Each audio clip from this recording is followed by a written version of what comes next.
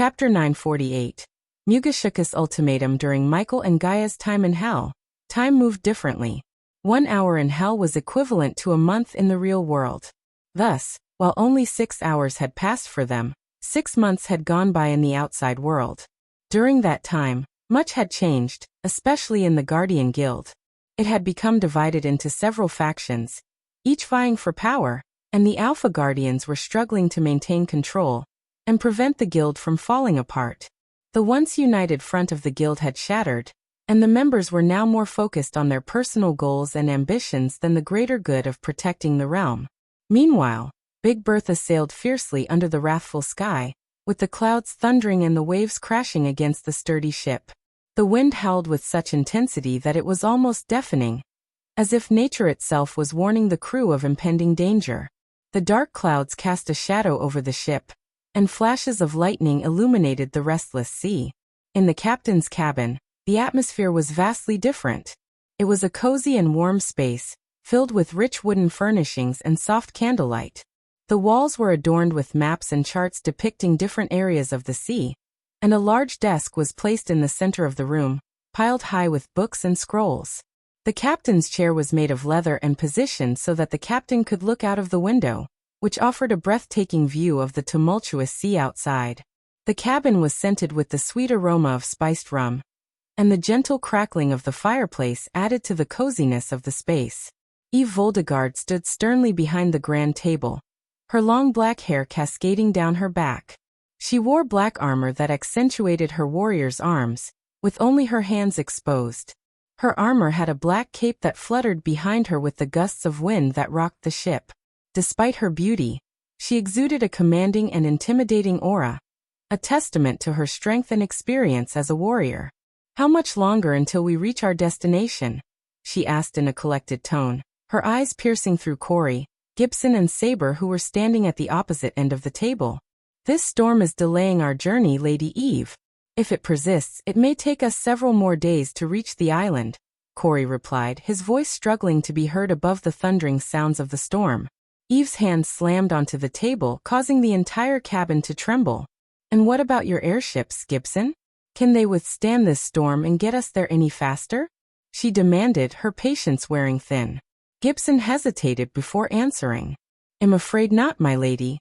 Big Bertha is the only ship that can survive in these treacherous conditions." "Damn it." Eve swore under her breath, slamming her fists on the table again, causing everyone in the cabin to tremble in fear. Everyone except Saber, who remained cool and collected. The storm outside raged on, mirroring the turmoil within Eve, who knew that time was running out for her. Eve's voice echoed through the captain's cabin as she reminded Corey, Gibson, and Saber of their mission's urgency. "We cannot afford any delays. Remember that we only have 3 weeks to retrieve the crystal for Mugashuku. If we fail, the consequences will be catastrophic. Our army and everything Ghost has built will be destroyed," she said, her voice quivering with fear. Eve had experienced the terror of Mugashuku firsthand, having ventured deep into the pit of the Stormville Mountain, and catching a glimpse of the four-headed hydra that lurked there. As the memory of Mugashuku flooded Eve's mind, she shuddered with fear. The memory of the four-headed hydra was etched into her mind, each of its heads with glowing red eyes that seemed to bore into her soul. She remembered the deafening roar that shook the mountain, and the feeling of dread that gripped her heart. As she spoke of Mugashuku, her voice trembled with fear, and her hands shook uncontrollably.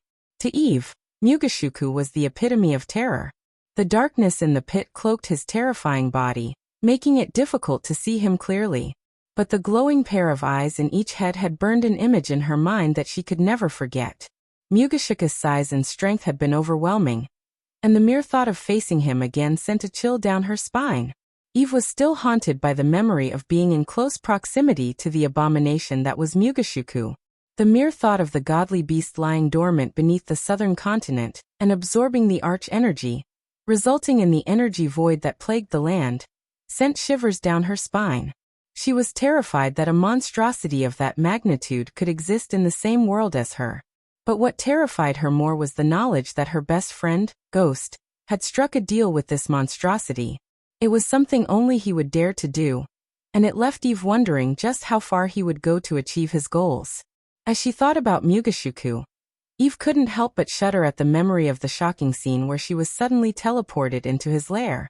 The overwhelming sense of fear had left her barely able to recall the conversation she had with the godly beast. All she could remember were fragments of the encounter.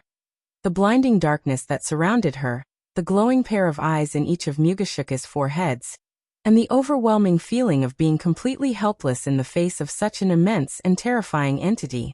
Eve had been transported to the lair of Mugishuku without warning or explanation. She was surrounded by darkness, and the only light came from the glowing pair of eyes in each of the 4 heads of Mugishuku. The air was thick with tension, and Eve could feel Mugishuka's gaze boring into her.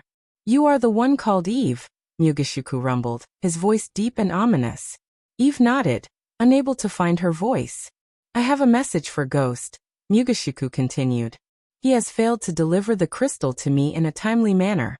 If it is not delivered to me on the island of Isendar within 3 weeks, I will destroy everything he has built and bring an end to this world." Eve felt her heart drop at Mugishuka's threat. She knew how important the crystal was to Ghost, and she knew that he would stop at nothing to protect it. She took a deep breath and tried to gather her courage. "What do you want?" she asked. Mugishuku turned his gaze to her, his eyes boring into her soul. "You can deliver the crystal to me yourself," he said.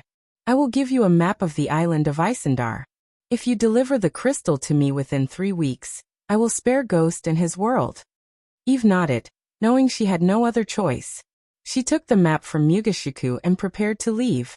"One more thing," Mugishuku said, his voice low and menacing.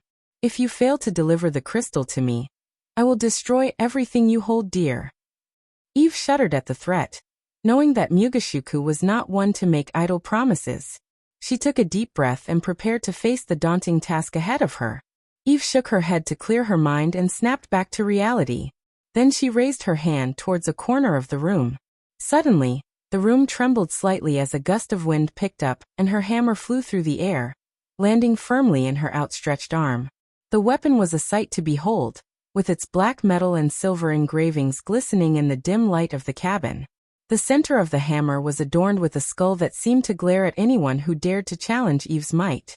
As the hammer landed in her grasp, the room trembled slightly, emphasizing her immense strength. After creating a portal to his forge, Michael was short on time to forge Eve a new hammer. Instead, he made some adjustments to her current hammer and gave it as a gift to her through Azazel, while she was in seclusion. It was Michael who asked her to go into seclusion in the pocket dimension, attached to Abyss in the dark forest. The reason being he knew that the Dark Army needed a leader other than him and Gaia. And as much as Michael knew about Azazel's strength, he believed that the demon butler was not fit to be a leader, whereas Eve was. Thus, Michael made the decision to send her into seclusion, where she recently broke through to the half-immortal stage. This achievement was made possible during the crisis of the Guardian Guild. It was a decision made by Michael, relying on his instincts, which ultimately saved the Dark Army from being without a leader when he and Gaia were teleported to the realm of Hell. With her hammer in hand, Eve made the decision to fly through the storm and reach the island of Isendar as quickly as possible. Saber offered to accompany her, but Eve declined. Eve's voice was firm and resolute as she spoke to Saber. The howling winds outside the cabin made her words almost inaudible, but the seriousness in her voice was unmistakable. "Listen to me, Saber. I need you to head back to the castle and find a way to avenge Caius. If we let the Skyhall succeed in taking over Giselle and hang our people without retaliation, it will be a huge blow to our cause. I don't even want to imagine how Gaia would react to that news. Trust me, Gaia is like a raging storm when she's angry, and you don't want to be on the receiving end of that." The mere mention of Gaia's name was enough to strike fear in the hearts of many. She was known as the Dark Queen for a reason, and her ruthless nature was infamous throughout the land. Those who had crossed her or defied her orders lived to regret it, and some didn't even live at all. Despite the Dark Lord's fearsome reputation and the terror he struck into the hearts of his enemies, many believed that he could be reasoned with, that there was a flicker of humanity buried somewhere deep within him. However, when it came to the Dark Queen, no such sentiment existed. She was known to have committed ruthless acts, including killing her own father and breaking her sister's meridians without showing mercy. Her cruelty was unmatched, and those who had witnessed her wrath knew better than to cross her. She had a heart of ice, unyielding and unforgiving, and would stop at nothing to achieve her goals. After the War of Nagaland, even some in the Dark Army itself whispered that a dark force possessed her, as no human could possess such a level of darkness within them. In simple terms, when she was angry, it was like a storm descended upon them, and no one was safe from her wrath. Eve paused for a moment before continuing. I want you to work with Eladir to find a way to break through their barrier and make them pay for their crimes. Can I count on you to do this for us? Eve's words were like a call to arms, and Saber could sense the urgency in her tone. He nodded resolutely and replied, You can count on me, my lady. I won't let you down. Eve nodded at them, her eyes burning with determination as she left the room without giving any room for negotiation. Stepping outside the cabin, Eve was immediately hit with the full force of the storm. The wind howled around her and the rain pelted her armor, making it hard to see. But she had her mission in mind, and wasn't about to let the storm stop her. With her powerful arms, she raised her hammer above her head and took to the sky. The wind whipped through her long black hair and cape as she soared through the storm, determined to reach the island of Isendar and complete her mission. Chapter 949. Crystal holding an ancient evil. As Eve flew through the storm, the roaring winds and crashing waves seemed to bend to her will. Her black armor glistened with raindrops as she sliced through the tempestuous sky with graceful determination. The storm raged around her, lightning illuminating her path and thunder echoing her resolve. Increasing her speed, she left Big Bertha and its crew behind, her figure becoming smaller and smaller in their view. The ship rocked and swayed beneath the ferocity of the storm, while Eve soared above, unaffected by its chaos. The rain lashed against her face, mingling with the determination etched on her features. Her grip tightened around the handle of her hammer, the engraved skull at its center serving as a reminder of the darkness that coursed through her veins. Through the turbulent skies, Eve maintained a steadfast course, her eyes fixed on the distant horizon where Isendar awaited. She navigated the treacherous winds and surging currents, her movements fluid and precise, as if she had become one with the storm itself. Her journey through the tempest was a testament to her unwavering resolve and indomitable spirit. As Eve flew through the storm, leaving Big Bertha's ship behind, her presence radiated power and determination, leaving no doubt that she was on a mission that would decide the fate of the Dark Army. As Eve soared through the storm-ridden sky, her gaze remained fixed on the distant horizon. The relentless tempest roared around her, with lightning illuminating the darkened clouds and raging tornadoes swirling in a fearsome dance. As she drew closer to her destination, the silhouette of Isendar emerged from the chaotic backdrop. The island was veiled in an ominous shroud of crackling lightning bolts and tempestuous winds, making it appear like a fortress of elemental forces. The tumultuous weather that engulfed the island seemed to mirror the turbulence within Eve's own heart. Undeterred by the violent conditions, she pushed through the howling gusts and surging currents, navigating the treacherous airspace with an unwavering focus. The lightning crackled around her, illuminating her figure against the darkened sky, lending an aura of electrifying intensity to her presence. The tornadoes that encircled the island twisted and churned, their dark funnels reaching toward the heavens. They seemed like guardians of the forbidden realm, warning trespassers of the dangers that awaited within. Yet Eve pressed on, undaunted by the elemental onslaught. As she approached Isendar, a surge of adrenaline coursed through her veins. The island's jagged cliffs and hidden caves beckoned her, promising both treacherous trials and unimaginable secrets. Lightning bolts continued to dance across the sky, highlighting the rugged terrain and accentuating the ominous atmosphere that surrounded the island. With every passing moment, Eve's determination grew stronger, and the storm's ferocity seemed to bend to her will. She had arrived at the precipice of destiny, ready to face the challenges that awaited her on the treacherous shores of Isendar. As Eve approached the island of Isendar, her gaze was drawn to a towering structure that stood defiantly amidst the chaos of the storm. It was a silver tower, gleaming with an otherworldly radiance, rising high into the tempestuous sky. Lightning crackled and arced across its surface, giving it an ethereal glow. At the pinnacle of the tower, a mesmerizing sight awaited Eve, a pulsating energy ball. It hovered above, emanating a brilliant, crackling aura that seemed to fuel the storm raging around the island. The ball surged with raw power, its electric tendrils reaching out like living lightning, casting an eerie illumination across the turbulent atmosphere.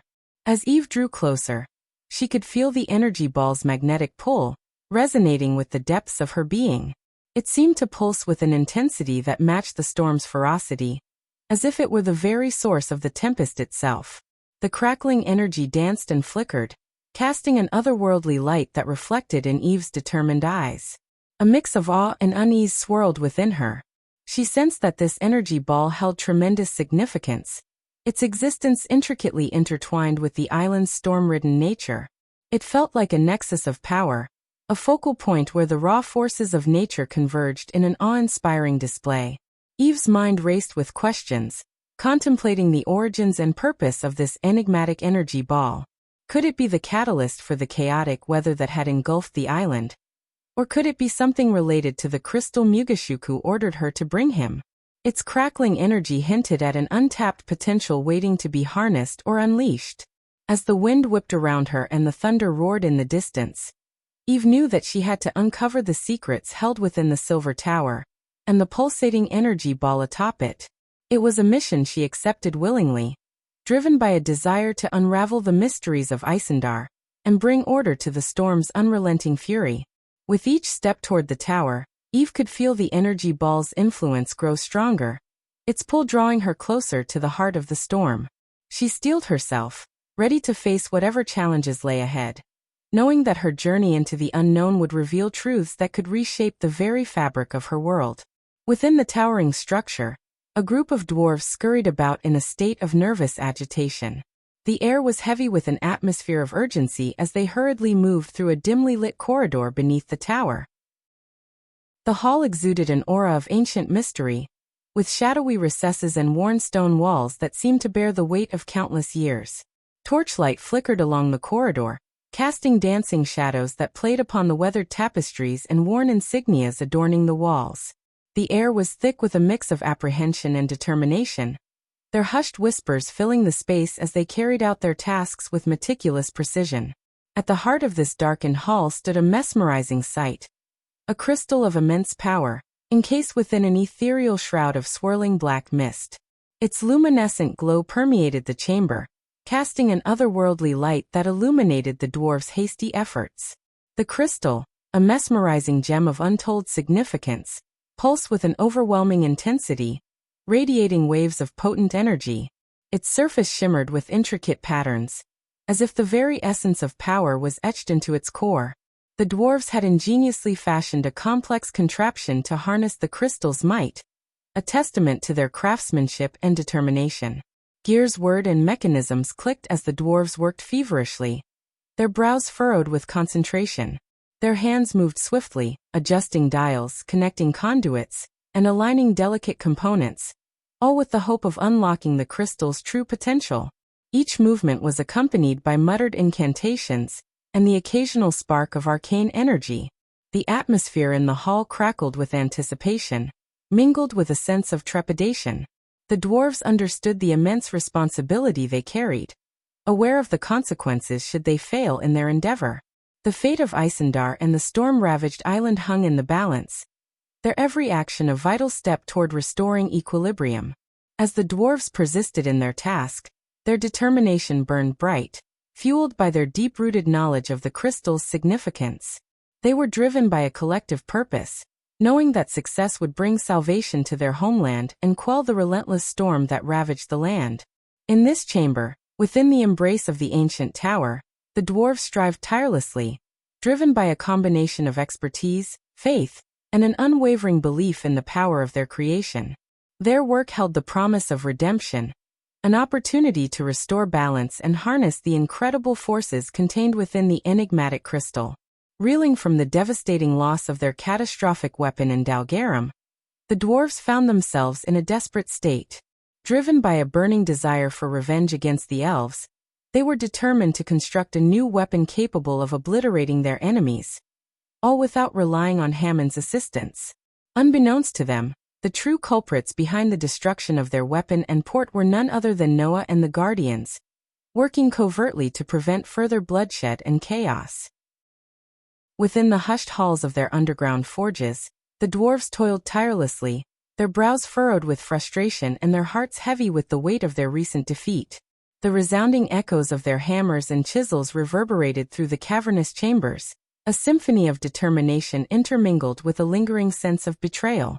In their minds, the elves were responsible for the annihilation of their weapon and the decimation of their once thriving port. Blinded by anger and fueled by a fierce sense of pride, the dwarves were yet to discover the truth. Their assailants were not their elven foes, but rather unexpected allies who sought to avert a catastrophe that would plunge the realms into deeper turmoil. Unaware of the Guardians' intervention, the dwarves harbored a deep-seated resentment, their minds consumed with visions of vengeance. Each swing of the hammer, each measured stroke of their craftsmanship, was an act of defiance, a fervent attempt to reclaim their honor and demonstrate their formidable prowess. Their forges burned bright with the fiery intensity of their determination. Streams of molten metal cascaded into intricate molds, taking on the shape of deadly weaponry.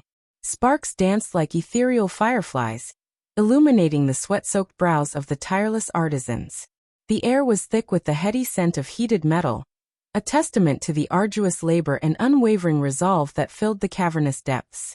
Deep within the dimly lit chamber of the dwarves' underground stronghold, Thorgar Ironfist, the resolute leader of the dwarven clan, stood with furrowed brows and clenched fists. Before him, his second-in-command, Urgil Stonebeard, attempted to reason with him, his voice laced with urgency and concern.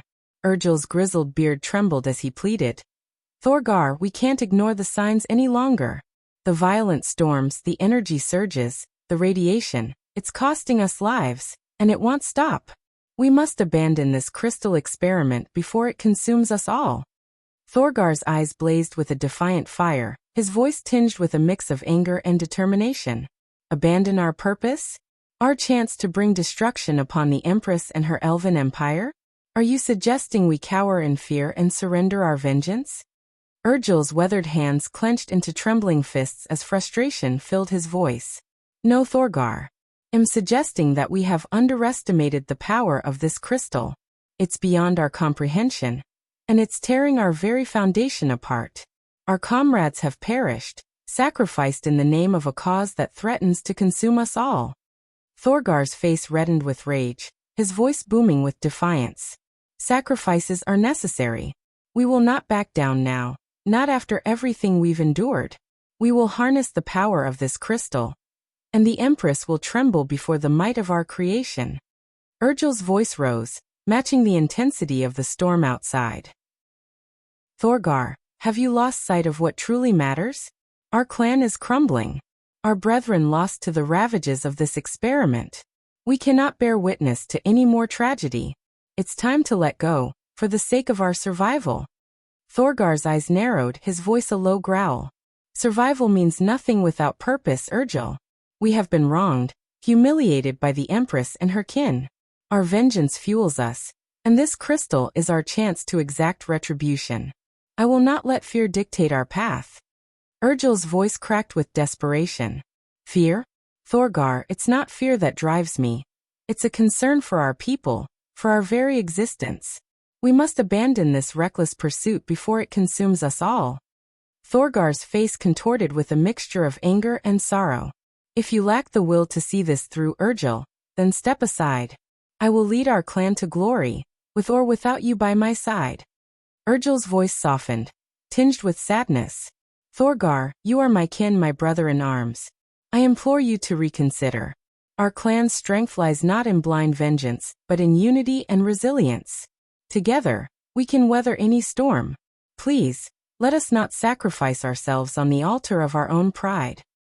As the dwarves stumbled upon the crystal in the depths of the island, a foreboding mist enshrouded the entire land, casting an eerie darkness upon their surroundings. The black mist seemed to pulsate with a malevolent energy, whispering secrets and tempting them with unknown power. The crystal itself exuded an otherworldly aura, its surface crackling with sinister energy. Its deep, ominous glow seemed to penetrate the hearts of those who gazed upon it, filling them with a sense of unease and trepidation. It was a force far beyond the dwarves' understanding, a forbidden knowledge that tugged at their curiosity, while simultaneously instilling a profound sense of dread. In the stillness of the night, some of the dwarves claimed to have heard a haunting voice, soft and ethereal, drifting through the shadows. It was the voice of a lady, sweet yet sorrowful, beseeching them to break the crystal and release themselves from its grip. Her words echoed in their minds, an echo of warning amidst the turmoil that surrounded them. But the allure of power and revenge held the majority of the dwarves captive, blinding them to the sinister nature of their experiment. They dismissed the voice as a mere figment of their imagination, believing that their triumph over the elves would overshadow any cost incurred. However, as time wore on and the storms grew more violent, doubts began to gnaw at the hearts of some of the dwarves. Whispers of the lattice voice lingered in their thoughts, and the weight of their comrades' lives lost to the crystal's radiation haunted their dreams. A lingering sense of evil permeated the very air they breathed, and the once defiant resolve started to crumble. Yet, despite the increasing turmoil and the pleas of reason from Urgil, Thorgar, consumed by vengeance and a desire for retribution, stood firm in his conviction. He would not be swayed by the ominous signs or the whispers of a lady in the night. The lure of power, the taste of victory, and the destruction of their elven adversaries fueled his determination, even as the island trembled under the weight of their recklessness. In the midst of this conflict, the fate of the dwarves hung in the balance, their future teetering on the precipice of a choice, whether to heed the warnings and break free from the crystal's grasp, or to continue their relentless pursuit of revenge, risking the annihilation of their own kind in the process. The island, shrouded in darkness and enigmatic mist, held its breath, waiting to see which path the dwarves would ultimately choose. As Urgil and Thorgar engaged in a heated argument, their voices filled with frustration and anger, a sudden shift in the atmosphere seized their attention. The air grew heavy, suffused with a malevolent energy that crackled with intensity. Amidst their heated exchange, the crystal at the center of the chamber trembled, pulsating with an eerie glow. It seemed to come alive, resonating with a newfound power. The dwarves' voices faltered as they turned their gaze toward the crystal, their eyes widening with a mix of awe and trepidation. Then, from within the depths of the crystal, a furious roar echoed through the chamber, reverberating off the walls with an otherworldly intensity. The sound was both chilling and enchanting, a voice filled with wrath and authority. It was the voice of a devilish lady, her tone laced with a formidable power that demanded attention. Break the crystal. The very air seemed to tremble as her words echoed through the chamber, her voice reaching the depths of their souls. Her rage was palpable, a tempestuous force that swept through the dwarves, freezing them in place. The echoes of her fury filled their ears, drowning out their quarrel, and imposing a deep silence upon the room. Urgil and Thorgar's eyes met, their dispute forgotten in the face of this unforeseen presence. Fear etched itself into their expressions as they struggled to comprehend the magnitude of the entity within the crystal. It was a stark reminder that they were tampering with forces far beyond their comprehension, playing with fire that threatened to consume them all. In that moment, the furious roar of the devilish lady shook the very foundations of their resolve, injecting a sense of foreboding and doubt into their hearts. The argument ceased, replaced by a collective sense of apprehension, and a newfound respect for the perilous nature of their experiment. By the gods! Thorgar, did you hear that? The crystal. It spoke. Urgil trembled. It's that lattice voice again. Urgil, we cannot ignore this any longer. We are playing with forces far beyond our understanding. Thorgar, his eyes wide with a mix of terror and determination, voice from the crystal, growing more furious. You dare to defy me? You shall feel the wrath of your own creation. As the echoes of the lattice wrath slowly dissipated, the chamber was left in an unsettling silence. Urgil and Thorgar, once at odds, now shared a common understanding, a glimpse into the profound darkness that resided within the crystal. The path ahead seemed more perilous than ever before, and the weight of their choices hung heavy in the air, lingering as a reminder of the treacherous path they had chosen to tread. Thorgar, we must press on. We cannot let fear sway us from our purpose. We will control this power, and the Empress will pay for what she has done. Urgel said, his voice trembling. Can't you see, Urgel? The crystal is consuming us, corrupting our very souls. We must break free before it's too late. Thorgar's voice was filled with desperation. Break me, and unleash a power you cannot fathom. Chapter 950. Eve Voldegard's wrath. As the resonating voice of the devilish lady echoed through the chamber, Urgel and Thorgar stood frozen in shock. Their faces turned pale, mirroring the fear that coursed through their veins. However, their astonishment quickly transformed into sheer terror, as the entire tower quaked violently, rattling the very core of their being. The tremors intensified, but this time, it felt different, as if an external force was exerting its influence upon the tower. The walls groaned under the strain, and debris rained down from the ceiling, shattering on the stone floor. Urgel and Thorgar struggled to maintain their footing. Their voices were drowned out by the chaos unfolding around them. With every tremor, cracks spiderwebbed across the walls, threatening to bring the tower crashing down upon them. What's happening? Thorgar's voice reverberated through the hall, drowned out by the chaos that engulfed the tower. The bewildered faces of the other dwarves mirrored his confusion, their eyes wide with fear and uncertainty. Urgel and Thorgar exchanged alarmed glances, their hearts pounding in their chests, desperate for answers. Thorgar's eyes darted around the room, searching for someone to provide insight into the situation. But before anyone could respond, a group of soaked and disheveled dwarves burst into the hall, their breaths ragged and their faces filled with fear. Their voices overlapped, creating a cacophony of panic. We're under attack, one of the dwarves shouted, his voice trembling with terror. Thorgar's brows furrowed, his grip on his hammer tightening. He needed more information. By whom? He demanded, his voice echoing through the hall. The dwarves exchanged anxious glances, struggling to comprehend the identity of their assailant. It's a mysterious figure, wielding a powerful hammer, one dwarf finally managed to say, his voice filled with uncertainty. She moves with unmatched speed and strength. Urgel's eyes widened, his mind racing to make sense of the chaos unfolding around them. She tore through our defenses like a whirlwind. Another dwarf added, his voice trembling. Our barricades crumbled beneath her relentless assault. The tower shook once more, as if in response to the upheaval outside. Urgel and Thorgar exchanged a concerned glance, realizing the gravity of the situation. An unknown warrior had descended upon their island, and now their entire realm was under siege. Urgel and Thorgar stormed out of the tower without uttering a word, their determination evident in their resolute expressions. They knew they had to confront this mysterious assailant head-on, and rally their fellow dwarves to defend their home. The stormy skies above mirrored the turmoil in their hearts as they braced themselves for the battle that awaited them.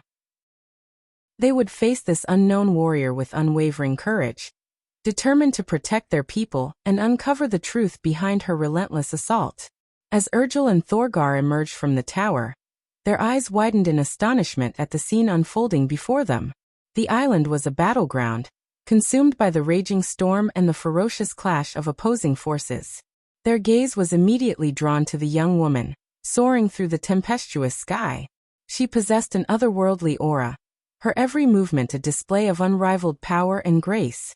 With her jet-black hair whipping in the wind, and the gleaming hammer firmly gripped in her hand, she struck a formidable figure against the backdrop of swirling clouds and crackling lightning. The energy barrier that encased the island flickered and shimmered under the relentless assault. The young woman hammered away at its ethereal surface, her strikes resonating with raw power. Each blow reverberated through the air, causing the barrier to tremble under the strain of her unwavering determination. The island was a battleground, ravaged by the fury of the storm and illuminated by the flashes of lightning. Their defensive weapons, trebuchets, watchas and cannons, stood as towering structures, waiting to unleash their destructive power. But their attention was immediately drawn to the figure soaring through the storm-filled sky. The half-immortal young woman wielded her hammer with breathtaking skill and ferocity. Her every movement was a testament to her incredible strength and agility. She shattered the incoming cannonballs with a mighty swing, sending their fragments flying in all directions. The air crackled with energy as she defied gravity, effortlessly navigating the tumultuous winds. Her attacks were relentless, hammer striking with precision and force, as she aimed to dismantle the energy barrier protecting the island. The Watchas, dwarven-made war machines with multiple rocket-firing tubes mounted on a wooden frame, unleashed a barrage of projectiles toward her. But she weaved through the onslaught with astonishing grace, evading the explosions and countering with devastating blows of her own. The storm seemed to obey her will, bending to her command as she moved through the chaotic tempest. Eve's hammer became an extension of her will, a weapon of both destruction and protection. With every swing, she defied the laws of physics, intercepting cannonballs and fireballs hurtling towards her with uncanny precision. As the cannonballs approached, propelled by the force of the cannons, Eve anticipated their trajectory. With a swift motion, she brought her hammer crashing down, meeting the cannonballs head-on. The impact unleashed a shockwave, causing the projectiles to shatter into a spray of molten metal and smoke. The debris scattered harmlessly across the battlefield, unable to find their intended target. Similarly, the fireballs launched from the trebuchets arced through the air, trailing flames in their wake. Eve's keen eyes tracked their path, calculating their speed and angle. With a mighty swing of her hammer, she unleashed a concussive blast, sending shockwaves rippling through the air. The force disrupted the fireball's path, causing them to disintegrate into mere embers before they could reach their intended destination. The sight was awe-inspiring as Eve stood amidst the chaos, her hammer a blur of motion. Each swing sent ripples of energy through the air, creating a protective barrier around her. The intense heat and destructive force of the cannonballs and fireballs were absorbed by the swirling energy, leaving Eve unscathed. With each successful deflection, Eve's determination grew. She was unyielding in her pursuit to dismantle the barrier and claim victory for her cause. The sound of metal meeting metal echoed across the battlefield, a testament to the indomitable spirit and strength of the half-immortal warrior. Amidst the chaos of battle, the dwarves shouted in a tumultuous mix of anger, fear, and frustration. Their voices reverberated through the stormy air, blending with the thunderous booms of cannons and the crackling of energy barriers. "Fear not, my brethren. We shall not falter in the face of this unknown assailant." Urgel's voice rang out with a mix of apprehension and resolve, cutting through the chaotic air. The dwarves, their hearts pounding with adrenaline, exchanged anxious glances, their voices trembling with fear and confusion. "By the great forges! Who is she? And what brings her to our island?" One dwarf exclaimed, his voice laced with a mix of fear and shock. "Such raw power! It's like nothing I've ever witnessed before. How did she find us? What does she want?" Another dwarf questioned, his voice filled with disbelief and a hint of curiosity. "She's tearing apart our defenses like a vengeful storm. We cannot allow her to breach our walls." A third dwarf shouted, his voice strained with determination, the urgency in his words echoing through the ranks. A sense of injustice and anger swelled among the dwarves as they grappled with the inexplicable assault. "This is madness. We've done naught to deserve this wrath. Why does she unleash such fury upon us?" A dwarf cried out, his voice tinged with righteous indignation and confusion. Urgel, his mind racing with questions, raised his voice to rally his comrades amidst the chaos. "Stand firm, my brethren. We must defend our beloved island and uncover the truth behind this relentless assault. Find out who she is, why she seeks our destruction." Urgel's voice reverberated with urgency and a steadfast determination to protect their home. Thorgar, his gaze fixed upon the tempestuous onslaught from above, unleashed a growl of frustration. "Enough with the questions. Our barriers must hold. We will not yield an inch. Ready the cannons, increase the firepower." Thorgar's voice boomed with unwavering resolve, his tone laced with a fierce determination to repel the relentless onslaught. The air crackled with tension as the dwarves, their voices a blend of despair and determination, exchanged words amidst the raging storm. "We're doing everything we can, but she defies our every effort. Her power knows no bounds." A dwarf exclaimed, his voice tinged with a mix of awe and desperation. "Like an unstoppable tempest, she laughs at our feeble attempts to subdue her. Our weapons seem futile against her might." Another dwarf cried out, his voice filled with disbelief and a tinge of admiration for their mysterious adversary. The sounds of crashing waves and roaring winds intertwined with the echoes of their voices. A symphony of desperation and defiance. Urgil, his voice resolute and filled with unwavering determination, sought to embolden his comrades in the face of overwhelming odds. Our resolve shall not waver. We stand united as warriors of the forge. Fight on, my brethren, for our island, for our honor. Urgil's voice rang out, carrying a mix of defiance and hope, fueling the dwarves' determination to withstand the storm and protect their cherished homeland. In the midst of chaos and uncertainty, their shouts and cries mingled with the relentless onslaught, forging an unbreakable spirit that resonated through the island as the dwarves bravely battled against the unyielding force that raged above them. As Thorgar's eyes blazed with determination, he bellowed a command to the dwarves, his voice cutting through the chaos. Bring forth the mighty siege engines. Unleash our most potent weapons. It's time to show this interloper the might of our dwarven craftsmanship. Thorgar's voice echoed with authority and a burning desire for vengeance. Responding to their leader's call, the dwarves scrambled into action, their movements swift and purposeful. The ground beneath their feet rumbled and quaked as if awoken by their determination. From deep within the island's core, colossal structures emerged, rising like ancient guardians awakened from slumber. These were the fabled dwarven war machines, crafted with meticulous care and imbued with the raw power of the earth itself. One of the contraptions, known as the Etherclaw, a marvel of dwarven engineering, was an imposing aerial platform adorned with an array of rotating cannons and swirling propellers.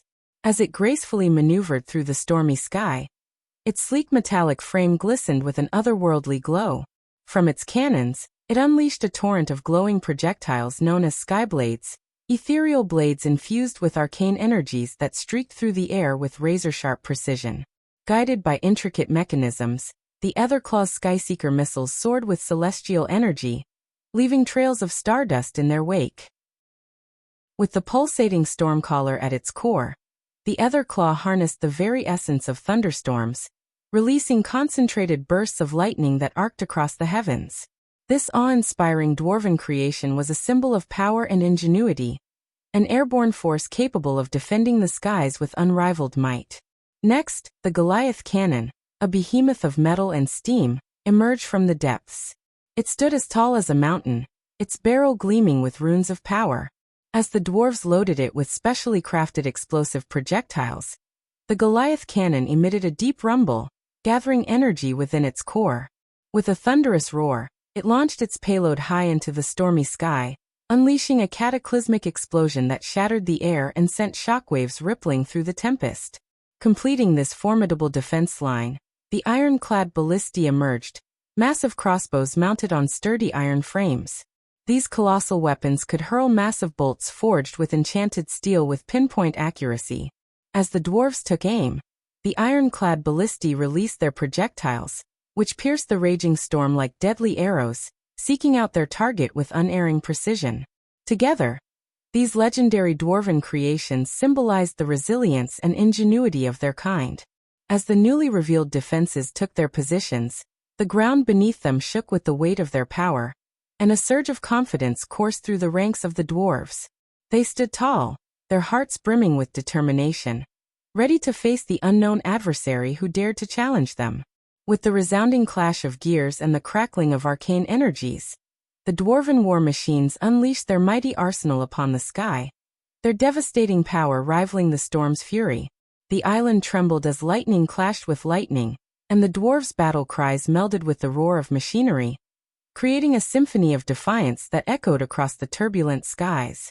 In this pivotal moment, the dwarves showcased the pinnacle of their engineering prowess and harnessed the forces of nature to defend their homeland.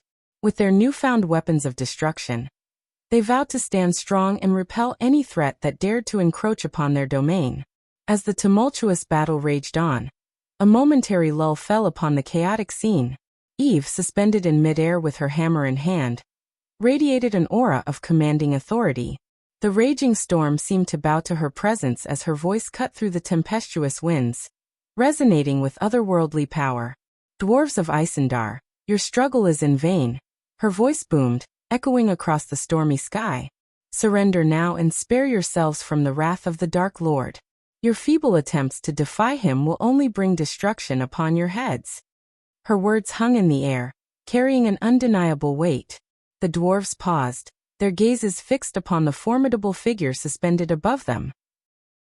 The power in Eve's voice was undeniable, and even amidst the chaos, her words struck a chord of fear and uncertainty in their hearts. But the dwarves, fueled by their pride and determination, refused to yield. Their resolve surged as they defiantly raised their weapons, ready to face whatever awaited them. The challenge was clear. They would not back down, for their homeland and their honor were at stake. Eve's voice faded into the roaring storm, leaving the dwarves to brace themselves for the impending clash, their hearts filled with a mixture of apprehension and unwavering courage. As Eve gazed upon the determined dwarves, a pang of sympathy tugged at her heart. She knew the futility of their resistance, and deep down, she wished they had chosen a different path. But she also understood their unwavering pride, and the dire consequences they would face if they surrendered. With a heavy sigh, Eve cast aside her internal conflict and prepared to fight with all her might. She summoned the primal forces of lightning and storm, channeling their raw energy through her being. Bolts of crackling lightning danced along her fingertips as the atmosphere around her grew charged with electricity. In an awe-inspiring display, Eve unleashed her first spell, Thunder's Fury. With a resounding clap of thunder, the sky split open as jagged bolts of lightning cascaded down from above. The electrifying tempest engulfed the battlefield, striking the ground with ferocious intensity. The very air crackled with electricity, and the dwarves found themselves amidst a storm of devastating power. Undeterred, Eve's next spell, Stormcaller's Wrath, summoned dark clouds that churned ominously above. A vortex of wind and rain spiraled around her, growing in intensity with each passing moment. Then, with a single command, a cyclone of gale-force winds swept across the island, uprooting trees and scattering debris in its wake. Rain poured in torrents, transforming the once calm sea into a tumultuous tempest. The sky became a canvas for Eve's spellcraft as she weaved a tapestry of lightning and storm. Her mastery over these elements knew no bounds as she conjured massive bolts of lightning that streaked across the sky, illuminating the darkened clouds with their dazzling brilliance. Each strike sent shockwaves reverberating through the atmosphere, unleashing a symphony of thunderous booms. The effects of Eve's spells were cataclysmic.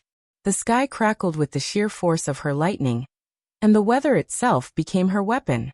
The island trembled beneath the onslaught, and the once raging storm seemed to pale in comparison to the tempest she had unleashed. With each spell, Eve's determination grew, fueled by the ferocity of the storm she had summoned.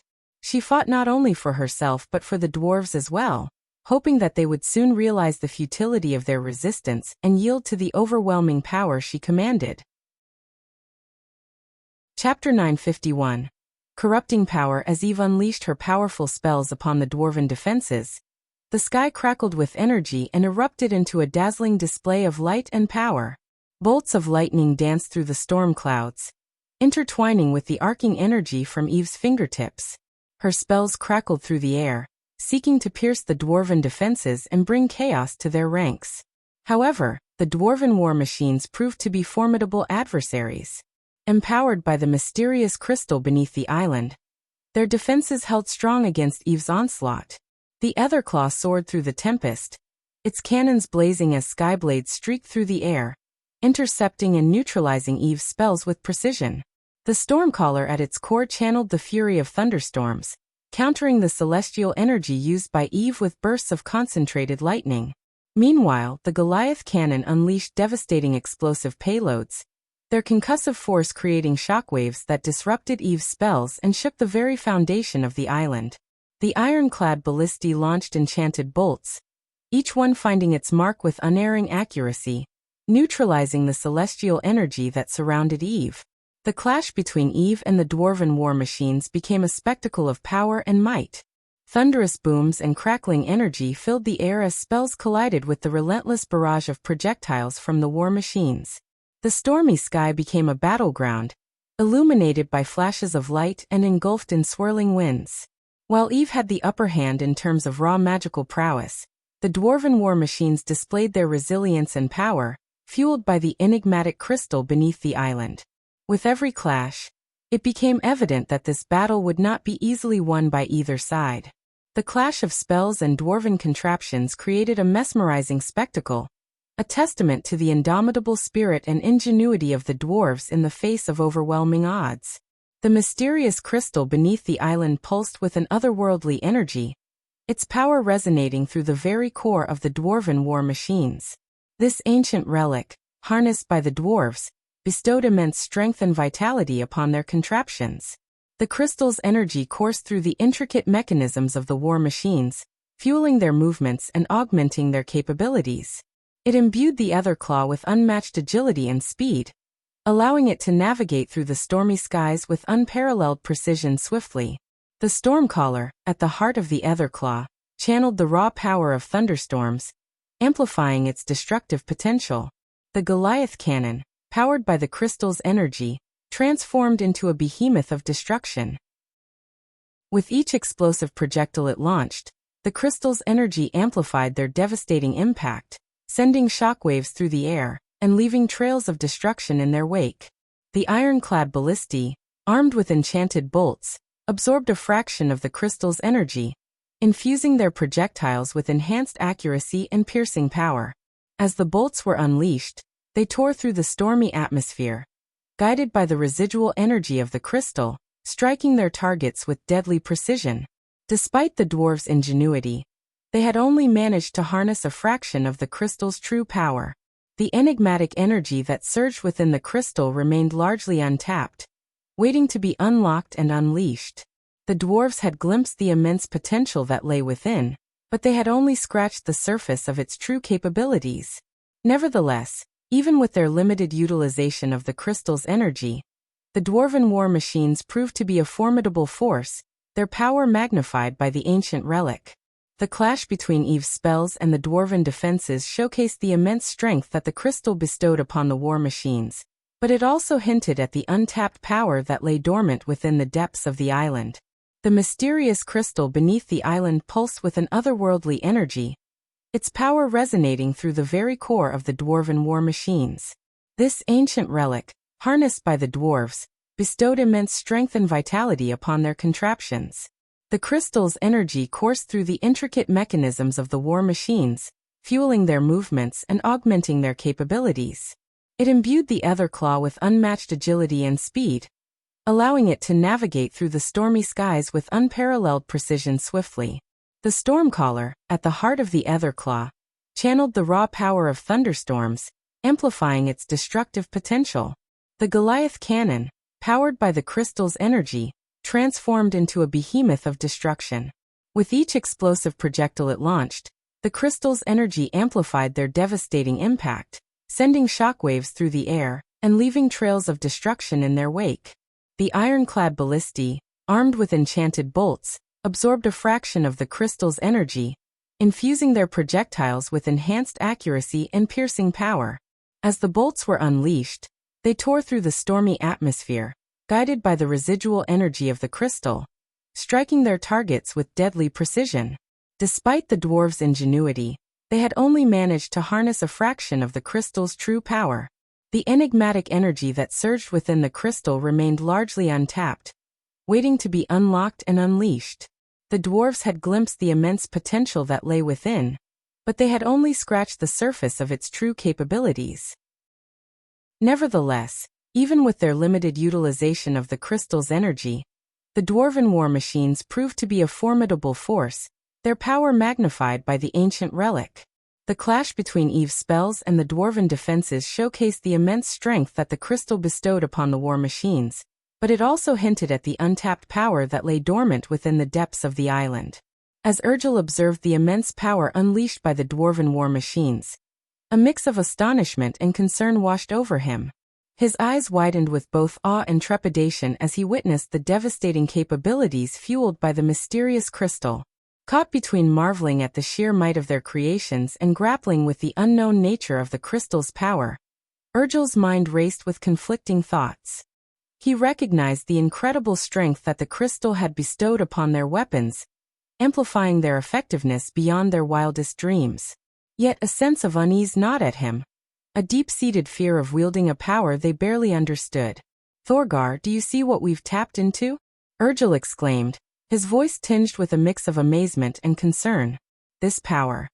It's beyond anything we've ever imagined. Thorgar, on the other hand, stood at the precipice of temptation. The sight of the crystal-fueled weapons and their devastating impact on the battlefield ignited a fervent desire within him. The lust for power coursed through his veins, clouding his judgment and blinding him to Urgil's cautionary words. Urgil, can't you see? Thorgar replied, his voice filled with an intoxicating mix of excitement and ambition. With this crystal, we can reshape the course of our destiny. We can be unstoppable. Urgil's brows furrowed as he struggled to reconcile the conflicting emotions within him. While part of him acknowledged the allure of such power, a pearl of deeper wisdom urged caution and understanding. Thorgar, there's still so much we don't know about this crystal, Urgil implored, his voice tinged with a mix of apprehension and concern. We must tread carefully. Power without understanding can lead to our downfall. But Thorgar's thirst for power had grown insatiable, his yearning for dominance overriding any sense of caution. His eyes glimmered with an intensity that betrayed his unwavering determination. Urgil, you've always been cautious, always held back, Thorgar retorted, his voice filled with a hint of defiance. But I refuse to let fear dictate our destiny. With this crystal, we can forge a new era for our people. As the battle raged on, Urgil's thoughts became consumed by the implications of wielding such untamed power. Deep down, he knew that their actions held the potential to reshape their world, for better or worse. Only time would reveal the true nature of the crystal's power, and the ultimate path they would tread. Unbeknownst to the dwarves, the crystal's influence had already begun to take hold, its insidious power seeping into the depths of their souls. As they reveled in the might and glory their weapons now possessed, an undercurrent of darkness started to twist their desires, fueling their thirst for even greater power. Blinded by their achievements and driven by the lure of the crystal's energy, the dwarves remained ignorant of the subtle changes occurring within them. The once noble intentions that guided their actions began to fade, replaced by an insatiable hunger for more power, more control. Within the depths of their hearts, a flicker of darkness grew, spreading like a poison. Greed and ambition twisted their thoughts, clouding their judgment, and warping their perception of what was right and wrong. The corruption of the crystal had woven its tendrils deep into their very being, whispering promises of unimaginable power and dominance. As the battle raged on, the dwarves became increasingly consumed by their lust for power. Their eyes gleamed with a newfound intensity, their minds fixated on expanding their dominion and claiming ultimate authority. Their unity shattered, replaced by a cutthroat pursuit of individual glory. Urgil, now standing on the precipice of realization, watched with a heavy heart as his comrades succumbed to the corrupting influence of the crystal. He witnessed the gradual erosion of their noble values, their noble cause now tainted by an insidious darkness. In the depths of his soul, Urgil grappled with the understanding that the crystal, once their source of hope, had become a catalyst for their downfall.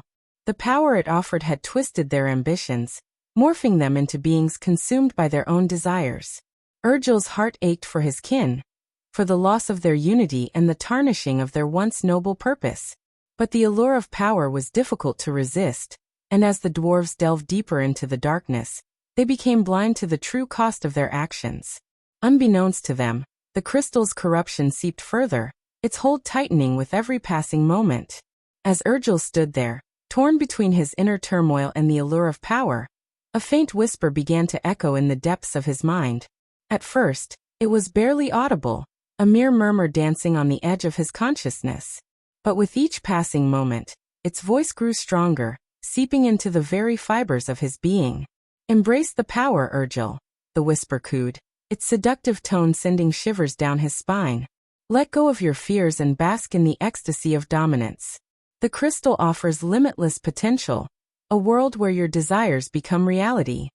Urgil's brows furrowed, a mixture of confusion and apprehension clouding his features. The whisper continued its relentless persuasion, its words weaving through his thoughts like a web of deceit. "Imagine the glory, Urgil," it whispered, its voice now laced with a hint of malice. "With the crystal's power coursing through your veins, you can reshape the world as you see fit. No longer bound by limitations, you will become a force to be reckoned with. As the whisper grew stronger, Urgel felt an unsettling shift within himself. A dark energy crept into his soul, intertwining with his hopes and dreams, corrupting them from within. The once noble dwarf was now teetering on the precipice of a choice that would forever define his fate. "Embrace your true potential," the whisper hissed, its words dripping with venomous allure. "Together with the crystal, you can rise above all, your name etched in history as a master of power."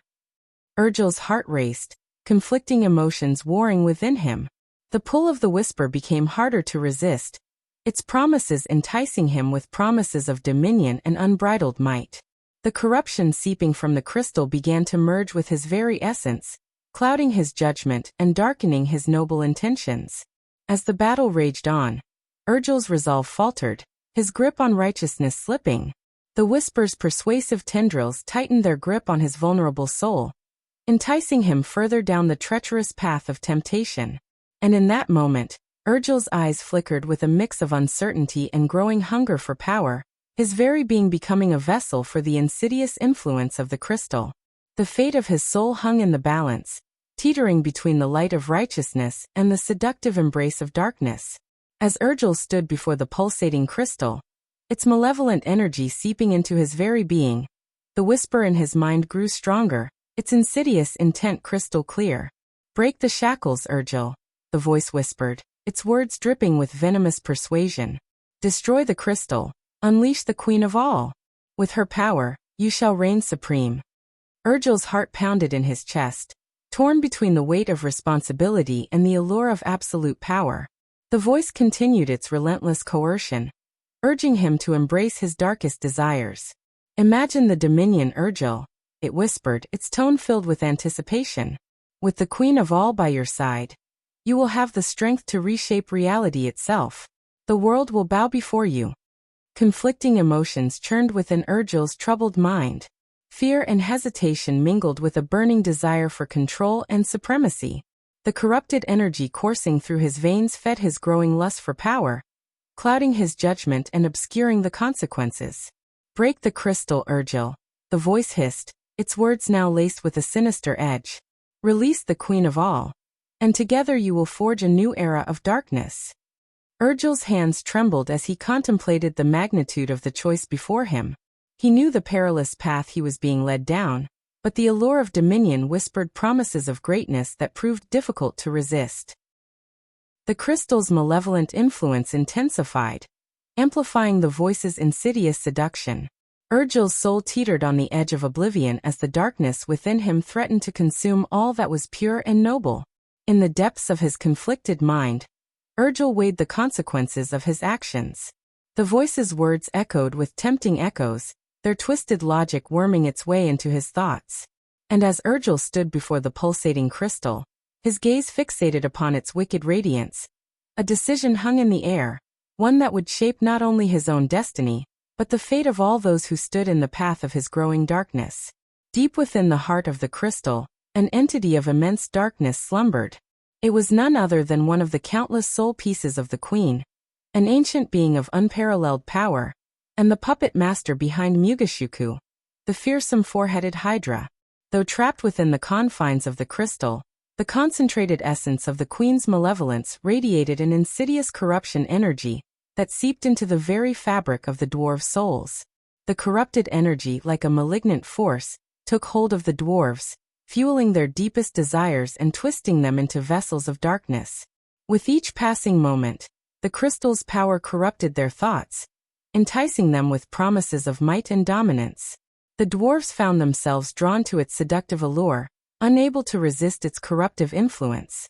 As their souls were tainted by the queen's malevolence, the dwarven war machines became conduits of unimaginable power.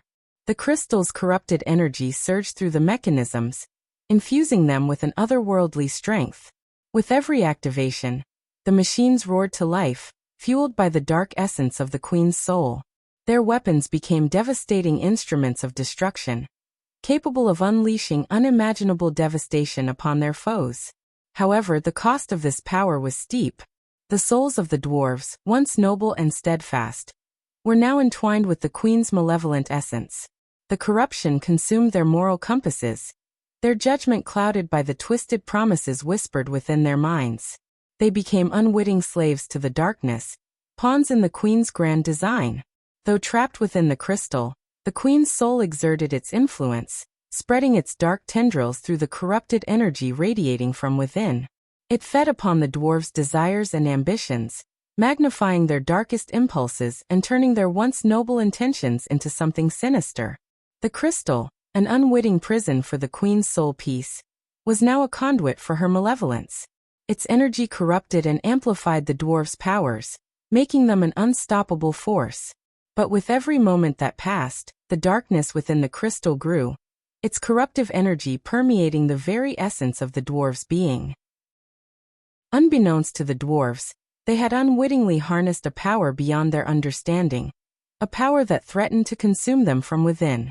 As they reveled in their newfound might, the price they would pay for their alliance with darkness loomed on the horizon, ready to exact its toll. Chapter 952. Battle of the Machines. Eve's eyes widened with disbelief as she witnessed the transformation of the dwarves before her. The fear that once gripped their hearts had now dissipated, replaced by a sinister and insatiable lust for power.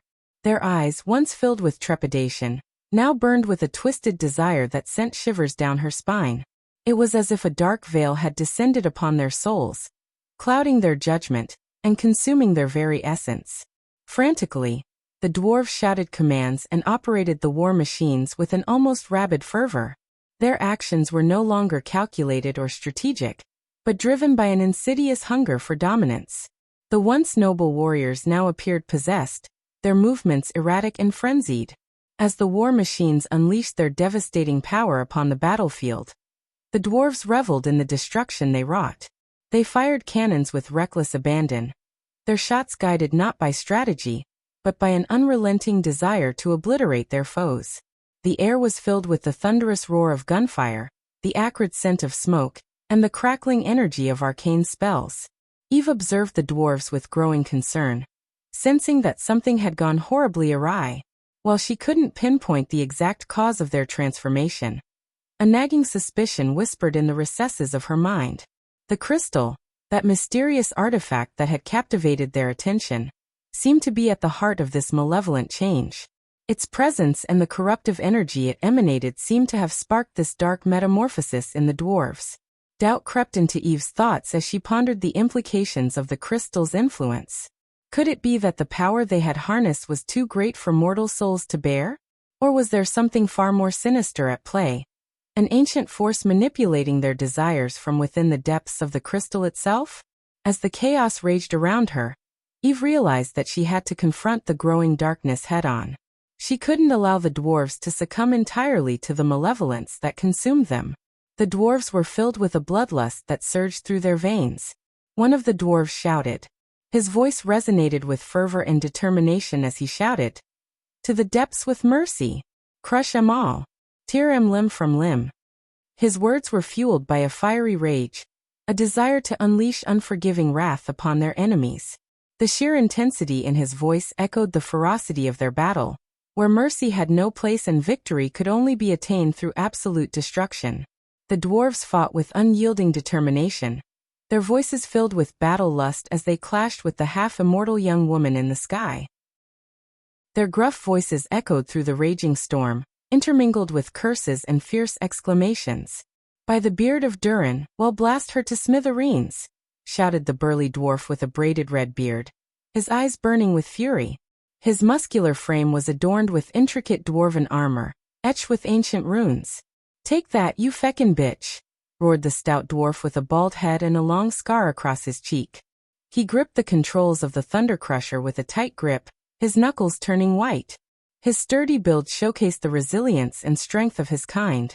"Bring forth the fury of the mountains!" bellowed the dwarf with a bushy gray beard, his eyes gleaming with a mix of excitement and wildness. His weathered face bore the scars of battles past, a testament to his experience as a warrior. Clad in heavy armor adorned with intricate engravings, he stood tall and unyielding. As the war machines unleashed their devastating firepower, the dwarves cheered and shouted profanities, their words laced with a raw intensity. Their voices mingled with the clanking of gears and the thunderous boom of cannons as they relentlessly pursued their airborne adversary. "Die, you blasted harpy!" exclaimed one dwarf, his voice filled with bloodlust as he fired the Etherclaw's cannons. His wild beard and fiery red hair stood out against the backdrop of the stormy sky. "Take that, ye dumb wench!" yelled another dwarf, his voice hoarse with excitement. His burly frame shook with anticipation as he manned the Goliath cannon, his eyes fixed on the half-immortal young woman soaring through the tempest.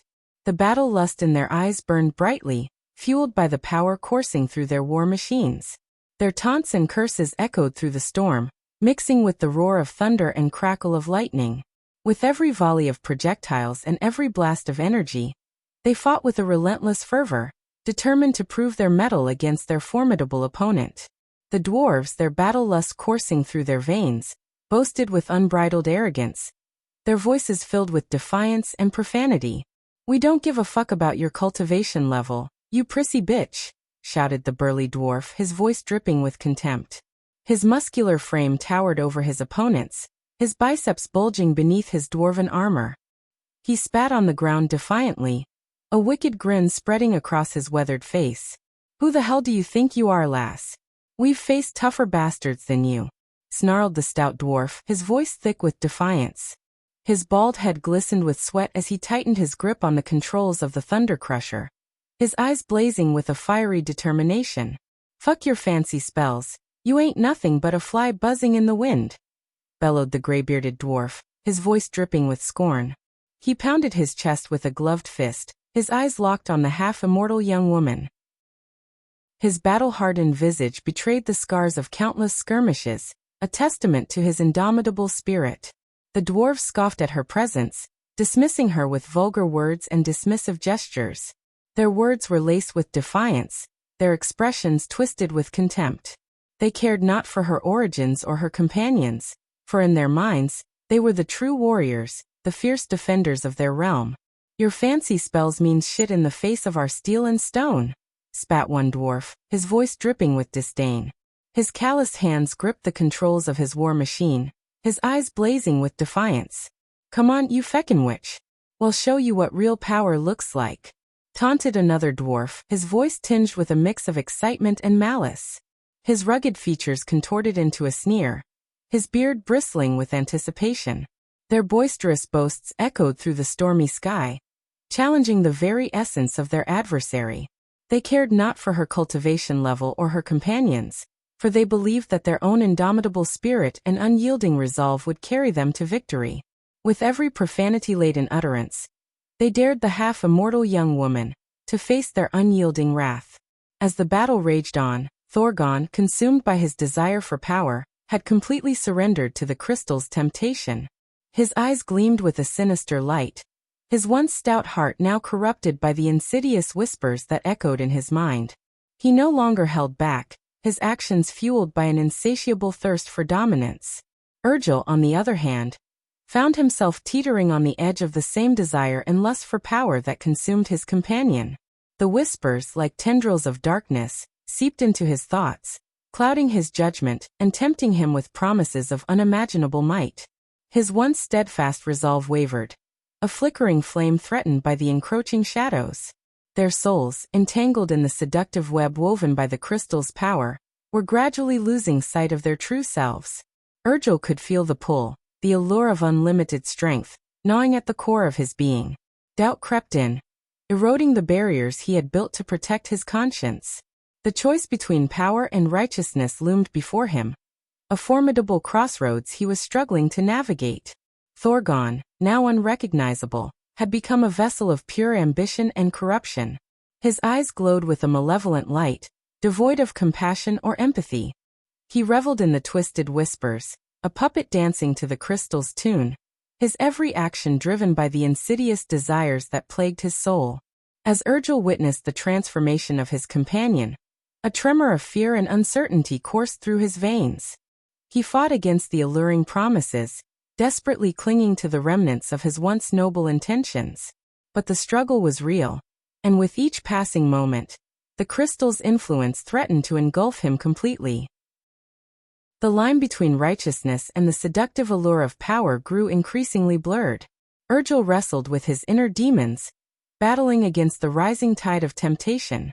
He knew that yielding to the crystal's siren song would mean sacrificing his integrity, forsaking everything he had fought for. Yet the allure of dominion, of wielding unimaginable might, whispered sweet promises in his ear, eroding his resolve bit by bit. In the midst of the chaotic battle, Thorgon and Urgil stood on the precipice, their destinies hanging in the balance. The crystal's corruption continued to seep into their souls, threatening to consume them entirely. Their once unbreakable bond now strained under the weight of their divergent paths, as Urgil fought desperately to resist the darkness that threatened to claim him. At the same time, Thorgon willingly embraced its sinister embrace. As the battle raged on, Eve's resilience and determination knew no bounds. With her hammer in hand, she swung it with incredible precision and force, each strike resonating with a raw power that reverberated through the air. The dwarves, bolstered by the crystal's energy, unleashed their war machines upon her, hoping to overwhelm her with their technological might. With lightning-fast reflexes, Eve dodged the onslaught of projectiles and unleashed a barrage of spells. Her mastery of the arcane arts was evident as she called upon the elements to aid her in the fight. Bolts of lightning crackled from her fingertips, striking down the incoming cannonballs and explosive projectiles, neutralizing their threat with each precise blast. The sheer intensity of her spellcasting created a mesmerizing display of power, the air around her pulsating with energy. Against the Thunder Crusher, Eve summoned a swirling vortex of wind, using its force to divert the massive warhammer's trajectory. As it swung down with earth-shattering force, she leaped gracefully into the air, evading the blow with uncanny agility. With a swift counterattack, her hammer collided with the Thunder Crusher, cracking its mighty frame and causing it to veer off course, its thunderous impact reduced to mere echoes. The Etherclaw, the aerial juggernaut, unleashed a storm of skyblades and skyseeker missiles. Eve, her senses heightened, weaved through the barrage with a dancer's grace. With precise timing, she summoned protective shields, forming barriers of energy that deflected the ethereal blades and redirected the missiles harmlessly into the tempestuous sky. Then with a fierce cry, she descended upon the Etherclaw, her hammer crushing its propellers and rendering it immobile, its once formidable presence reduced to a mere metal carcass. Even the mighty Goliath cannon, with its explosive force, was no match for Eve's unwavering resolve. As it discharged its devastating payload, she conjured a shield of energy, absorbing the impact and dispersing the explosive energy harmlessly into the air. With a determined stride, she closed in on the gargantuan weapon, her hammer shattering its barrel with a resounding crash, rendering it useless. The ironclad ballistae, with their precision and power, fired their enchanted bolts with deadly accuracy. Eve, her movements fluid and swift, deflected the projectiles with calculated strikes of her hammer. Each clash created a symphony of sparks and reverberating metallic echoes, a testament to her unmatched skill and unwavering focus. Throughout the fierce engagement, Eve's spellcasting prowess remained unmatched. She summoned bolts of lightning, crackling with raw energy, that surged through the sky, rendering the dwarven war machines ineffective in their attempts to overpower her. Each spell she cast was meticulously aimed, strategically dismantling the dwarves' defenses and dismantling their machinery. The dwarves, in spite of their crystal-fueled power, found themselves outmatched by Eve's unwavering determination and unparalleled mastery of combat. With each passing moment, their confidence waned, their efforts proving futile against her relentless assault. The island's energy barrier protected them from direct harm, but it could not shield them from the indomitable spirit and skill of the half-immortal warrior, who fought against overwhelming odds. As the fierce battle between Eve and the dwarven forces raged on, a sudden shift in the atmosphere caught her attention. A blood-red spotlight pierced through the stormy sky, illuminating the island with an ominous glow. The sound of distant explosions reverberated through the air, accompanied by the unmistakable rumble of cannons firing. Eve turned her gaze towards the source of the commotion, and her heart skipped a beat. Emerging from the stormy horizon was the formidable warship known as Big Bertha, its sleek silhouette slicing through the raging tempest. Corey, The notorious pirate lord helmed the warship with a steely determination. The red light that fell upon the island served as the targeting mechanism for the mortars aboard Big Bertha. The world knew this crimson light as the infamous signal of imminent destruction. As the mortars thundered to life, the island quaked beneath the explosive impact. The barrages from Big Bertha's relentless assault sent shockwaves through the energy barrier surrounding the dwarven stronghold. The once impenetrable shield trembled and crackled, its formidable strength strained against the relentless bombardment. Eve's eyes widened as she witnessed the cracks forming within the barrier, ominous signs of its impending collapse. The combined might of her aerial onslaught and the devastating firepower from Big Bertha had shattered the dwarves' defenses. It was a turning point in the battle, a glimmer of hope amidst the storm. With renewed determination, Eve pressed forward, her attacks intensified as she saw the dwarves falter under the weight of the onslaught. She seized the opportunity, exploiting the cracks in their once impenetrable barrier, driving deeper into their ranks with every swing of her hammer and every surge of her elemental spells. The battle had evolved into a symphony of chaos, with explosions and clashes reverberating through the storm-laden air. Eve fought with a singular purpose: to dismantle the dwarves' forces and claim victory for her cause. The combined might of her unwavering resolve, the ferocity of her spells, and the devastating firepower of Big Bertha turned the tide of the conflict in her favor. As the energy barrier around the island teetered on the edge of collapse, Eve's relentless assault, bolstered by the relentless mortar fire from the warship, pushed the dwarves to their breaking point. The once lustful battle cries of the dwarves turned into desperate shouts of retreat, their confidence shattered and their forces in disarray. Amidst the chaos, Eve stood as a beacon of unwavering strength, the embodiment of a warrior's spirit. She knew that victory was within reach, but the battle was far from over. The dwarven forces on the island were thrown into a state of shock and panic as they beheld the arrival of Big Bertha, the warship of the Dark Lord. Their battle cries faltered, replaced by gasps and muttered curses. "What in the hells is that?" exclaimed one dwarf, his voice filled with disbelief. "That's the Dark Lord's ship. We're in deep shit now," shouted another dwarf, his words tinged with fear. "They're attacking from the sea too? We're fucking surrounded," cried a third dwarf, his voice trembling with panic. The dwarves exchanged frantic glances, their eyes widening with a mixture of awe and terror. The sheer size and firepower of Big Bertha was beyond anything they had ever faced before. "We can't retreat now, lads. The crystal's power flows through our veins. We must stand our ground," yelled one defiant dwarf, his voice laced with determination. "But how do we fight against that monstrosity?" questioned another dwarf, his voice trembling with uncertainty. "We keep firing. We can't let them break through. Our lives depend on it," roared a third dwarf, his voice filled with a desperate resolve. Though shaken by the sudden appearance of the Dark Lord's ship, the corrupted dwarves were unwilling to back down. The power of the crystal had consumed their souls, fueling their battle lust and blinding them to the overwhelming odds stacked against them. As Big Bertha unleashed its devastating barrage upon the island, the dwarves frantically fired their war machines, their movements frenzied and their shouts filled with a desperate hope to repel the oncoming onslaught. "We won't let them take us down. Fire at those bastards," bellowed a dwarf, his voice strained with defiance. "Reload those cannons. We'll blast them out of the fucking sky," exclaimed another dwarf, his words punctuated by the clattering sound of ammunition being loaded. The dwarves fought on, their minds clouded by the corrupted power coursing through their veins. Their battle lust, coupled with the desperate need to protect their stronghold, propelled them forward despite the odds. In the face of the overwhelming firepower of Big Bertha, their shouts grew more frantic, their curses more fervent, as they desperately clung to their doomed cause. "Well, bring that ship down, no matter the cost," yelled a dwarf, his voice filled with a reckless determination. "Keep firing, you sorry lot. Show 'em what we're made of," shouted another dwarf, his words drowned out by the thunderous explosions around them. Though the odds were stacked against them, the corrupted dwarves refused to yield. Fueled by the twisted power of the crystal and their unyielding stubbornness, they fought on with a ferocity born of madness and desperation. The clash between the dwarven forces and the might of Big Bertha raged on, the air filled with the cacophony of cannon fire, war cries, and the resounding impact of destruction.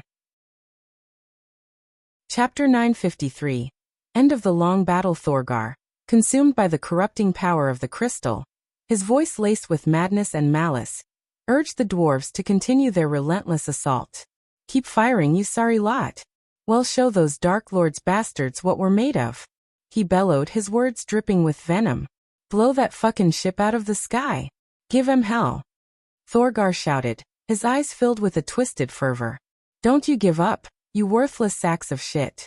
Well, tear through their defenses and rip that bitch apart. He roared, his voice a mix of rage and bloodlust. The dwarves, their minds tainted by the corrupting influence of the crystal, echoed Thorgar's call, their shouts filled with a deranged determination. Destroy 'em all. No mercy. Show 'em the wrath of the crystal's power.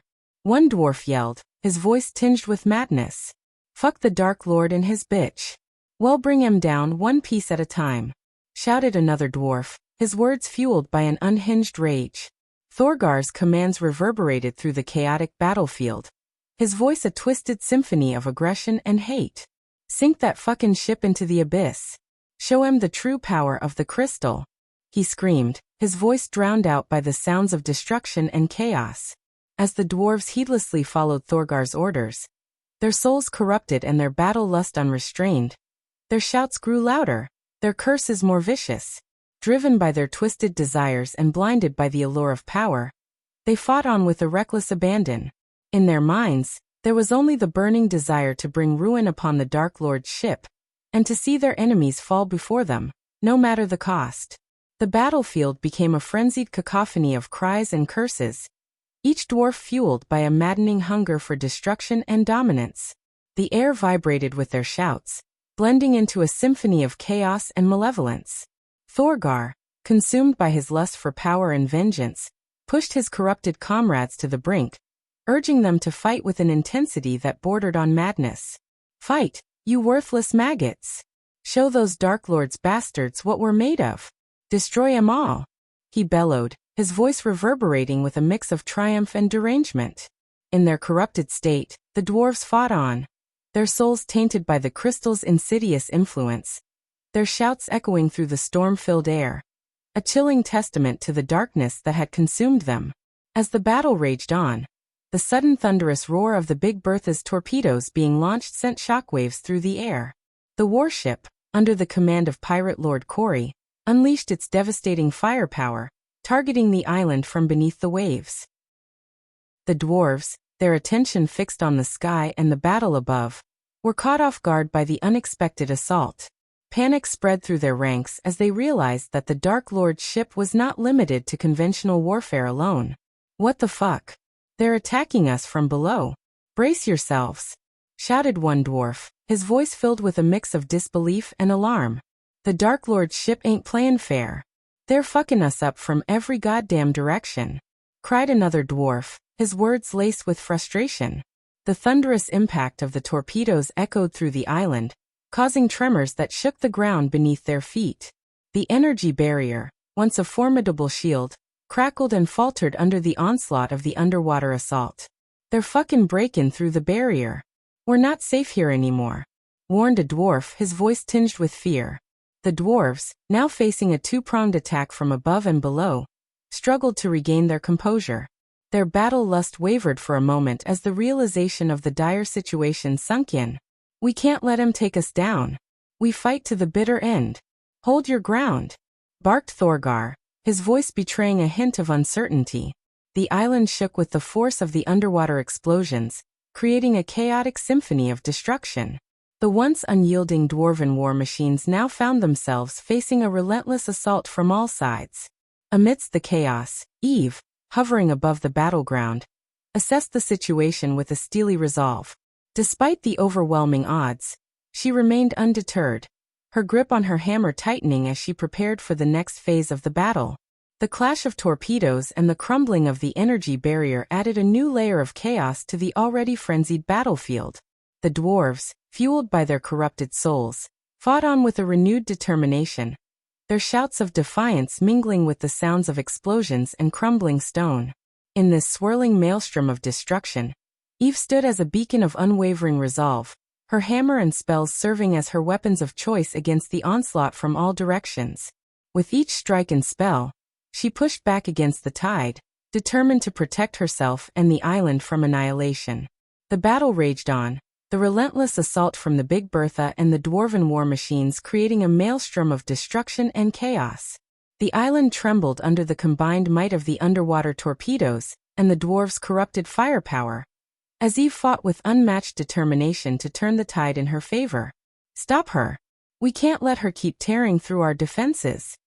Thorgar shouted, his voice strained with desperation. The dwarves, their earlier battle lust reignited by the Dark Lord's renewed attack, rallied once more, their shouts blending with the roar of the torpedoes and the clash of steel. The island became a battleground of fire and water, with Eve at the center, fighting against the encroaching darkness and the relentless onslaught of the dwarves. As the battle reached its climax, the combined assault of Eve, the dwarves, and the Dark Lord's ship, Big Bertha, intensified. The energy barrier that had once protected the island now trembled under the relentless barrage, cracks spiderwebbing across its surface like fractured glass. Eve's hammer crashed against the barrier, each strike resonating with raw power. Bolts of lightning crackled around her, illuminating her determined expression as she channeled her energies into breaking through the weakened defense. With every blow, the cracks deepened, and the barrier's once impenetrable strength waned. From the depths of the sea, the torpedoes launched by Big Bertha continued their relentless assault, seeking to dismantle the barrier from below. Explosions erupted beneath the surface, their shockwaves reverberating through the water, threatening to shatter the fragile shield that remained. Simultaneously, the mortars fired from Big Bertha tore through the stormy sky, their crimson trails of destruction streaking toward the island. The impact of each explosive round sent shockwaves rippling through the air, adding to the chaos and further weakening the barrier's tenuous hold. With each passing moment, the energy barrier strained against the combined assault, its once radiant glow flickering with uncertainty. The dwarves, witnessing the crumbling defense, unleashed a furious onslaught, their corrupted souls now driven by desperation. Amidst the chaos and destruction, Eve pushed forward, her every move a testament to her unwavering determination. She knew that victory hung in the balance, that the barrier's demise would tip the scales in favor of the Dark Lord's forces. With each strike of her hammer and every spell she cast, she poured her energy into breaking down the barrier's final remnants. And then, with an explosive roar, the energy barrier shattered, sending a shockwave of raw energy cascading across the island. The air crackled with the release of pent-up power, the remnants of the barrier dissipating into nothingness. In the wake of the barrier's collapse, the island lay exposed, vulnerable to the forces that sought to conquer it. The dwarves, their battle lust fueled by the crystal's corruption, surged forward, their cries echoing with a newfound fervor. The Dark Lord's ship, Big Bertha, poised to unleash its full might, prepared to rain devastation upon the shattered defenses. With the energy barrier shattered and the island exposed, Eve descended upon the battlefield like a tempest unleashed. Her landing sent shockwaves through the ground, cracks forming in the earth beneath her feet. The air crackled with electricity, arcs of lightning dancing along the surface of her hammer. As she stood amidst the disarray of the dwarven forces, a moment of silence settled over the chaos. All eyes turned toward the half-immortal warrior, who had single-handedly challenged their might. The dwarves, their battle lust momentarily quelled by the sheer force of her presence, stared at her with a mix of awe and trepidation. Eve's gaze swept across the dwarven ranks, her eyes ablaze with determination. The storm raged within her, her connection to the celestial energy surging through her veins. With each step she took, lightning crackled around her, illuminating the darkened sky. Thanks to Michael and Eladir, her hammer had the rune to harness the power of the lightning. And then, without uttering a word, she raised her hammer high above her head. A surge of raw energy coursed through her body, manifesting as bolts of lightning that shot forth from the hammer's head, cascading in a brilliant display of power. The lightning bolts arced across the battlefield, striking with pinpoint accuracy. Dwarves were sent flying, their bodies convulsing with the electrifying impact. The ground shook beneath the onslaught, the very air charged with the remnants of her lightning. In that moment, Eve became an embodiment of unstoppable force, her hammer a conduit of pure destruction. With every swing, the earth trembled, and the dwarves, once consumed by battle lust, now found themselves facing an adversary beyond their comprehension. The clash between Eve and the dwarves intensified, the air thick with the scent of ozone, and the echoes of grunts and cries. The dwarves, once filled with arrogance and bravado, now fought with a newfound respect for their opponent. They swung their weapons with renewed determination, their blows fueled by a desperate desire to overcome the half-immortal warrior who stood before them. But Eve's lightning-infused hammer struck true, its power overwhelming. With each strike, dwarves were sent sprawling, their bodies racked with searing pain. The battlefield became a maelstrom of chaos and destruction as the clash of steel and lightning filled the air. As the battle raged on, the tide began to turn decisively in Eve's favor. With each swing of her lightning-infused hammer, she shattered the defenses of the corrupted dwarves, their armor rending under the relentless assault. Blood sprayed through the air as bodies crumpled beneath the force of her blows, their screams swallowed by the tempestuous winds. Amidst the chaos, the deafening explosions of mortar shells pierced the air. The projectiles, launched from Big Bertha, rained down upon the dwarven forces, their impact devastating. The explosions tore through ranks of corrupted warriors, leaving a trail of carnage and destruction in their wake. Limbs were torn asunder, bodies were shattered, and the battlefield was painted crimson with the fallen. Yet amidst the chaos, Eve moved with an almost supernatural grace, evading the incoming mortar shells with an instinct honed through countless battles. Her agility and lightning-quick reflexes allowed her to dance through the onslaught, avoiding the deadly explosions that surrounded her. Amidst the destruction, the dwarves fought desperately, their voices filled with rage and desperation. "Kill the bitch! Bring her down!" One dwarf screamed, his voice choked with anger and pain. "We won't let her defy us! Fight till the bitter end!" Another dwarf roared, his voice laden with defiance. But their cries were drowned out by the thunderous clashes of steel and the crackling of lightning. Eve's relentless assault continued, her hammer a blur of motion as she pressed forward, her resolve unyielding. The dwarves, their bodies battered and broken, fought with a ferocity born of desperation. Their attacks grew increasingly erratic, fueled by a mixture of fear, rage, and the corrupted power of the crystal. Yet one by one they fell before Eve's might, their once formidable war machines reduced to twisted wrecks. Amidst the chaos and the screams of the dying, Eve's voice rang out, cutting through the tumultuous storm. "You should have listened to me," she declared, her words carried by the howling winds. But the corrupted dwarves, their hearts twisted by the allure of the crystal's power, refused to yield. They fought on, their bloodlust blinding them to the futility of their cause. With every strike, Eve cleaved through their defenses, her hammer crackling with the energy of the storm. The corrupted dwarves could only watch in horror as their comrades fell, their bodies broken and lifeless. Amidst the chaos and destruction, Eve's voice echoed once more, a warning laced with sorrow. "You could have chosen a different path, but now you must face the consequences of your actions," she said, her words carrying a weight that matched the devastation around them. Amidst the chaos and carnage, Thorgar and Urgil, driven by their corrupted desires and twisted ambitions, mustered their last ounces of strength to confront Eve. Their eyes burned with a mix of madness and determination as they charged towards her, their weapons raised high. Thorgar, his face contorted with rage, swung his battle-axe with all his might, aiming to cleave Eve in two. But his attack was met with a lightning-fast parry from Eve's hammer, the clash of their weapons resonating through the air. With a swift countermove, Eve retaliated, striking Thorgar with a powerful blow to his chest. The force of the impact sent him sprawling backward, his body crashing onto the blood-soaked ground. Urgil, his body infused with the dark energy of the corrupted crystal, unleashed a flurry of strikes, his dual blades whirling through the air. But Eve, her movements fluid and precise, effortlessly evaded his attacks, her hammer becoming a blur of electrified fury. With a swift swing, she delivered a crushing blow to Urgil's side, the crack of bones audible amidst the chaos. He fell to his knees, gasping for breath, his eyes filled with a mixture of pain and disbelief.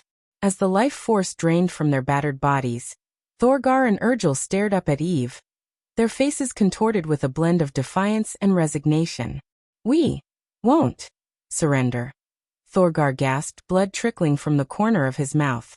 Urgil, his voice a mere whisper, managed to utter his final words. "The crystal power will consume you, too." With those words hanging in the air, their life force extinguished, their bodies became still. Thorgar and Urgil, once filled with the promise of power and victory, lay defeated in the presence of the indomitable half-immortal. As Eve surveyed the aftermath of the fierce battle, the battlefield was a haunting scene of devastation. The once proud island lay in ruins, scarred by the relentless conflict that had taken place. Crumbling structures and twisted metal littered the ground, a testament to the ferocity of the clash between the corrupted dwarves and Eve's unwavering determination. Her gaze settled on the tower, where the mysterious crystal lay concealed deep underground. It pulsed with malevolent energy, its corrupted aura palpable even from a distance. Every fiber of her being screamed for its destruction, knowing the chaos and corruption it had wrought. With a heavy heart, Eve steeled herself for the task ahead. She would retrieve the crystal from its hiding place beneath the tower and deliver it into the waiting hands of Mugashuku. It was a daunting responsibility, one that weighed heavily on her shoulders, but she knew it was the only way to prevent further destruction and chaos. This was a choice born out of necessity, a grim acknowledgement that sometimes risks must be taken to preserve the greater good. In the depths of her being, she felt a sense of trepidation. She understood the dangers of handing over such a potent artifact to Mugashuku, a being of unfathomable darkness. Yet, she also knew that the consequences of defying him would be catastrophic. The lives of countless beings, including those she held dear, hung in the balance. Eve's body ached with weariness as she approached the towering structure. Every step felt heavy, each movement a struggle against the fatigue that threatened to engulf her. Her breath came in ragged gasps, and her muscles screamed in protest. The once imposing armor that adorned her now bore the marks of the brutal battle. It was dented and scratched, a testament to the fierce clashes that had unfolded. Stains of blood, a macabre tapestry of her own, and that of the fallen dwarves, marred its once pristine surface. Her hands, once firm and steady, trembled as she reached out to steady herself against the cold stone of the tower. Blood trickled down her brow, mingling with the sweat that coated her face. Her once lustrous hair, now matted and disheveled, clung to her skin with dampness born of exertion. Despite her exhaustion, her eyes burned with an unwavering determination. She refused to let weariness consume her, to surrender to the heaviness that threatened to pull her down. With every ounce of her being, she summoned the strength to continue, to press forward in her mission. Chapter 954. The Grand Scheme of the Previous Dark Lord, new AHSS chapter is out. Please read it and let me know your thoughts in the comments. Dagon materialized within the treacherous depths of hell, a place shrouded in perpetual darkness. The hall he found himself in seemed to stretch endlessly, its walls adorned with ominous symbols and macabre motifs. The air was thick with an eerie stillness, broken only by faint whispers that seemed to echo from unseen corners. Drawing upon his formidable power, Dagon conjured forth a black dagger, its blade gleaming with a malevolent aura. With steady determination, he pressed the blade against his palm, allowing a deep crimson stream of blood to flow freely. The scarlet droplets cascaded onto the waiting skull, etched intricately upon a towering pillar before him. As the life essence merged with the skull's etchings, an ethereal transformation took place. Gradually, the nebulous smoke took on the form of Michael, but not as Dagon had last seen him. This manifestation of Michael appeared more mature and seasoned, with a mane of long, flowing hair cascading down his broad shoulders. A thick beard adorned his chiseled jawline, adding an air of wisdom and authority to his countenance. The apparition of Michael hovered above the skull, his form ethereal and untethered. His eyes, filled with an otherworldly light, locked with Dagon's, revealing a profound understanding of the realms and his vast knowledge. It was as if the embodiment of Michael had transcended mortal limitations, becoming a paragon of supernatural prowess. In this unhallowed place where shadows danced and secrets whispered in the darkness, Dagon had successfully summoned the essence of Michael in a form that transcended time and physical constraints. I must confess, I never fathomed that the events foretold by you 5 millennia ago would unfold in such a manner today. I have encountered your younger self, the harbinger of our grand design. Dagon spoke with a mix of awe and reverence, his gaze locked upon the elder manifestation of Michael, the enigmatic previous Dark Lord who reset the entire universe. As Dagon uttered these words, the ancient chamber seemed to hold its breath, hanging on to every syllable that resonated in the air. Shadows danced upon the walls, as if mirroring the weighty significance of their conversation. The atmosphere crackled with an undercurrent of destiny, the culmination of a meticulously crafted plan set in motion eons ago. The older Michael stood before Dagon, his presence commanding attention and respect. His eyes, filled with a timeless wisdom and ancient knowledge, pierced through the fabric of reality itself. The weight of his past and future converged in this moment, as if the essence of the ages coalesced within his being. A subtle, enigmatic smile curled upon the lips of the elder Michael, his countenance revealing a profound sense of comprehension and confidence. Excellent. Knowing my own nature, I will present you with the severed head of the orc. Take it to the very spot where we first clashed with the formidable Andor. His voice resonated with the echoes of ages past, carrying the weight of countless eons. The previous Dark Lord spoke these words, his voice imbued with the authority and wisdom of one who had traversed the corridors of time. Michael, there is one thing that has weighed upon my mind for 5 millennia. With your immense power and my formidable army, we could have eventually conquered the realm of gods. Yet you made the decision to reset the universe and start anew. Why? Dagon's voice carried a mix of curiosity, anticipation, and a hint of long-awaited satisfaction. For countless years, he had yearned for this moment to activate the artifact bestowed upon him by the previous Dark Lord and pose this burning question. You already know the answer, Dagon. Without Gaia by my side, there is no purpose in seeking conquest or ruling over the vast expanse of the universe. Michael's voice carried a profound sorrow, reflected in the depths of his weary eyes. The weight of loss and longing permeated his words, a testament to the love he had shared with his wife Gaia. The curse that had befallen her, slowly consuming her existence until her inevitable demise, had driven him to make the ultimate sacrifice, to reset the very fabric of reality. In his eyes, the pursuit of power and dominion had lost all meaning in the absence of his beloved. Dagon's laughter echoed through the chamber, a bitter and mocking sound. So you reset the entire universe for one girl? All those worlds, all those lives, all for the sake of your love. His voice dripped with sarcasm, unable to comprehend the depths of Michael's sacrifice. You truly are a sentimental fool, sacrificing everything for a fleeting romance. She was not my girlfriend, Dagon. She was my wife. Michael's voice carried a mix of sorrow and determination. The weight of his words hung in the air, revealing the depth of his connection to Gaia. A wife is not just a companion or a partner, Dagon, Michael said, his voice carrying a touch of wisdom. She is the foundation of a man's soul, the light that illuminates his path, and the source of his strength in times of darkness. In her love and presence, a man finds solace, purpose, and the courage to face any challenge.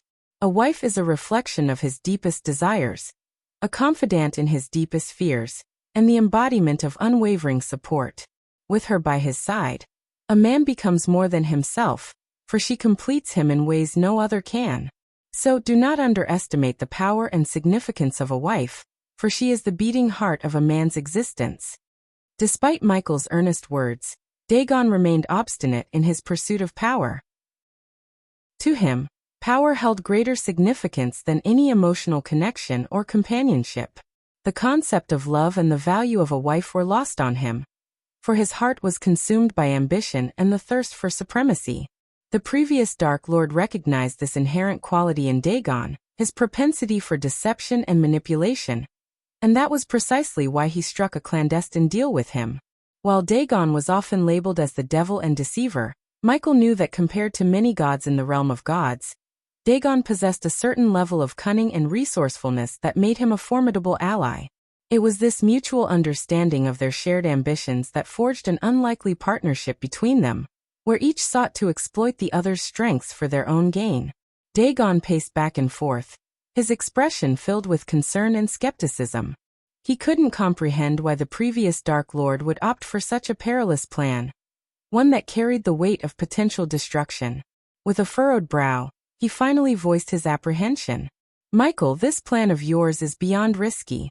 A single mistake could cost your current self's life, and with it, all that we have strived for. Why would you willingly put yourself in such jeopardy? Dagon questioned, his voice tinged with a mix of caution and confusion. The previous Dark Lord's aged eyes met Dagon's gaze, revealing a mixture of determination and resignation. Deep lines etched his weathered face, telling the story of a man burdened by the weight of his choices. Dagon, the stakes are high. I won't deny that. But sometimes great risks must be taken for even greater rewards, he replied, his voice carrying the weight of experience. I had witnessed countless futures, Dagon, before I made the decision to reset the universe, Michael revealed, his voice carrying the weight of his experiences. In all those possibilities, this is the only timeline where Gaia survives, and we attain what we have always longed for. Dagon came to a sudden halt, his gaze fixed upon the previous Dark Lord. The air crackled with a mixture of intrigue and amusement as he locked eyes with his enigmatic companion. Very well, Michael. I shall place my trust in your vision. Now pray tell me the next phase of this intricate plan. O God of Darkness, Dagon inquired, his voice laced with a subtle hint of amusement. Once you arrive at the designated battleground, secure the severed head of the orc upon the pedestal, Michael began, his voice carrying a weight of authority. By doing so, the runes I meticulously inscribed will be activated. This will temporarily disrupt the barrier that encases the mortal realm, creating a narrow passage for you and a select portion of your forces to infiltrate their sacred domain. Michael met Dagon's gaze with a steady intensity, his eyes emanating ancient wisdom. When you reach the realm of gods, go to my temple, where you find the graces of the fallen gods. Release the graces, the previous Dark Lord elucidated, revealing the next crucial step of their audacious plan. The revelation struck Dagon with an unexpected force, causing him to stagger under the weight of the revelation momentarily. The realization that Michael had kept the graces of the fallen gods hidden within his sanctuary sent shockwaves through Dagon's being. His mind raced, struggling to comprehend the implications of such a revelation. How had Michael acquired and preserved such divine remnants? What role did these graces play in the grand tapestry of their undertaking? Dagon's brows furrowed, his face etched with disbelief as the weight of Michael's admission settled upon him. The magnitude of what he had just learned sent shockwaves through his being, reverberating with a mix of awe and astonishment. The very notion that Michael had succeeded in capturing the graces of the fallen gods defied the bounds of comprehension. His eyes widened, mirroring the depths of his astonishment, as he struggled to find words to articulate his incredulity. The air hung heavy with the weight of the revelation, a palpable sense of wonder permeating the space between them. What the fuck, Michael? You actually managed to capture the graces? Dagon's voice carried a tinge of disbelief and a touch of anger. And now you want to release them? Are you out of your goddamn mind? If those graces make it to the fallen gods, they'll regain their fucking powers in the mortal realm. The damn barrier won't stop them from reaching their mortal bodies and turning them into gods. Undeterred by Dagon's shock and the animosity that flickered in his eyes at the mention of the graces, Michael pressed on. His voice carried an unwavering conviction. Listen to me, Dagon. The awakening of the graces is crucial. It is the catalyst needed to propel my current self out of his goddamn comfort zone and face the Sky Hall. He must confront the reality of the gods' threat, eradicate the formidable 8 clans, and prepare for the ultimate battle against the divine forces. Michael's tone grew somber, echoing with a sense of urgency. As he spoke, a darkening aura enveloped their surroundings, the air crackling with ominous energy.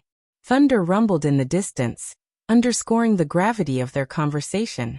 The gods must be confronted, Dagon. Michael continued, his voice steady but laced with an undeniable edge. They hold immense power, and my current self must understand the magnitude of the challenge he faces. Only then can he rise to the level of godhood we envision. It is a goddamn necessity. Michael's words hung in the air, the weight of their significance palpable. The darkened hall seemed to vibrate with an intensity that matched the thunderous rumblings outside, as if the very fabric of reality acknowledged the magnitude of their discussion. "But don't you fucking forget, Dagon." Michael's voice turned deadly cold, his eyes gleaming with murderous intent. "I have a score to settle. You must uncover the origin of the goddamn curse they inflicted upon Gaia. If I were in your goddamn shoes, I'd start by interrogating one of Archer Crook's fucking disciples." Archer Crook, one of the founding members of Maze Roth, stood at the forefront of Michael's list of targets. Alongside Ingrid Stenham, Chinjio and Kargan Pavlovich, they were the insufferable quartet who had waged war against the previous Dark Lord 5,000 goddamn years ago. As Dagon stood before the elder Michael, a flicker of unease crossed his face. Deep within the depths of his being, the raging hell flame seethed with eternal hatred for the one who wielded the dark flames. Yet, to Dagon's surprise, the infernal flames remained eerily calm throughout their conversation. Despite the overwhelming animosity pulsating within him, the hell flames, usually wild and untamed, seemed to listen intently to Dagon's every word. They did not lash out in a fury or attempt to consume their host. Instead, they glowed with a dim, subdued intensity, their fiery hues casting an otherworldly glow upon Dagon's features. It was as if the hell flames recognized the significance of this encounter, the weight of the ancient being before them. The flames, in their primal wisdom, understood that this was not a moment for recklessness or blind aggression. They bided their time, observing with a silent, smoldering presence. While the flames yearned to incinerate the dark flames and eradicate their opposing essence, they recognized the delicate balance that existed in this pivotal moment. They were patient, waiting for the opportune moment to exact their vengeance, knowing that the culmination of their fiery hatred would come in due time. Dagon's voice dripped with venomous fury as he confronted the elder Michael. His eyes blazed with an intensity that seemed to draw upon the very essence of the hell flames burning within him. "And I hope your current self will keep the word you gave me all those years ago, Michael." Dagon spat, his words laced with hatred that resonated through the dark hall. His form seemed to grow taller, a towering presence emanating power and malice. The air crackled with an electric charge, mirroring the intensity of his wrath. The flames within Dagon surged, their fiery tendrils licking the air around him, casting an eerie glow upon his contorted features. Shadows danced menacingly, amplifying the dramatic atmosphere that enveloped them. "Wulfric's soul is mine." Dagon's voice thundered, echoing through the depths of the pit. His rage reverberating like a tempestuous storm, shaking the very foundation of the hall. The sheer force of his words seemed to send tremors through the air, a warning of the ferocity that lay within him. In that moment, Dagon appeared almost otherworldly, a being consumed by his own wrath, driven by a thirst for vengeance that knew no bounds. His power radiated with an undeniable force, his very presence commanding attention, and evoking a mix of awe and fear. Chapter 955. The Hardest Timeline, new AHSS chapter is out. Please read it and let me know your thoughts in the comments. As Michael made his triumphant return to Dagon's castle, the air crackled with tension in the throne hall. Dagon sat upon his grand throne, an embodiment of darkness and power, his piercing gaze surveying the scene before him. With an air of nonchalance, he rested his head upon his hand, seemingly unfazed by the impending confrontation. Without a moment's hesitation, Michael hurled the severed head of the fearsome orc directly into Dagon's lap, the gruesome trophy landing with a sickening thud. The act was a bold display of defiance, a statement that Michael had fulfilled his end of the bargain and expected nothing less in return. With an unwavering gaze, Michael stood tall, his voice cutting through the heavy silence. "I held up my end of the bargain. Now it is time for you to honor your part. Return Nightmare's soul to us." Buzz, standing by Michael's side, trembled at the audacity and fearlessness displayed by the enigmatic human. Though a creature of the realm of hell, even he felt a pang of unease in the presence of Dagon. He contemplated making a swift exit, but to his surprise, Dagon remained eerily composed, an enigmatic smile playing upon his lips. Dagon's voice, smooth as silk and laced with an underlying darkness, filled the throne hall. "Ah, Michael, you do have a way with theatrics. Buzz marveled at the unfolding scene, realizing that Michael possessed a hidden strength that surpassed his initial assumptions. The power dynamics of the encounter were shifting, and he found himself unable to tear his gaze away from the exchange between these formidable beings. "Isn't it really funny that you made a deal with the devil?" Dagon amused. A smug grin played upon Dagon's lips as he observed the reaction from Michael, his brows furrowing in a mixture of annoyance and suspicion. The devilish ruler of hell found great amusement in the situation, reveling in the irony of making a deal with the very embodiment of darkness. Before tensions could escalate further, Gaia, fueled by her own righteous anger, stepped forward, ready to demand the return of Nightmare's soul. However, Michael's firm grip on her hand held her back, a silent reminder of the precarious nature of their situation. Though his desire burned within him, Michael understood the delicate balance they treaded. To challenge Dagon now would be to invite calamity upon themselves. Yet, a silent promise formed in his mind, a vow to bring hell to Dagon's doorstep if ever the need arose. However, to Michael's surprise, Dagon did not retract his promise. With a mere snap of his fingers, the entire castle quaked, its very foundations trembling beneath their feet. The ground cracked and fissured before Michael, eliciting a cautious step back. From the depths of the fractures, a radiant ball of light emerged, pulsating with the essence of Nightmare's soul. A moment of silence enveloped the chamber as Michael and Gaia locked eyes with the ethereal manifestation of what they sought. It was a testament to the power and authority Dagon wielded, even in the realm of hell.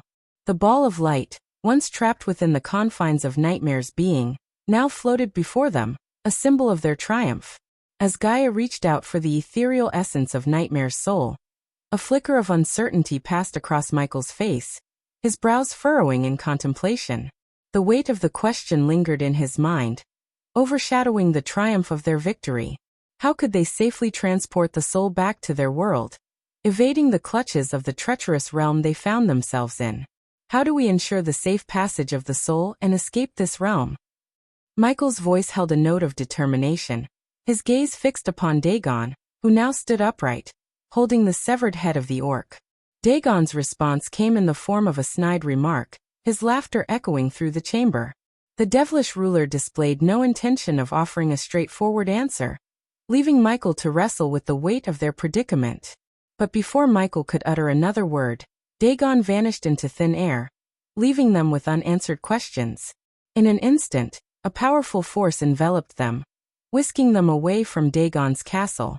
The world shifted and twisted before Michael's eyes, transforming into a solitary mountain peak. From this vantage point, the entirety of the hellish realm sprawled before him, a breathtaking yet foreboding sight. The winds howled around him, carrying with them the whispers of ancient souls and the lingering scent of brimstone. Michael's gaze scanned the jagged landscape, the tumultuous depths of the abyss, and the swirling storms that painted the horizon with an ominous hue. It was a sight that both captivated and unnerved him, a constant reminder of the perilous journey that lay ahead. A sharp cry pierced the air, breaking the stillness of the moment. Michael swiftly turned his attention to Gaia, his eyes widening in alarm as he saw blood trickling from her hand. Her attempt to touch Nightmare's soul had elicited a powerful surge of electricity that seared through her flesh, leaving behind a painful wound. "Fucking hell!" Gaia hissed through gritted teeth, her hand trembling from the shock. The sharp pang of pain mingled with frustration, and her choice of words reflected her exasperation. Buzz, unable to contain himself, let out a chuckle at Gaia's reaction. His comical nature seemed to find amusement in the clash of Gaia's fiery spirit and her sharp tongue. "Nasty mouth for a pretty girl," Buzz remarked, a mischievous glint in his multifaceted eyes. Gaia's fury flared at the insect's taunting words, her eyes narrowing as she locked her gaze on Buzz. "I will tear your limbs apart, insect," Gaia growled, her tone laced with a lethal promise. With utmost care, Michael cradled Gaia's injured hand in his own, his touch gentle yet firm. Retrieving a vial of healing potion from his space ring, he poured its soothing contents over the wound, allowing its restorative magic to take effect. As he tended to her, a profound change occurred in the sky above. The once eerie crimson hue of the hellish realm shifted to a foreboding black, casting an unsettling pall over the surroundings. Buzz's frantic gaze darted about, his fear mounting as the atmosphere transformed before his eyes. Thunder resounded with an ominous rumble, and jagged streaks of black lightning sliced through the dark gray clouds above. The disconcerting sight intensified, shrouding the area in an eerie darkness that seemed to pulsate with overwhelming power. Amidst this unsettling ambience, the ethereal form of the previous Dark Lord materialized before Michael, his presence stunning everyone in their tracks. His spectral figure exuded a palpable aura of ancient wisdom and indomitable power, as if the very fabric of the realm acknowledged his arrival. Buzz's insect body quivered with fear as he beheld the overwhelming power emanating from the ethereal form of the previous Dark Lord. His bulbous eyes widened in terror, the fear gripping his heart so tight that it felt as if his wings would fail him. Trembling legs threatened to give way beneath him, but he mustered every ounce of courage to stay rooted in place. The sheer magnitude of the Dark Lord's presence seemed to dwarf Buzz's own existence, and the weight of that realization sent a shiver down his spine. It was as if the very essence of darkness and might had coalesced into a formidable entity standing before him, and the depths of Buzz's soul quivered in response to its profound power. His wings twitched involuntarily, his breath caught in his throat, and he could only pray that he would not be the target of this being's attention. In that moment, Buzz felt the insignificance of his comical bravado, and realized the true terror that lay within the presence of one who had mastered the forces of darkness. As the previous Dark Lord fixed his gaze upon Gaia, a tender mixture of love, sadness, and joy flickered in his ethereal eyes. His gaze held a depth of emotion that transcended time itself, for he saw before him the very essence of his beloved Gaia, the woman he cherished with every fiber of his being. Though her appearance mirrored that of his current self's Gaia, he knew the weight of her destiny, the curse that plagued her existence in his timeline. In that fleeting moment, the previous Dark Lord's heart swelled with love, his sadness stemming from the knowledge of what awaited her. Yet, intertwined with his sorrow was a profound joy, a bittersweet celebration of this unexpected encounter. With a gentle smile, the previous Dark Lord extended a spectral hand toward Gaia, a silent acknowledgement of their shared connection across the dimensions. Though their time together was fleeting, his love for her transcended the boundaries of existence. It was a love that defied the limitations imposed by destiny, a love that burned eternal within his immortal soul. Lost in a whirlwind of emotions, Gaia found herself irresistibly drawn to the ethereal hand extended before her. Her own hand trembled with a mix of anticipation and uncertainty, as if guided by an invisible force. In that moment, the weight of her own existence and the connection she shared with the previous Dark Lord collided within her being. With a mixture of curiosity and longing, Gaia extended her hand, her fingertips hovering just inches away from the incorporeal form of the previous Dark Lord. Time seemed to stand still as her thoughts swirled in a vortex of questions and unspoken words. She yearned to feel the touch of his hand, to bridge the gap between their two worlds and grasp a fleeting moment of connection. As Gaia's fingertips made contact with the ethereal hand of the previous Dark Lord, a serene smile graced his lips. His gaze, filled with a mix of love, sadness, and joy, shifted towards Michael, his current self.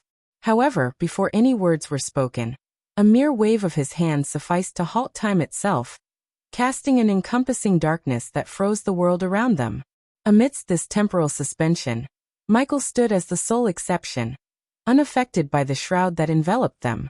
The previous Dark Lord drew a deep breath, his eyes meeting Michael's, signaling the beginning of their profound encounter. In that suspended moment, an air of anticipation hung heavy as Michael's mind brimmed with countless questions for his enigmatic past self. Michael's voice trembled with a mix of frustration and confusion as he confronted his previous self with a torrent of questions. "Did you know Diana was our mother?" he inquired, his words laced with a hint of accusation. The previous Dark Lord met Michael's gaze steadily, his expression calm and unwavering. "Yes," he replied simply, acknowledging the truth. Michael's voice grew more impassioned as he pressed for answers. "Then why, in all the times we've met before, did you keep it from me? Why didn't you provide a single clue or leave behind a recording revealing the truth about our family? And why, above all, did you keep Noah's identity as my brother concealed?" The air around them grew heavy with the weight of unspoken secrets as Michael sought answers from the depths of his own past. "Consider this, Michael," the previous Dark Lord replied, his voice filled with a tinge of sadness and hidden anger, his brows furrowed with deep contemplation. "Do you honestly believe that I would choose to reset the entire universe and erase my own existence without exhausting every other possibility? With the aid of the system, I have witnessed countless timelines, and in each one, I have observed that the only timeline in which Gaia survives is the very timeline you currently reside in." The weight of his words hung in the air, carrying the weight of immense grief and the burden of a fate that had been carefully navigated. The previous Dark Lord's eyes held a mixture of determination and regret as he sought to convey the complexity of his choices to his current self. Any alterations made to this very timeline would result in the loss of the love of your life, Gaia, forever. The system has its own adversaries, powerful enemies even I, at the height of my power, struggled to confront. To safeguard you and the system, I deliberately weakened its capabilities, ensuring the Omegas would be unable to trace its location or your existence. His words echoed with a sense of urgency, emphasizing the dire consequences that tampering with the delicate balance of the timeline could bring. The previous Dark Lord's eyes bore a mixture of wisdom and a deep understanding of the risks involved as he sought to impress upon Michael the gravity of their situation. "I understand your desire for answers, Michael, but the entire point of resetting the universe was to give you a different life, separate from mine," the previous Dark Lord explained, his voice tinged with a hint of melancholy. "As beings like us, we are taught to maintain emotional control in all circumstances. However, witnessing the deaths of countless loved ones and the painful task of burying their remains will gradually erode your very soul." His words conveyed the weight of the burden he had carried, understanding the toll it took on his own heart. The previous Dark Lord's eyes held a mix of empathy and the wisdom gained from his own experiences, recognizing the inner struggles Michael would face along his journey. "Even when my Gaia was cursed, she tried to retain her spirited nature. Her snarky remarks aimed at making me laugh." The previous Dark Lord's voice carried a heavy sadness. "But with every attempt she would falter and collapse, writhing in pain. In those moments, no amount of victories or the grandeur of ruling the universe held any meaning, Michael. It was an empty existence, overshadowed by the agony she endured." The weight of his words conveyed the deep sorrow and helplessness that came with witnessing his beloved suffer. Despite all the power and control he held, the pain of seeing Gaia in such a state overshadowed any sense of accomplishment or fulfillment. It was a testament to the depth of their connection and the profound impact her suffering had on him. The current Michael's eyes shimmered with a mixture of sadness and determination, transforming into a steely resolve. A confident smile curved his lips, radiating an air of unyielding determination. "The tragedy that befell your Gaia will not be in vain," he declared, his voice resonating with unwavering conviction. "No matter the gods or forces that dare come after her, I will slaughter them all. This timeline is mine to rule, and it is in this very timeline that she thrives. When I depart from this realm, I will not only marry her, but I will show you what it means to be a fucking husband, a protector who defies fate itself." His words echoed through the chamber, each syllable brimming with an electrifying presence.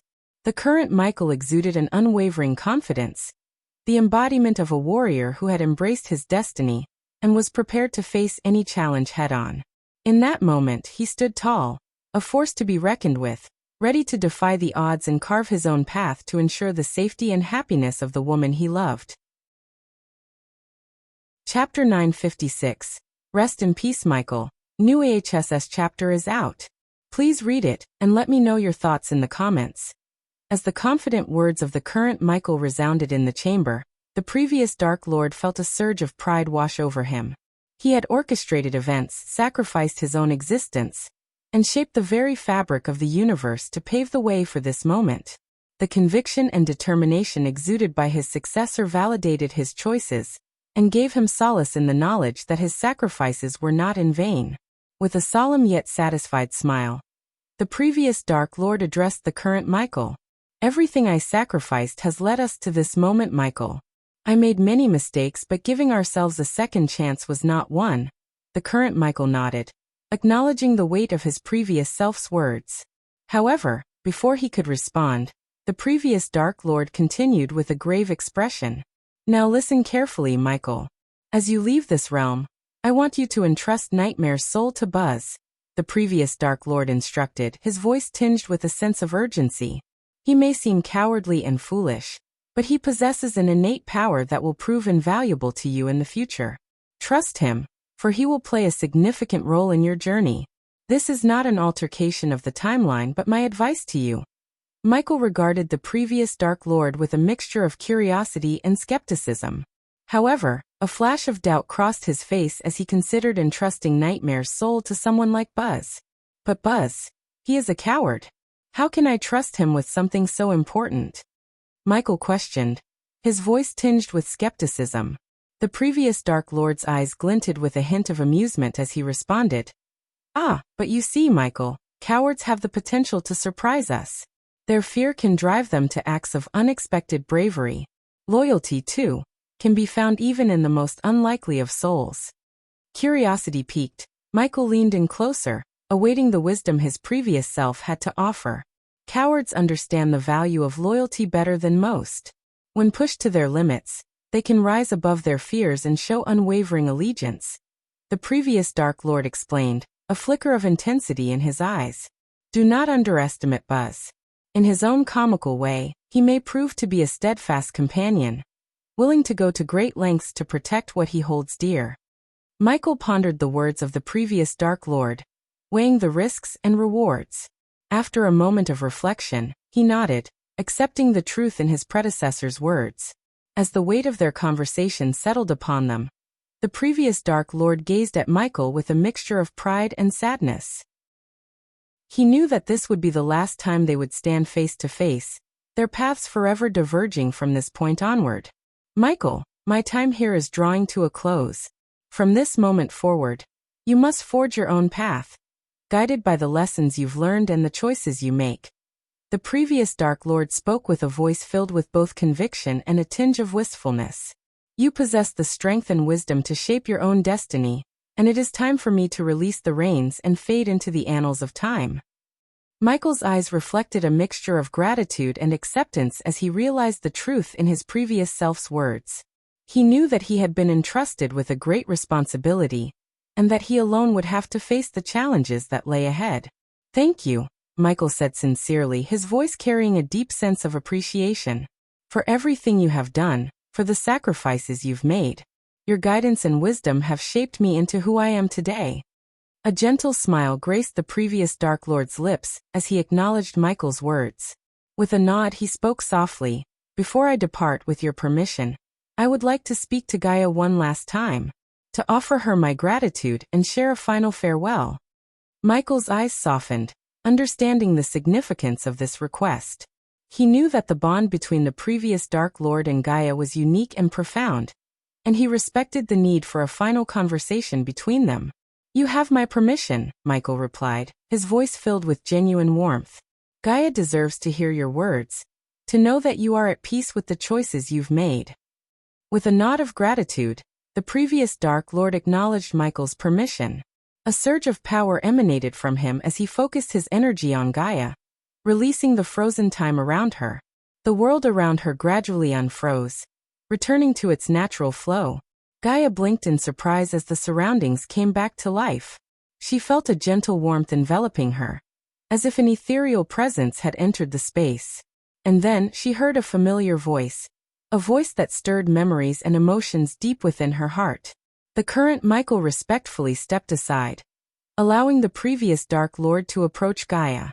The ethereal figure floated gently before her, a poignant expression of love and longing etched upon his spectral features. Resetting the very fabric of the universe, rewriting time itself, all to have this single moment with you. It is a price I willingly paid, he whispered, his voice filled with a mixture of longing and contentment. The lines etched upon his ghostly visage told tales of hardship and determination, of a love that defied the boundaries of existence. The currents of time seemed to stand still, as the previous Dark Lord and Gaia remained locked in a gaze that spoke volumes. Words unspoken yet understood. Thank you, Gaia. Your love and understanding give me solace in the knowledge that our connection transcends time itself. You are the flame that will forever burn in my heart. I have seen countless timelines and you loved me more than I loved you in every single one. As the previous Dark Lord spoke these words, his voice started to stutter. As their conversation drew to a close, Gaia could sense the ethereal presence of the previous Dark Lord fading away. But the love they shared remained, a timeless bond that defied the constraints of reality. With a heavy heart, the previous Dark Lord whispered his final words. Goodbye, Gaia. I will always be with you and always love you. Although the current Gaia had no recollection of the previous Gaia's experiences with the previous Dark Lord, a deep sense of love and connection resonated within her. As tears welled up in her eyes, she gazed into the ethereal eyes of the fading form before her. In that poignant moment, she could feel the weight of their shared history and the immense love that had transcended time. The tears spilled over, rolling down her cheeks as she silently bid farewell to the previous Dark Lord, knowing that their love would forever remain etched in the depths of her soul. As the form of the previous Dark Lord began to fade, Gaia and Michael approached him, their faces filled with a mix of gratitude and sadness. They stood side by side, their hands gently clasped, as they bid farewell to the one who had orchestrated their path and sacrificed so much for their sake. Thank you, Gaia whispered, her voice filled with emotion. Thank you for everything. Your sacrifices will never be forgotten. Michael nodded in agreement, his voice filled with gratitude. Rest in peace, Michael. I got this. The previous Dark Lord smiled, his ethereal presence growing fainter with each passing moment. Remember, the future is yours to shape. Embrace the darkness, cherish the love, and hold your family close. With a final nod of understanding, Gaia and Michael watched as the form of the previous Dark Lord dissipated into the ethereal realm. Though their hearts were heavy with the weight of his absence, they carried his teachings and love within them as they prepared to face the challenges that lay ahead.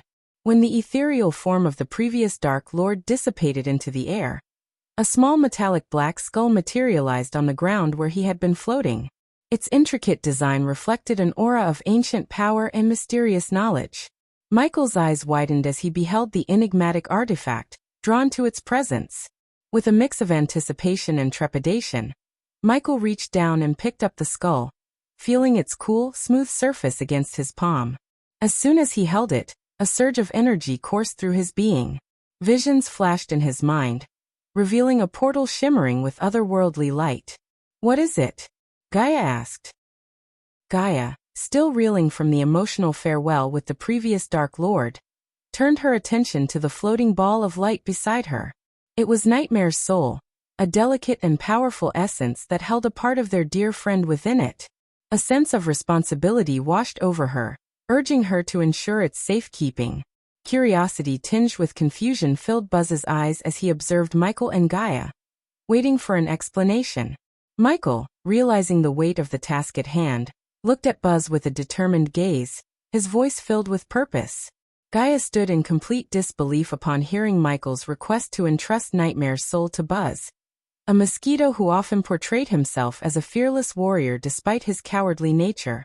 However, deep down, Gaia understood that if Michael had chosen Buzz for this crucial task, there must be a valid reason behind it. Buzz, we need your help.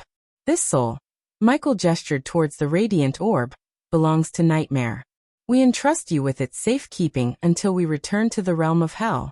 Keep it with you, protect it, and ensure its preservation until we can bring it back to our world. Buzz's compound eyes widened even further as Michael's request sank in. He glanced at the radiant orb, then back at Michael, desperately searching for a way out of this responsibility. His wings buzzed nervously as he began to stammer and mumble, trying to come up with excuses. Michael, I'd love to help, really I would, Buzz started, his voice shaky. But you see, I have this, important mission to, rid the realm of hell of pesky fleas. Yes, fleas. They're terrorizing the underworld, and only a fearless warrior like me can defeat them. Meanwhile, Gaia, shocked and concerned about entrusting Nightmare's soul to Buzz, couldn't contain her worries any longer. She pulled Michael to the side, her voice filled with apprehension. Michael, are you sure about this? I mean, Buzz. He's not exactly the most reliable choice for such an important task. Are we really putting the fate of Nightmare's soul in his hands? Michael's expression remained serious as he met Gaia's concerned gaze. I understand your reservations, Gaia, but believe me, this is the best way. Before Michael faded away, he advised me to entrust Nightmare's soul with Buzz. It may seem unconventional, but we have to trust him. Gaia furrowed her brows, contemplating Michael's words. She knew that the previous Dark Lord had unrivaled knowledge and foresight. If he had specifically mentioned Buzz, there must have been a reason behind it. But Michael, Gaia pressed, her voice filled with lingering doubt. Buzz is a coward. How can we expect him to protect something so precious? It just doesn't add up. Michael sighed, understanding Gaia's concerns. I know it seems counterintuitive, but Michael's words emphasized that sometimes courage hides behind a facade of fear. Buzz may not appear heroic, but he possesses something that can surprise us all. Besides, I don't see a way of bringing Nightmare's soul back to our world. Remember what Eladir said, a soul cannot pass through a teleportation portal without special rituals. Gaia looked at Buzz, who was still trying to muster the courage to accept the responsibility, and then back at Michael. Reluctantly she nodded, her expression filled with a mixture of worry and hope. All right, Michael, I'll trust your judgment. If he believed in Buzz, then perhaps there's more to him than meets the eye. I just hope he doesn't accidentally squish the soul, or get distracted by a passing firefly. Michael chuckled, appreciating Gaia's humor in the face of uncertainty. Finally, Michael returned to Buzz and asked him one more time to take Nightmare's soul with him. End of the day, Buzz knew the realm of hell better than Michael and Gaia. Gaia's reluctant trust in Michael's judgment hung in the air as Michael turned back to Buzz. The giant mosquito was still fidgeting nervously, his wings buzzing in agitation. Michael took a deep breath and approached Buzz, his voice firm but gentle. Buzz, I understand your concerns, but we have no choice. You possess knowledge of the realm of hell that Gaia and I lack. You know its intricacies and hidden dangers. It's essential that you take Nightmare's soul with you. Buzz's wings buzzed with nervous energy as he scratched the back of his head, trying to come up with another excuse. You see, Michael, I appreciate the confidence you have in me, but I just remembered that I have a prior commitment to, exterminating pesky vampire bats in the underworld. Yes, that's it. Michael raised an eyebrow, a glimmer of amusement dancing in his eyes. Buzz, you may pretend to be fearless, but we both know you'd rather buzz away from danger than confront it head-on. Buzz tried to maintain his faux bravado, puffing out his miniature chest. Well, Michael, that's just an unfair characterization of my heroism. You see, I possess a tactical retreat strategy that is unparalleled in the all-hell. It's called strategic buzzing away. Michael pondered for a moment, his mind working through various approaches to convince Buzz. Suddenly, an idea struck him.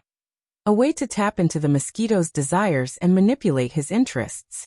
Buzz, Michael said, his voice filled with a newfound enthusiasm.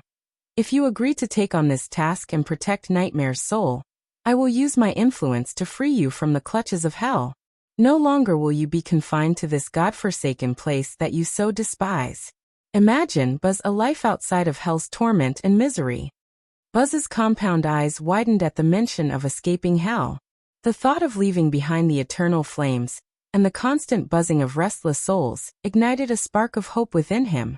His wings buzzed with excitement as he imagined a life beyond the torment of his current existence. And that's not all, Michael continued, his voice carrying an air of mischief. In my world, you will be revered as a great and fearless warrior. Picture this, Buzz, beautiful girls from every kingdom, lined up to be with you. They'll be mesmerized by your tales of heroic deeds and your legendary status. You'll have your pick every single day. As the words settled in, Buzz's compound eyes glistened with anticipation. The mere mention of beautiful girls had him hooked. Thoughts of being the center of attention, adored by admirers, and surrounded by a bevy of royal suitors filled his imagination. Really? Buzz stammered, his wings fluttering with a mix of excitement and disbelief. You mean I could have all that? Freedom from this inferno and an endless supply of adoring ladies?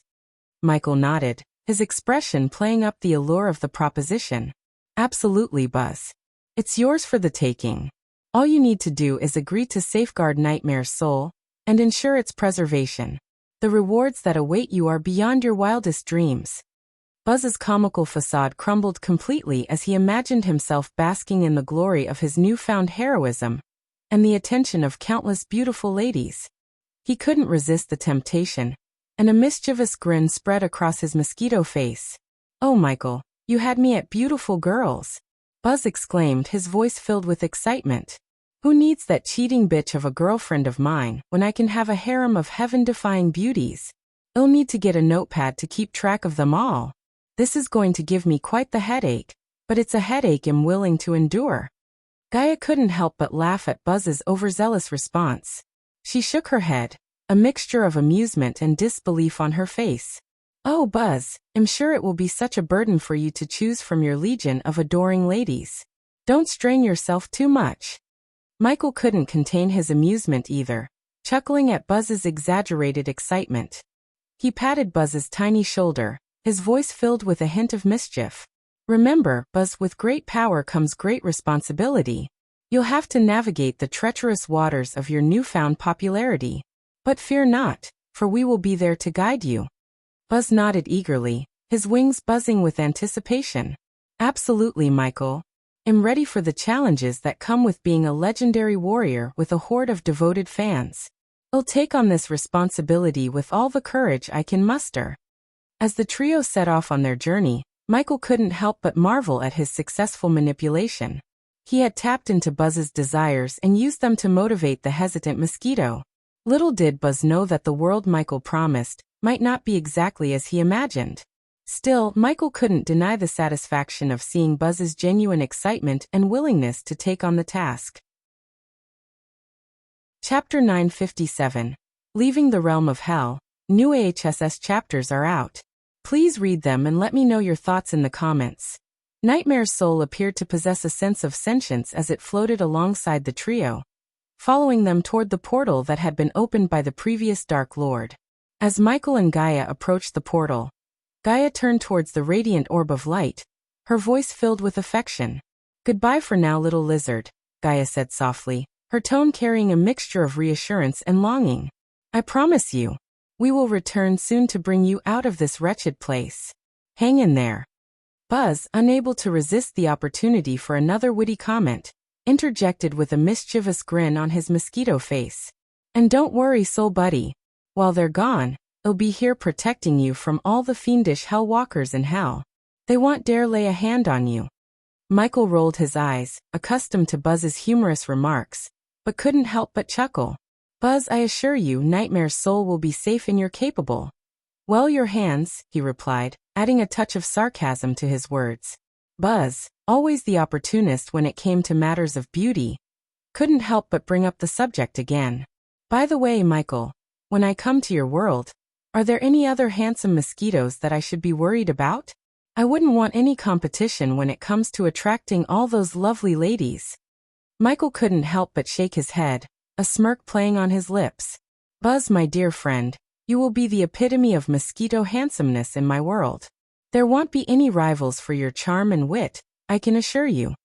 Buzz's compound eyes lit up with excitement, and he straightened his giant frame, puffing out his chest. "Ah, excellent. Just as I suspected. No mosquito can compare to my dazzling allure. Brace yourselves, ladies, for the legendary Buzz, the suavest mosquito warrior in all the realms." Gaia and Michael exchanged amused glances, realizing that Buzz's sense of self-confidence was as exaggerated as ever. But at that moment, they couldn't help but appreciate the camaraderie and lightheartedness Buzz brought to their mission. As the trio prepared to part ways, Michael and Gaia entered the portal while Buzz remained behind in the realm of hell. Buzz waved them off with a comical flourish of his wings. "Farewell, my courageous companions. I'll keep Nightmare's soul safe and sound. And when you return, be prepared to hear tales of my heroic escapades and conquests." With that, they bid their temporary goodbyes, each filled with their own hopes and fears for the journey ahead. Little did they know that the road they were embarking on would be fraught with danger, surprises, and the undeniable charm of a mosquito who pretended to be a fearless warrior. A year had passed in the outside world since Michael and Gaia had ventured into the realm of hell. The passage of time within the infernal realm was distorted, with every hour spent there equivalent to a month in the world beyond. Thus, although Michael's actual presence in hell lasted only 12 hours, a significant year had elapsed in the realm of mortals. The floating mountain, Michael's majestic abode, stood as a breathtaking spectacle amidst the tumultuous dark ocean. It defied gravity, hovering with an air of both mystique and grandeur. Shaped like an enormous sword, the mountain seemed to pierce the very heavens, its towering form commanding attention and awe. From afar, one could witness the castle that adorned the floating mountain, an ambitious construction project undertaken by diligent dwarves. However, the castle's completion had been halted prematurely, leaving it only a third finished. The architectural marvel appeared as a blend of craftsmanship and exposed scaffolding, showcasing the aspirations and work-in-progress nature of its creation. The floating mountain remained suspended above the dark ocean, a tumultuous expanse where tempestuous forces reigned supreme. Endless storm clouds cast an eerie ambience, shrouding the sky in perpetual darkness. Lightning crackled across the firmament, illuminating the churning waves below. Tornadoes spun wildly, their spiraling fury whipping up powerful winds that howled through the expanse.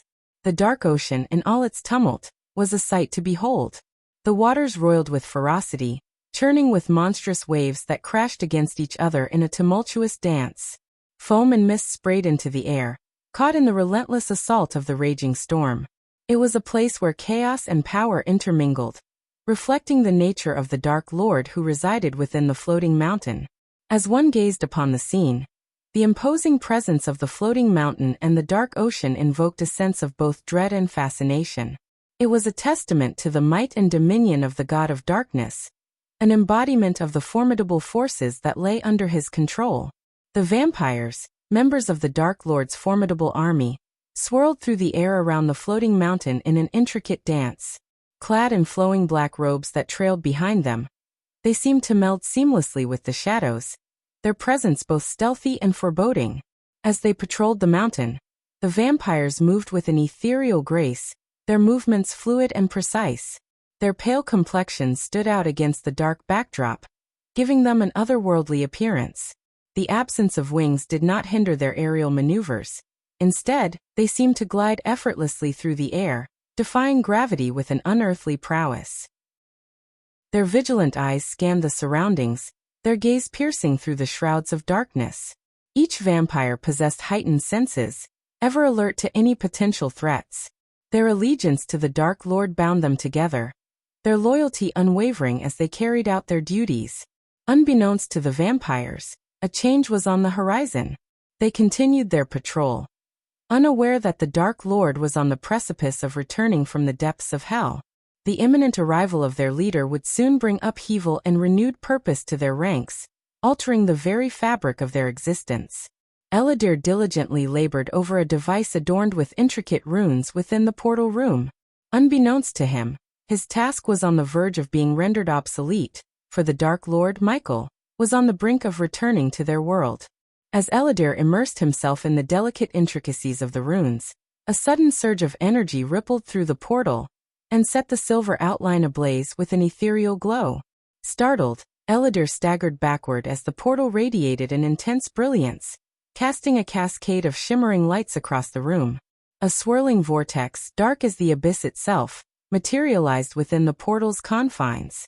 Powerful winds gushed forth, ruffling Eladir's golden robes and tousling his brown hair.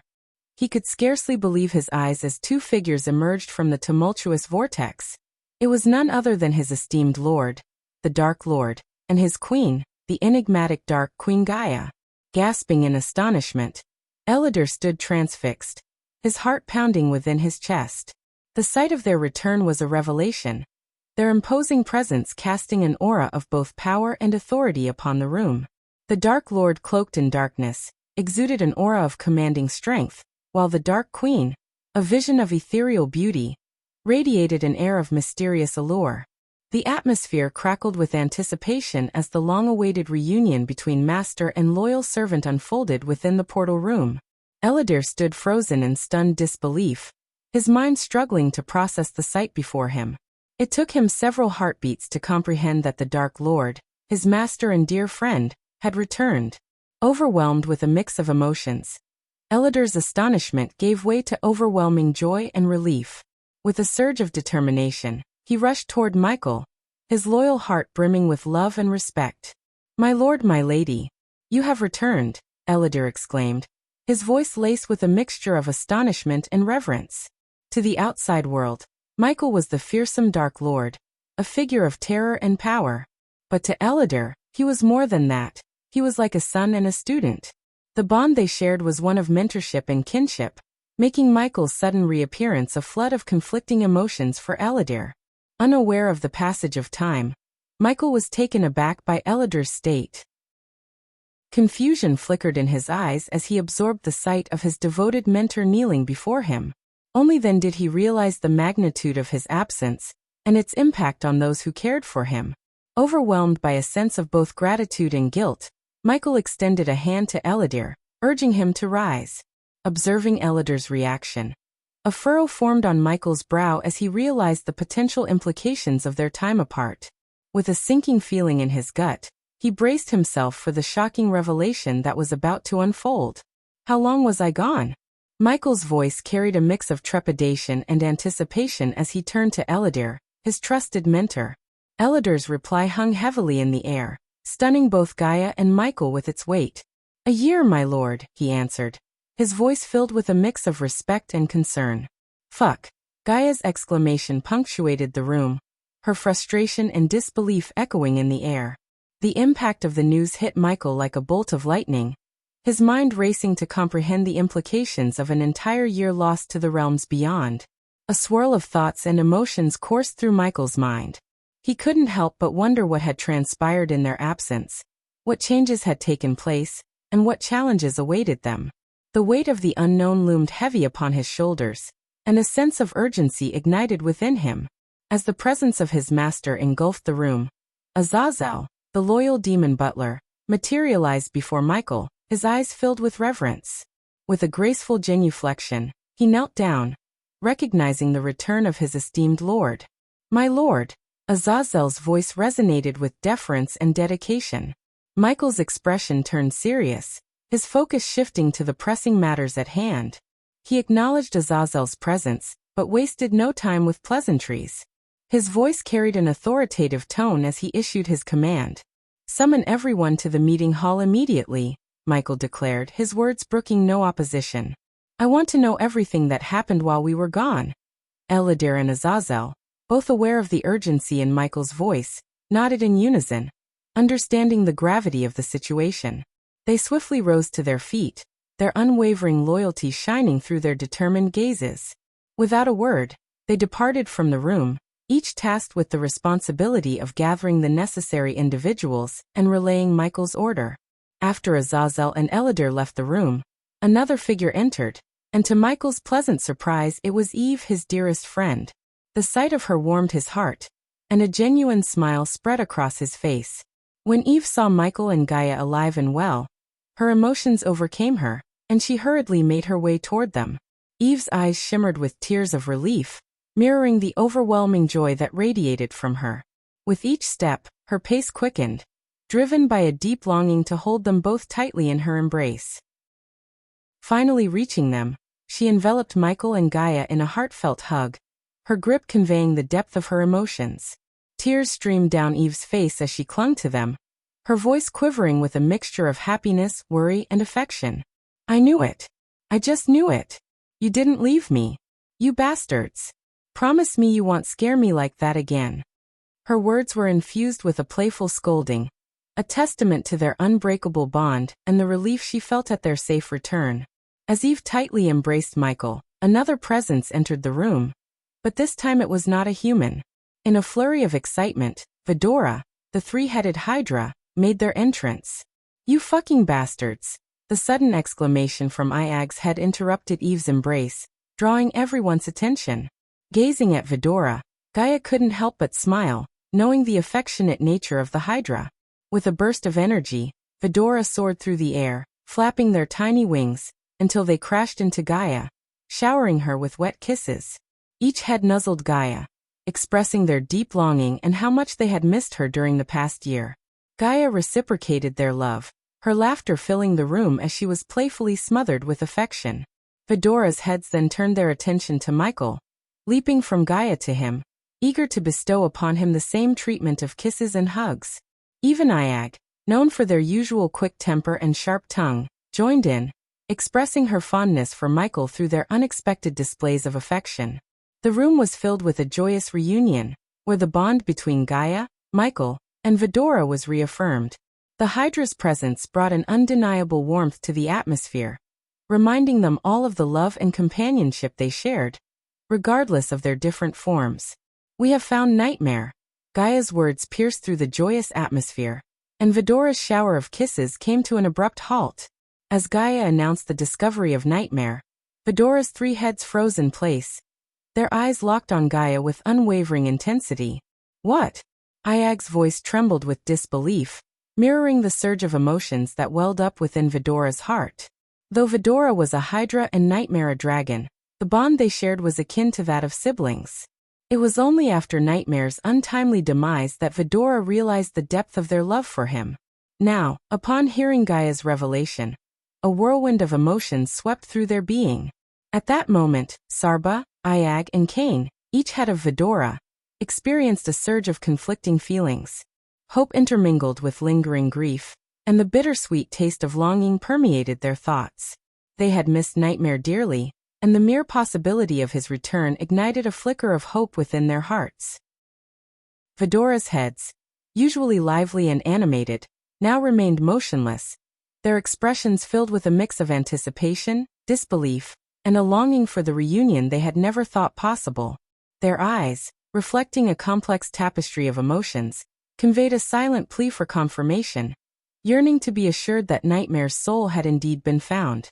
As the room filled with anticipation and Fedora's emotions swirled in the wake of Gaia's announcement, Eve stood frozen in place, her eyes widening with a mixture of shock and disbelief.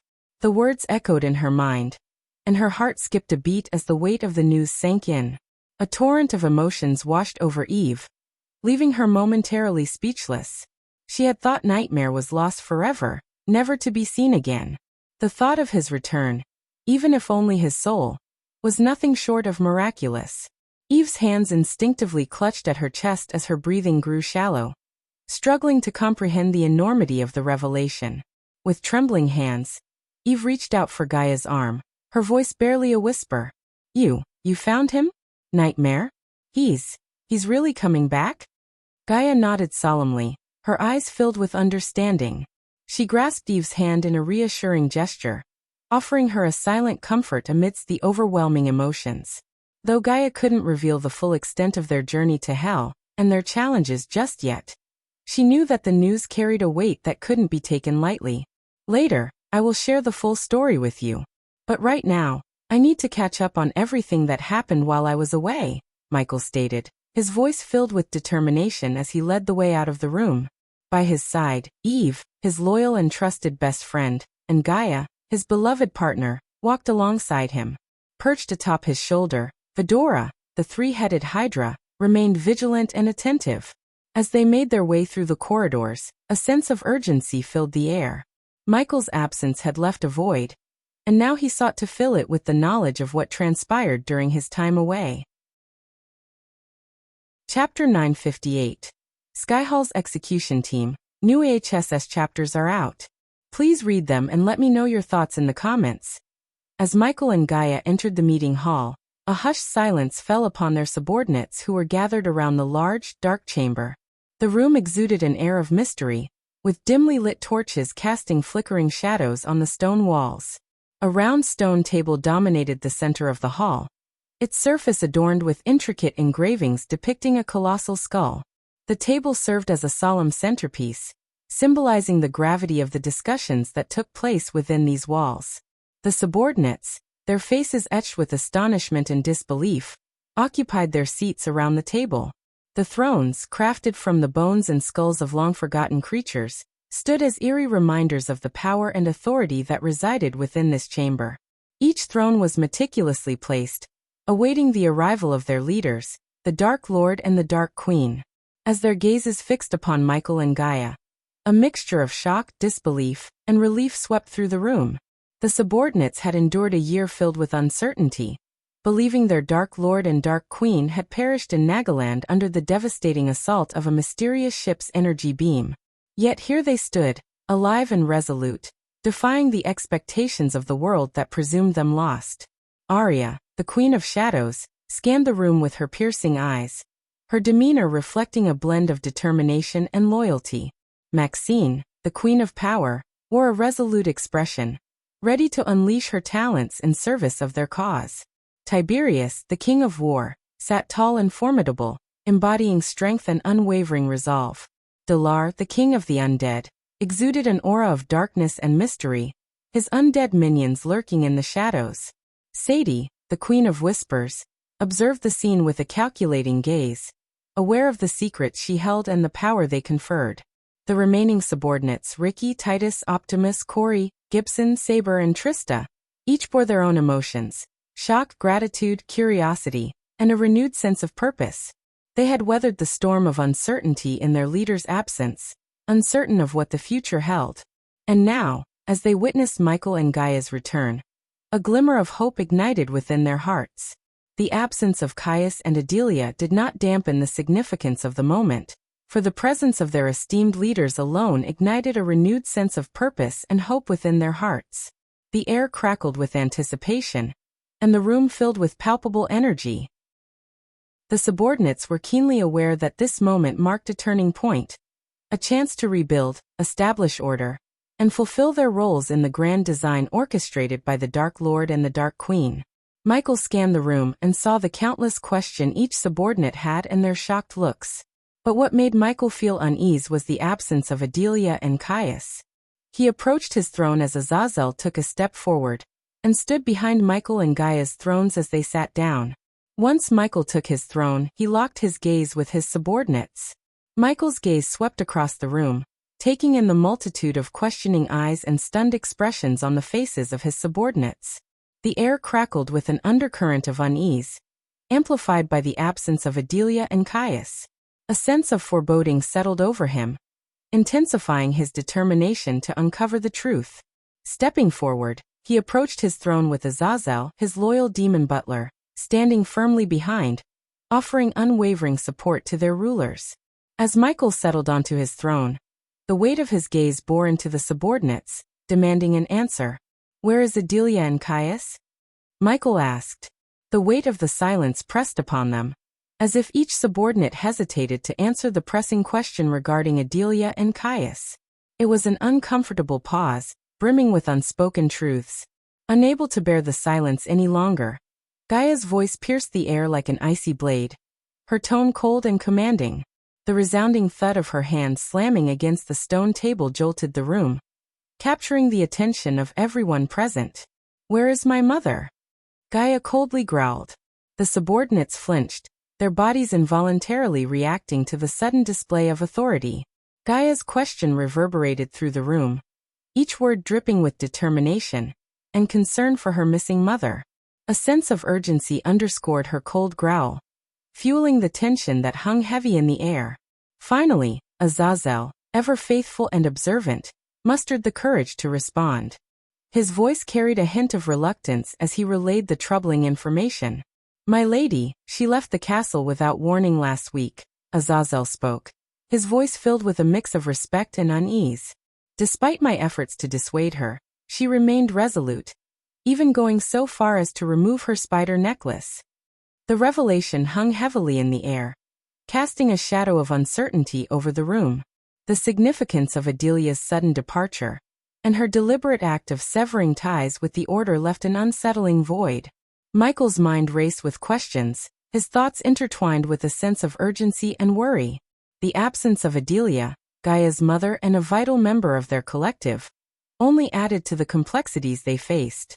"She can take care of herself," Michael reassured Gaia despite Gaia's inherent knowledge of her mother's strength. Michael's reassurance brought her a sense of solace. Adelia, being a half-immortal on the cusp of reaching the immortal stage, possessed a power that few could match.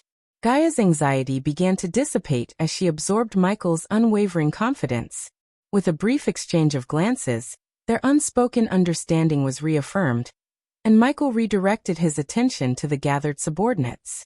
As his gaze traversed the room, Michael's piercing eyes locked onto Sadie, his trusted source of information.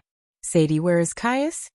The weight of his inquiry hung in the air, the silence echoing with anticipation. Sadie, visibly trembling, summoned her courage and took a deep breath before delivering her response. "The Sky Hall. They hanged him alive, my lord. Caius is no longer among us." Sadie's voice carried a somber weight, her words piercing the heavy silence that had enveloped the room. Gaia's reaction was immediate, her features contorted with a mix of shock and fury. The room seemed to shudder in response, as if reflecting her emotions. The torches lining the walls flickered, casting eerie shadows that danced upon the stone surfaces. At that moment, ominous darkness seemed to envelop the chamber, amplifying the gravity of the news. The realization of Caius' demise, a loyal member of their ranks, ignited a flame of fury within Gaia, its intensity threatening to consume her. Yet amidst the storm of emotions, Michael remained resolute, his countenance betraying little of the turmoil that churned within. His gaze held an eerie stillness, a mask of detached composure, and as the torches flickered and momentary darkness shrouded the room, a sense of foreboding descended, an intangible darkness that mirrored the anguish that seeped into their collective consciousness. In that instant, the subordinates witnessed the contrasting reactions of their leaders. Gaia's anger, palpable and unrestrained, collided with Michael's cold detachment. Michael's piercing gaze swept across the room, his voice laced with an icy calmness as he addressed his subordinates.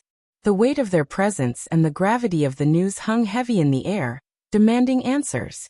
"Tell me what else happened in our absence." Michael's words cut through the lingering silence, his tone brooking no resistance. Maxine, with her keen knowledge of the world's affairs, was the first to speak up. Her voice trembled slightly as she relayed the disconcerting events that unfolded during their absence. "The Sky Hall, my lord, accused Caius of collaborating with you, serving as your ally. In response, they dispatched a specialized execution team that hanged Caius and the senators of Kingdom Giselle and Maven." Maxine's voice carried a mixture of grief and anger, the loss of a trusted comrade weighing heavily upon her words. After Maxine, Sadie spoke up. Her eyes shimmered with a hint of darkness. She added to the growing list of unsettling changes that had occurred. "Not only that, my lord, but the Sky Hall also dismantled all the sects across the realm. They forced the disciples to attend academies in the Ukulun realm, including Maze Roth, for further cultivation and training. The prestigious Sunrise sect, where you were once a student, was not spared. Fortunately, we were able to bring sect leader Claire to the castle before the Sky Hall could arrest her. But the elders and Claire's grandfather Christopher was not so lucky," said Sadie. As the words hung in the air, Michael's face remained stoic, betraying no hint of emotion. Yet deep within his eyes a storm brewed. The news of Sky Hall's actions, particularly the dismantling of the sects, struck a raw nerve within him. The darkness that surrounded them seemed to grow denser, almost palpable, mirroring the weight of his thoughts. His grip tightened on the armrest of his throne, his fingers digging into the cold, unforgiving bone. The room, already shrouded in darkness, seemed to absorb the news, amplifying the sense of foreboding that filled the air. It was as if the shadows themselves were drawn closer, seeking solace in their master's unyielding presence. Fortunately, we managed to bring sect leader Claire to the safety of the castle before the Sky Hall could apprehend her. However, the elders and Claire's grandfather, Christopher, were not as fortunate," Sadie informed Michael, her voice tinged with a mix of relief and sorrow. Upon hearing the news, a wave of relief washed over Michael. Sect leader Claire held a special place in his heart, having been like a caring older sister to him during his time in the Sunrise sect. Knowing that she was safe brought a glimmer of hope amidst the darkness that loomed over them. In the depths of his being, Michael silently vowed to himself that he would not rest until he rescued the captured elders and Christopher from the clutches of the Sky Hall. Their unjust fate ignited a fire within him, fueling his determination to dismantle the oppressive power that sought to control and suppress. "What else?" Michael coldly asked as Tiberius continued. His gaze was steady and resolute as he addressed the shattered kingdoms under the Senate's rule. The Senate's kingdoms have been divided and handed over to the 3 kings of the southern continent. Their power has increased, and the balance of authority has shifted. Tiberius' voice resonated with authority, his role as a warrior and leader lending weight to his words. As Michael absorbed the weight of the devastating news, his expression remained eerily calm, unyielding to the torrent of emotions that raged within his subordinates. The room fell into a hushed silence, each member of the order fixated on their leader with incredulous eyes. They had expected rage, despair, or even a flicker of anguish to mar his composed facade, but instead, they were met with a stoic resolve. The shock and astonishment were palpable, hanging heavy in the air like an oppressive fog. Whispers were exchanged among the subordinates. Their voices were hushed with a mix of disbelief and awe. How could the Dark Lord remain so composed, so unfazed by the dire circumstances that had befallen their world? It seemed unfathomable to witness such a display of unwavering composure in the face of overwhelming adversity. Finally, Michael inquired about Noah and his family. What happened to Noah and his family? Michael's voice carried a hint of trepidation as he inquired about Noah and his family. The subordinates exchanged uneasy glances, well aware of the complex history that had unfolded a year ago in Nagaland. It had been revealed that Noah Winston, the supreme guardian entrusted with the task of vanquishing the Dark Lord, was in fact Michael's long-lost brother. The revelation had shaken their world to its core, and the truth had come to light through Diana, who had unveiled herself as Michael's mother. However, the aftermath of this revelation was fraught with tension and unresolved emotions. Michael had steadfastly refused to acknowledge the Winstons as his family, unable to forgive Diana for the decision she had made, casting him aside and sending him to Earth when he was just an infant. This refusal to accept them as his kin hung heavily in the air, casting a shadow over any discussion involving Noah and his family. The subordinates hesitated, their expressions mirroring the delicate nature of the topic at hand. It was a tightrope they navigated, torn between loyalty to their leader and the intricate web of familial ties that had been unveiled. Eyes darted back and forth, seeking guidance or permission to speak on the matter. Yet apprehension lingered in the room like an unwelcome guest. After a tense pause, it was Sadie who mustered the courage to address Michael's query, her voice laced with caution. "My lord," Sadie began, her voice tinged with trepidation, "Noah and his family. The elders and the Alpha Guardians have relieved Noah of his duties as the Supreme Guardian. The Skyhall's execution team has apprehended Ethan Winston and the others, but their current whereabouts remain unknown. Rowena Winston, regrettably, has been missing since the events in Nagaland. Rumors circulate that Sabrina Winston has been taken to Mazeroth, and as for Diana Winston, her fate remains a mystery." The words hung in the air, each syllable laden with uncertainty and a sense of foreboding. The room seemed to grow darker, the torchlight flickering as if mirroring the clouded fate of Noah and his family. The subordinates, their expressions a mix of concern and sympathy, awaited Michael's reaction, unsure of how he would process this troubling information. Gaia turned her gaze towards Sadie, her voice laced with concern. "Sadie, do you have any information regarding Noah's whereabouts?" Sadie hesitated for a moment, her eyes reflecting the weight of uncertainty. "I'm afraid we don't have any concrete information, my lady. There are rumors circulating that the Skyhall's execution team has been actively searching for both Rowena Winston and Noah Winston." Without a flicker of remorse or pity, Michael calmly responded to Saber's inquiry about Quintus and the missing armor pieces. His gaze remained steady and unwavering as he addressed his subordinate. "Regrettably, I was unable to retrieve Quintus or the pieces of my armor. Have you gathered any information regarding his whereabouts and the status of the armor pieces?" Michael's voice held a tone of detached curiosity. Saber, the elder vampire, met Michael's gaze and relayed the disheartening news. "My lord, it appears that Quintus has aligned himself with the Skyhall's execution team. With their assistance, he has managed to integrate the 2 armor pieces into his own armor. He subsequently led an assault against the armies of Giselle and Maven. We were unable to intervene, due to the overwhelming presence of the Skyhall fleet. Engaging them would have resulted in significant casualties among our forces. So the rat has come out of its hole and joined the Skyhall." A sinister smile crept across Michael's face as he absorbed the revelation of Quintus' alliance with the Sky Hall. It was as if a rat had finally emerged from its hiding place, only to align itself with the very entity that sought to oppose him. The news stirred a mix of emotions within him, a concoction of triumph and excitement.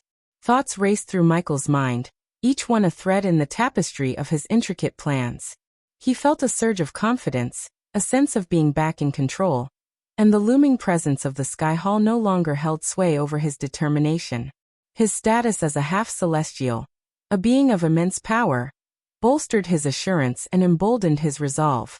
For the first time in what felt like an eternity, Michael stood at the pinnacle of his game. The challenges that lay before him no longer held the same fear they once did. He knew that his every action would be strategic and calculated, guided by his unwavering conviction and his unwavering commitment to his ultimate goal. The Sky Hall may have thought they had gained an advantage, but little did they know that they had only provoked the wrath of a half-celestial, who would stop at nothing to reclaim what was rightfully his. The devilish grin on Michael's face hinted at the darkness that resided within him, a force that had been dormant for far too long. The time for vengeance and retribution was drawing near, and Michael was prepared to seize the opportunity with unwavering determination. The rat had emerged from its hole, unaware of the predator lurking in the shadows, ready to strike at the opportune moment. Chapter 959. The wedding preparation has begun. New AHSS chapters are out. Please read them and let me know your thoughts in the comments.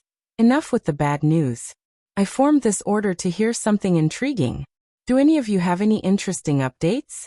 Michael calmly inquired, his eyes fixed on his subordinates. To his relief, his subordinates had been diligent in gathering information that would captivate the Dark Lord. Sadie, in particular, had utilized her network of spies and collaborated with Arya to eliminate guardians and nobles, uncovering valuable secrets and precious information. My lord, I bring you a piece of good news. Sadie leaned forward eagerly in her chair. Ever since the Sky Hall's execution team forced Noah out of his role as Supreme Guardian, the Guardian Guild has fallen into disarray. It has splintered into multiple factions, each led by influential guardians vying for power. The Guild is now a wounded beast, and it won't be long before these factions tear it apart. One particular faction has made a remarkable discovery on Azare continent, an ancient celestial energy deposit. I have been monitoring their movements closely as they attempt to locate this deposit with the assistance of the Nightwalkers, Sadie explained, choosing to avoid the term vampires in front of the elder vampires. They preferred the term Nightwalkers. We had actually planned to unearth the energy deposit and present it to you upon your return, but it seems you've come back earlier than anticipated, Sadie expressed with a click of her tongue, realizing her words may have come across as unintentionally negative. However, Michael chuckled in response. So you weren't quite ready for me to return just yet? I see, Michael chuckled, diffusing the tension in the room with a touch of humor. Oh no, my lord. That's not what I meant, Sadie quickly interjected, scratching the back of her head and offering an apologetic smile. Trista. Michael shifted his gaze towards the striking red-haired vampire. Your task is to take care of the guardians on the island and locate the energy deposit. And don't worry, I haven't forgotten about Lenora. I have already initiated the process of reconstructing her body. It may take some time, but she will be restored to her former self before you know it, Michael declared, leaving Trista stunned. Her eyes shimmered with a mix of gratitude and relief. Trista had been fearful that the Dark Lord had forgotten about Lenora, but it seemed he had not. However, Michael's promise of reconstructing Lenora's body was not an immediate reality. Nonetheless, providing Trista with hope and motivation to fulfill his orders had its own advantages. I will see to it personally, my lord, Elder Trista affirmed with a smile, revealing her fangs. Turning his gaze back to Sadie, Michael's voice dripped with chilling intensity. Sadie, I want you to gather every piece of information available about the Great Eight Clans, he commanded, a menacing grin spreading across his face. Now that he had achieved the half-celestial stage, Michael had made up his mind to eliminate all the Great Eight Clans and establish his reign of darkness. It was time to uproot his enemies and assert his dominance. Michael took a deep breath, allowing the weight of the silence to settle in the hall. His calm demeanor and gentle smile held the attention of his subordinates, who were eagerly awaiting his next words. "I have a special task for all of you," Michael began, his voice filled with a hint of mystery. The subordinates exchanged puzzled glances, wondering what this task could be. Gaia herself was caught off guard, unaware that Michael was about to reveal their secret. "I want you all to come together and create the most magnificent wedding ceremony the world has ever seen," Michael announced, his words causing a wave of astonishment to wash over the room. The subordinates were left in awe, trying to piece together who could be getting married. Even Gaia, caught up in the moment, couldn't help but feel a mixture of surprise and excitement, unaware that the wedding Michael spoke of was their own. With a playful roll of her eyes, Ayag perched atop Michael's shoulder, expressing her impatience. Michael's eyes sparkled with excitement as he addressed his subordinates once again. "Utilize all resources at your disposal, and spare no expense."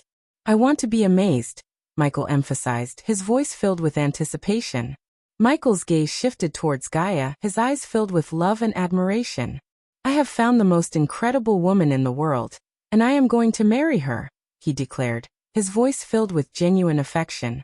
Gaia's heart skipped a beat as she locked eyes with Michael, a mixture of surprise and joy shining in her eyes.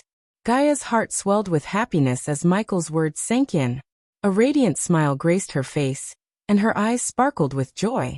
The thought of their impending wedding filled her with a sense of excitement and anticipation. She couldn't have asked for a more perfect partner than Michael, the man she deeply loved and admired. In that moment, she felt a profound sense of gratitude and contentment, knowing that they were about to embark on a lifelong journey together. As the subordinates observed the exchange between Michael and Gaia, they couldn't help but be captivated by the undeniable chemistry and deep connection that radiated between them. It was as if the Dark Lord and the Dark Queen were destined to be together, their souls intertwined in a bond that transcended time and space. They witnessed the tender way Michael looked at Gaia, and the genuine happiness that filled Gaia's eyes as she gazed back at him. It was evident to everyone in the room that they were witnessing a pair made in heaven, a perfect match in every sense. The subordinates couldn't help but feel a sense of awe and admiration for the love that blossomed between their leaders, and they knew that this union would only strengthen their cause and bring them closer to their shared goals. Eve's heart leaped with delight as she heard the joyful news of Michael and Gaia's impending wedding. She couldn't contain her excitement, and a wide smile spread across her face. In that moment, a surge of pure happiness coursed through her veins, and she felt an overwhelming urge to express her joy. Unable to resist the overwhelming emotions, Eve stood up from her chair, her eyes brimming with tears of happiness. Without hesitation, she took a few quick steps and swiftly closed the distance between herself and the couple. With her heart overflowing with love and excitement, she enveloped both Michael and Gaia in a warm, tight embrace. In that tender moment, the trio shared an unspoken bond of friendship and camaraderie. Eve's hug conveyed her genuine happiness for their union, and her deep affection for both of them. It was a testament to the unbreakable bond they had formed over the years. As she held them close, the room was filled with an aura of warmth and love, as if their embrace symbolized the unity and support of their loyal friendship. Eve's presence and heartfelt embrace further solidified the joyous atmosphere in the hall. The subordinates watched with smiles on their faces, their hearts touched by the genuine love and friendship displayed before them. They knew that Eve's gesture was a testament to the unbreakable bond shared between these three extraordinary individuals, and they couldn't help but feel a renewed sense of unity and happiness. Eve's eyes sparkled with joy as she held Michael and Gaia in her embrace, and with heartfelt sincerity, she shared her congratulations. "God, you two are finally going to tie the knot. I couldn't be happier for you," Eve exclaimed, her voice filled with excitement and happiness. "You've found your perfect match, Ghost. Gaia, you've captured the heart of our mighty Dark Lord. This is a moment to celebrate." Eve continued, her words filled with genuine warmth and affection. "I can't think of a more deserving couple to embark on this incredible journey of love and unity," Eve expressed, her voice brimming with admiration. "As your best friend, I'll be by your side every step of the way, supporting you both in creating the most enchanting and unforgettable wedding imaginable," Eve vowed, her eyes shining with sincerity. As the news of Michael and Gaia's impending wedding sank in, a wave of excitement and joy swept through the room. The subordinates exchanged glances, their faces beaming with happiness, and one by one, they approached the thrones to offer their heartfelt congratulations. Arya, the Queen of Shadows, stepped gracefully towards them, her voice filled with warmth. Your love is an inspiration to us all. May your wedding be a celebration of light and darkness intertwined, uniting two souls destined to conquer the world together. Maxine, the Queen of Power, beamed with pride. I have witnessed your strength and determination firsthand. Now let your love shine as brightly as the sun, guiding us all towards a future filled with hope and prosperity. Tiberius, the King of War, stood tall and spoke with unwavering loyalty. You have proven yourselves as formidable leaders. Let your union serve as a symbol of unity, forging alliances and bringing peace to our lands. Dalar, the King of the Undead, approached with a respectful bow. May your love transcend boundaries, just as the darkness embraces all. Together, you shall lead us into a new era, where even the shadows shall find solace. Sadie, the Queen of Whispers, spoke softly, her eyes filled with sincerity. Your love story is like a whispered secret, spreading hope and courage. May your wedding be a symphony of secrets shared, binding us all in unity. Ricky, with his jovial nature, couldn't contain his excitement. Cheers to the Dark Lord and the Dark Queen. Let this wedding be a grand feast, filled with laughter, joy, and everlasting memories. Titus and Optimus, the kings of supplies, shared a knowing smile. In the realm of love, you have found the most valuable treasure. As we provide the materials for your wedding, know that we stand with you, ensuring every detail is perfect. Cori, the Queen of the Seas, raised her voice with enthusiasm. From the depths of the ocean to the heights of the skies, your love will conquer all. May your wedding be a celebration of adventure and boundless possibilities. Gibson, the King of the Skies, expressed his admiration. Your love soars higher than any aircraft. Let your wedding be a testament to the heights we can reach when love guides our path. Saber and Trista also offered their genuine well wishes with smiles and nods, expressing their support and joy for the couple. At that moment, surrounded by their loyal subordinates, Michael and Gaia felt an overwhelming sense of love and unity. The room was filled with congratulations, laughter, and heartfelt blessings, as the Dark Lord and the Dark Queen prepared to embark on a new chapter of their lives together. Michael's countenance shifted as the cheerful atmosphere settled, his smile fading into a serious and determined expression. He stood up from his throne, commanding the attention of his subordinates, who sensed the change in his demeanor. The room grew hushed, and a sense of anticipation filled the air. His voice resonated with intensity as he spoke, his words cutting through the silence like a sharp blade. I want a detailed report on the Sky Hall's execution team. I want to know every name, every face, and every connection they have. I will personally pay them a visit. The gravity of his words weighed heavily in the room, and a sense of unease crept through the subordinates. Michael's unwavering determination was evident, and they knew he meant business. The Dark Lord's thirst for vengeance against those who had wronged him was palpable, and his subordinates braced themselves for the storm that was about to be unleashed upon the Sky Hall's execution team. The subordinates exchanged silent nods, each understanding the importance of their task. They would delve into the depths of their intelligence networks, uncovering every piece of information related to the execution team. This would be a mission of utmost importance, as they worked to unravel the web of conspiracies and connections that had led to the downfall of their beloved Guardian Guild. After giving his orders to his subordinates, Michael's gaze returned to his beloved Gaia. He spoke with a firm tone, concern evident in his eyes. You stay here and rest, Gaia. I don't want you to overexert yourself, Michael said, trying to reassure her.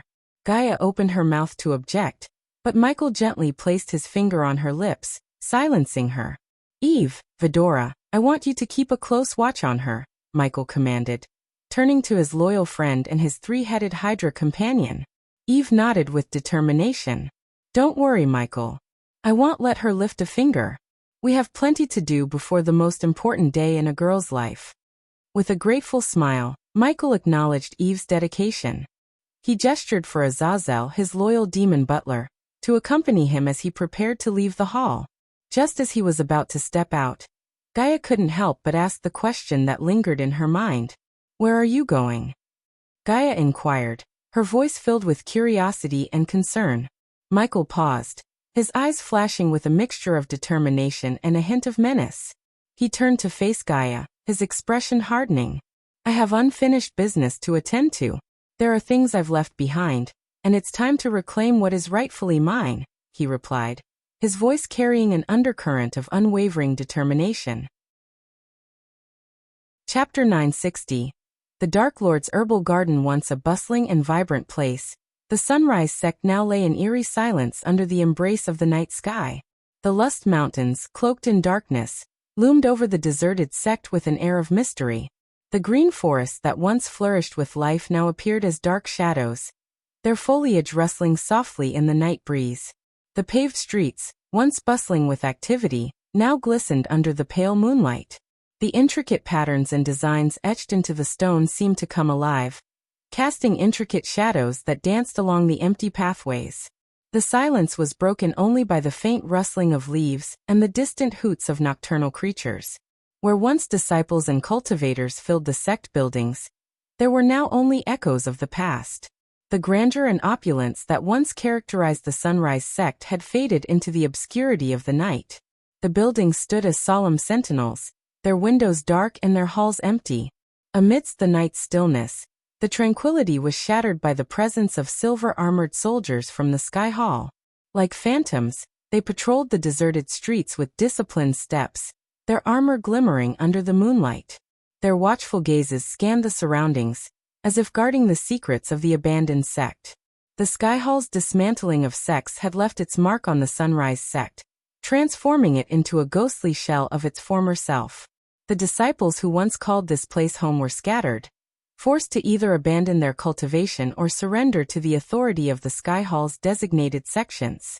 The sect that was once a beacon of individuality and independence now lay under the watchful eyes of external control.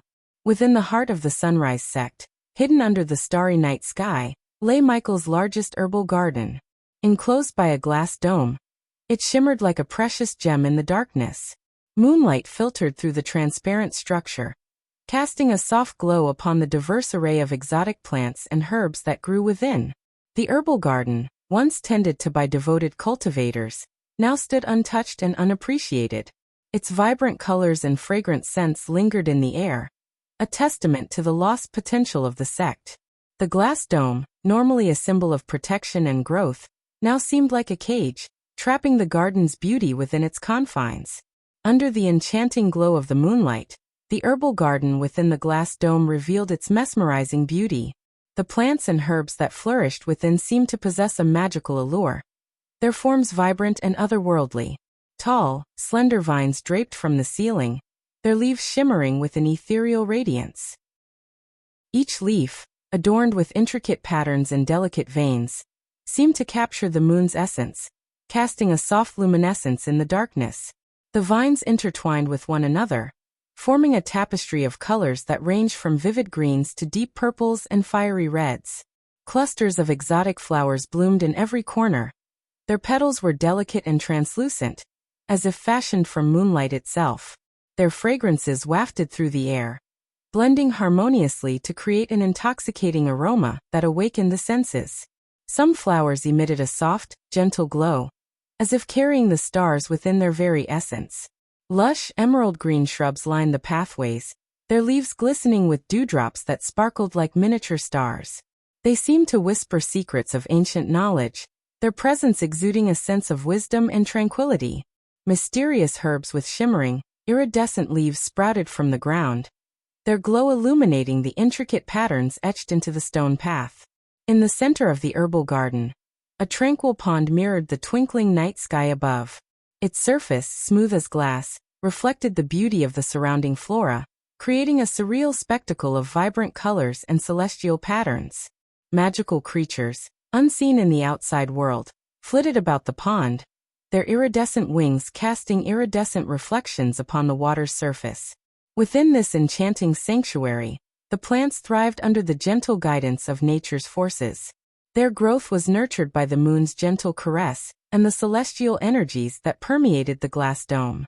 It was as if the garden itself held a delicate balance between the earthly and the ethereal, a testament to the ancient wisdom that resided within the Sunrise sect. As the group of Skyhall soldiers patrolled the area around the herbal garden, their silver armor gleaming under the moonlit night, a murmur of conversation filled the air. Their footsteps echoed softly against the paved pathway as they exchanged thoughts in hushed tones. "Have you seen this garden?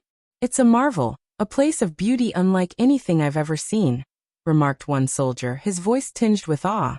"I agree," another soldier chimed in, his gaze fixed upon the glass dome that encased the flourishing sanctuary. "It's a shame that such a precious creation will soon meet its end." A third soldier, with a hardened expression, interjected, "But we cannot forget that this garden was brought forth by Ghost, the one who is now known as the Dark Lord. The Skyhall has deemed it a threat to our cause." A somber silence fell upon the group as they pondered the impending destruction of the enchanting herbal garden. A soldier, whose eyes betrayed a flicker of sadness, voiced his thoughts with a touch of defiance. "I understand our orders, but it still feels wrong. This place holds so much life and magic. It seems a waste to let it perish." A murmuring agreement rippled through the soldiers, each one grappling with conflicting emotions. They glanced around, ensuring that their conversation remained discreet, their allegiance to the Skyhall overriding their personal opinions. "Remember our duty," a stern voice resonated. "The Dark Lord must be eliminated, and everything associated with him must be erased." "But this garden, it feels like a part of something greater," a soldier whispered, his voice filled with longing. "A symbol of the beauty that can be found even in the darkest of hearts." Their steps grew slower, their eyes glancing back at the glass dome that sheltered the vibrant life within. They could sense the pulsating energy, the living essence that seemed to emanate from the herbal garden. It stirred emotions they thought they had long buried. "Perhaps," one soldier murmured, his voice barely audible, "perhaps there's more to this than we know. A potential for redemption, even within the Dark Lord himself." The group fell into contemplative silence, their thoughts entwined with uncertainty and the unspoken desire for a different path. But duty bound them to their mission, and the orders of the Skyhall loomed above them, unyielding.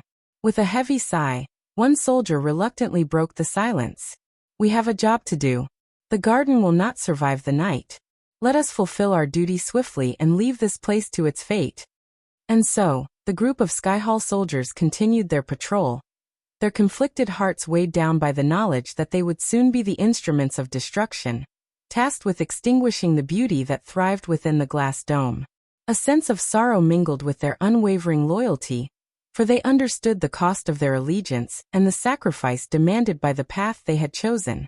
As the soldiers continued their patrol, their eyes scanning the surroundings, a strange sensation rippled through the air. The once radiant moon, casting its gentle glow upon the land, began to dim. Shadows lengthened and darkness spread across the Sunrise mountain chain, shrouding everything in an eerie blackness. A soldier's voice quivered with uncertainty. What is happening? Why is it so dark?" Another soldier glanced up at the sky, his voice laced with apprehension. "Look, the moon. It's gone. There's only darkness up there." Whispers of fear and confusion spread among the soldiers, their gazes fixed upon the void where the moon should have been. The absence of its silvery light sent shivers down their spines, a haunting reminder of the Dark Lord who lurked in the shadows. Could it be the Dark Lord? One soldier murmured, his voice filled with trepidation. "Is this his doing?" The darkness seemed to press in on them, filling their hearts with a sense of unease. The soldiers exchanged wary glances, their minds clouded with thoughts of the Dark Lord's power and influence. Another soldier, his voice barely above a whisper, voiced the thoughts that plagued their minds. "We've heard stories, tales of the Dark Lord's ability to command darkness itself. Is this a sign of his imminent presence?" As the soldiers stood in the enveloping darkness, a mixture of fear and awe washed over them. They could not deny the unsettling familiarity of this eerie blackness, a darkness that mirrored the depths of the Dark Lord's influence. Their breaths quickened, their senses heightened as if anticipating an imminent confrontation with an overwhelming force. The soldiers tightened their grips on their weapons, readying themselves for whatever darkness would come.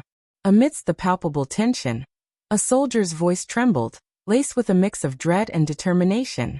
"We must stay vigilant, my comrades. The Dark Lord's reach knows no bounds. No matter the darkness that looms, we cannot falter in our mission. Our duty remains unchanged." Nodding in unison, the soldiers took a collective breath, their resolve solidifying in the face of the encroaching darkness. They would not waver, even as fear coursed through their veins.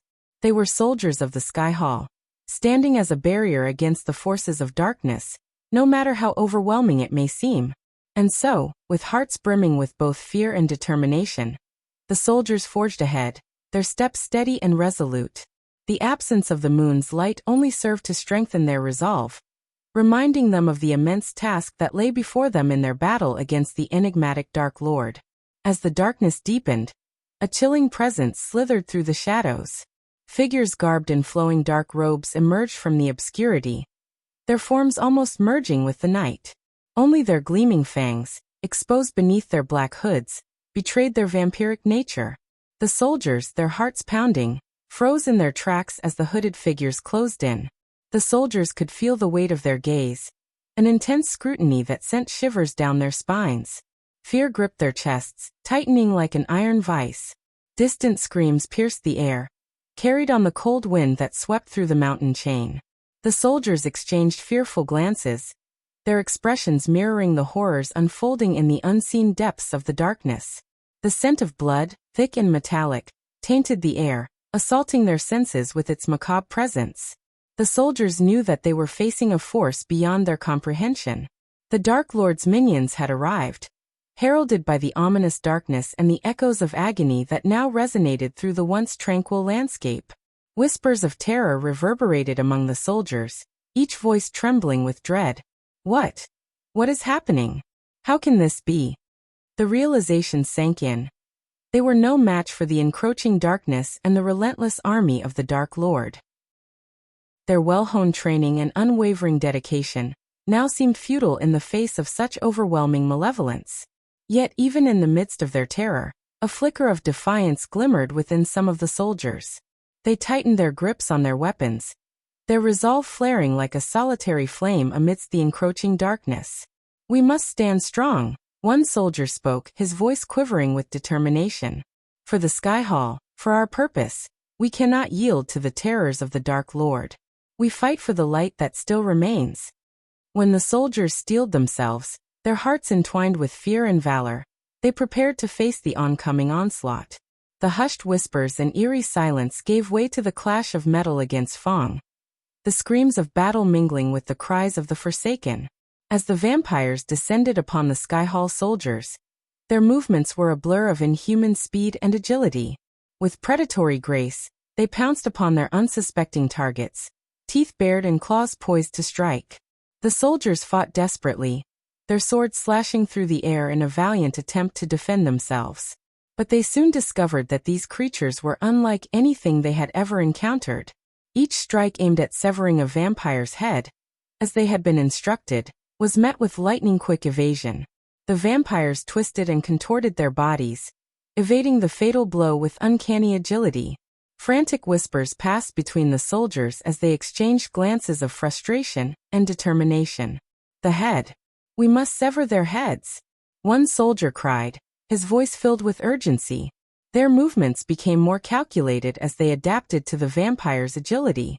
The soldiers coordinated their attacks, attempting to corner the elusive creatures and strike with precise and decisive blows. Yet, despite their synchronized efforts, the vampires proved maddeningly elusive, slipping away from the edge of death each time. With each failed strike, the soldiers' frustration grew, but they refused to yield to despair. They fought on, driven by a relentless determination to protect their comrades and uphold their duty to the Sky Hall. The vampires, sensing their advantage, became even more ruthless and relentless. Their attacks grew fiercer, their claws ripping through armor and flesh with terrifying ease. Wounds that would have incapacitated a mortal soldier were shrugged off as the vampires regenerated their injuries almost instantaneously. The soldiers' faces contorted with a mix of astonishment and frustration, as they witnessed this supernatural regeneration. The sight only fueled their determination to find a way to vanquish these seemingly invincible foes. Amidst the chaos, one soldier's eyes flickered with a glimmer of insight. "Fire!" he shouted above the tumultuous battle. "We must use fire. It's their weakness." The soldiers quickly adjusted their tactics, seeking out torches and any means to ignite flames. With renewed vigor, they unleashed a barrage of fire upon the vampires, the scorching flames searing their undead flesh. The vampires howled in agony, momentarily driven back by the onslaught. But even as the flames consumed them, the vampires refused to yield. Their bodies smoldered and charred, yet they emerged from the flames, their eyes burning with an unquenchable hunger for blood. The soldiers watched in awe and horror as the vampires, now engulfed in an inferno, continued to fight, undeterred by the pain and destruction inflicted upon them. The realization settled heavily in their hearts. These creatures were not easily defeated. As the battle between the soldiers and the vampires waged on, a few soldiers caught a glimpse of a figure shrouded in dark mist hovering above the herbal garden, surrounded by its protective glass dome. Their eyes widened in both awe and terror as they recognized the Dark Lord himself. Time seemed to stand still as the soldiers momentarily diverted their attention from the relentless fight to witness this ominous sight. The Dark Lord's presence cast an overwhelming aura of malevolence, his dark silhouette contrasting sharply against the backdrop of chaos and carnage. Suddenly, two beams of darkness shot forth from the Dark Lord's eyes, cutting through the air like deadly lasers. The ground beneath him trembled as he unleashed his power, his intent clear. With precise and calculated precision, he began to sever the earth around the herbal garden, creating a rift that encircled it. The soldiers watched in astonishment and trepidation as the ground split open, a deep chasm forming around the herbal garden. The earth groaned and rumbled, its ancient connection to the mountain severed by the Dark Lord's dark powers. Despite the chaos and destruction unfolding around them, the herbal garden remained untouched within its protective glass dome. The soldiers marveled at the Dark Lord's ability to isolate and lift the precious garden from the trembling ground without causing it harm.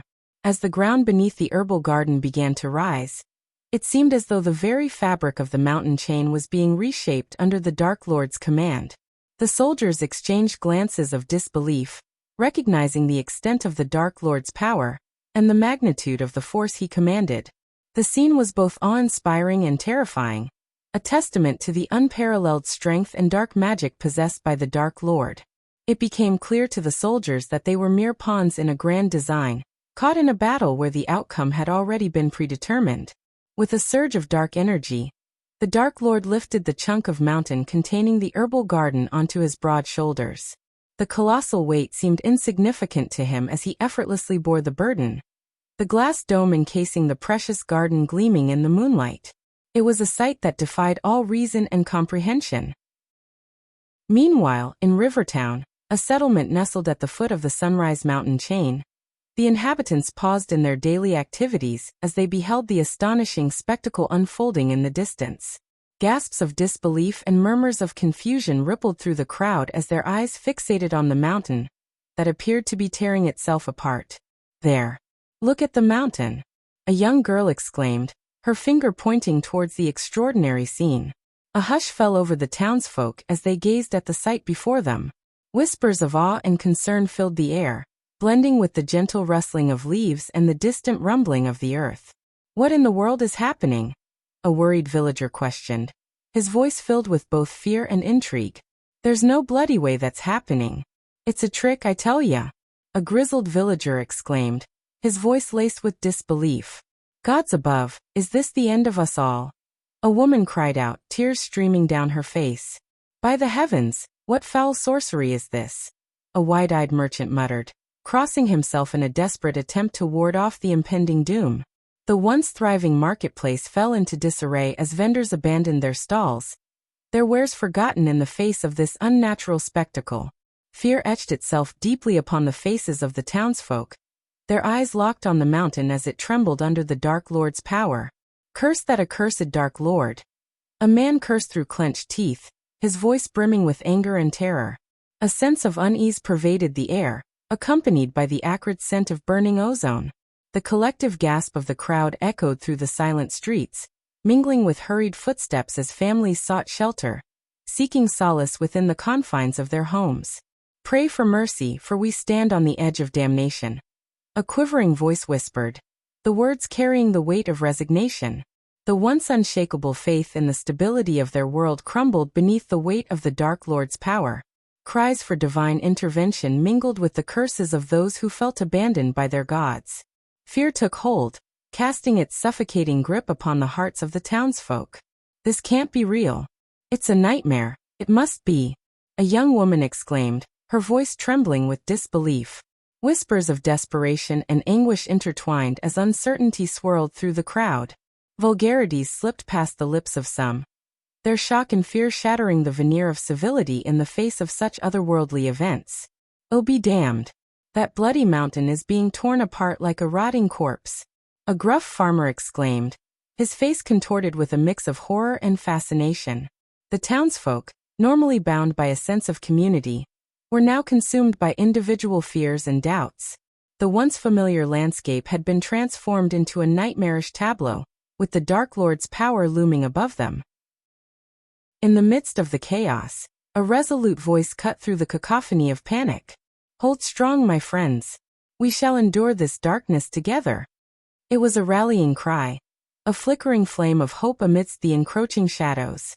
And though their hearts were heavy with fear, the people of Rivertown found solace in the strength they drew from one another, determined to weather the storm unleashed by the Dark Lord's malevolence.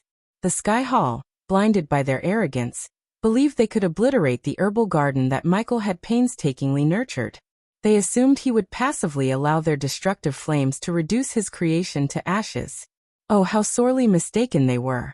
None among them could have fathomed the depths of his power and determination. In a move that defied their expectations, Michael unleashed a display of raw might and cunning. With a surge of dark energy, he severed the garden from the very ground it had been rooted in, lifting the colossal chunk of mountain onto his broad shoulders. The audacity of his action sent shockwaves through the ranks of the Sky Hall, their futile attempts at destruction rendered insignificant in the face of his command over the elements. The awe-inspiring sight of the Dark Lord, his figure bathed in a sinister aura, shouldering the weight of the garden like a titan of old, struck fear into the hearts of those who dared to oppose him. The celestial powers that coursed through his veins allowed him to soar above their reach, defying gravity and expectations alike. With a purposeful stride, he embarked on a journey, carrying the precious cargo of his creation towards the dark abyss of the ocean. Chapter 961. Guardian Guild's last chance. High above the Azure continent, the resplendent headquarters of the Guardian Guild stood as a testament to its grandeur and prestige. Adorned in pure white, its majestic architecture reached toward the heavens, reflecting the Guild's noble purpose of safeguarding the realm. Within the hallowed halls of the Guild, Alpha Guardian Alara Vauren presided over an emergency meeting. Aware of the imminent danger threatening to tear the Guild apart from within, she gathered the leaders of various factions to devise a plan to restore order and unity. The atmosphere was heavy with tension, each member keenly aware of the precarious state the Guild had fallen into. Since the Sky Hall execution team had ruthlessly stripped Noah of his revered title as the leader of the Guardian Guild, and imprisoned Ethan Winston, Noah's esteemed father, the Guild had been left rudderless and vulnerable. In the absence of strong leadership, factions within the Guild had emerged, vying for power and influence, threatening to fracture the once unbreakable unity of the Guild. As the sole remaining Alpha Guardian appointed by Noah, Alara Vauren bore the weight of the fallen. Her fellow Alpha Guardians, once pillars of strength and wisdom, had met their untimely demise during the harrowing Nagaland War, leaving a void that threatened the stability of the Guardian Guild. To preserve the Guild's integrity, Alara had no choice but to select new Alpha Guardians from the ranks of the talented and promising. These successors, though brimming with potential, lacked the seasoned experience and honed skill of their predecessors. Alara knew that with time, they would grow into their roles and shine brightly, but the pressing challenge was the absence of a unifying leader. Within the Guild's hallowed halls, ambitious and influential guardians had formed their own factions, eagerly awaiting the opportune moment to seize the coveted position of Guild leader. Once noble and devoted, These individuals had succumbed to the corrupting influences of greed and power, their allegiance to the guild tarnished by their personal ambitions. Noah had diligently cleansed the guild of corruption, but it seemed that the seeds of darkness had taken root once more. Alara recognized the urgent need for strong leadership to combat the insidious forces that threatened to tear the guild apart from within. The task before her was daunting, as she grappled with the delicate balance of ensuring the guild's stability while navigating the treacherous waters of factionalism. She knew that the lack of a unifying leader could lead to chaos and the dissolution of everything the Guardian Guild stood for. With each passing day, Alara tirelessly worked to nurture and guide the new Alpha Guardians, providing them with the wisdom and mentorship they needed to grow into their roles. She instilled in them the values of honor, selflessness, and dedication, hoping to inspire them to rise above the temptation of personal gain and restore the guild's reputation. Silence. Alara's voice reverberated through the grand hall, commanding the attention of the assembled Alpha Guardians and Guardian Captains. The sheer force of her command compelled everyone to cease their conversations and turn their focus towards her. As the authoritative figurehead of the Guardian Guild, Alara stood tall and composed, her eyes scanning the room. Alongside her, 3 newly appointed Alpha Guardians took their places, each embodying the essence of their respective divisions.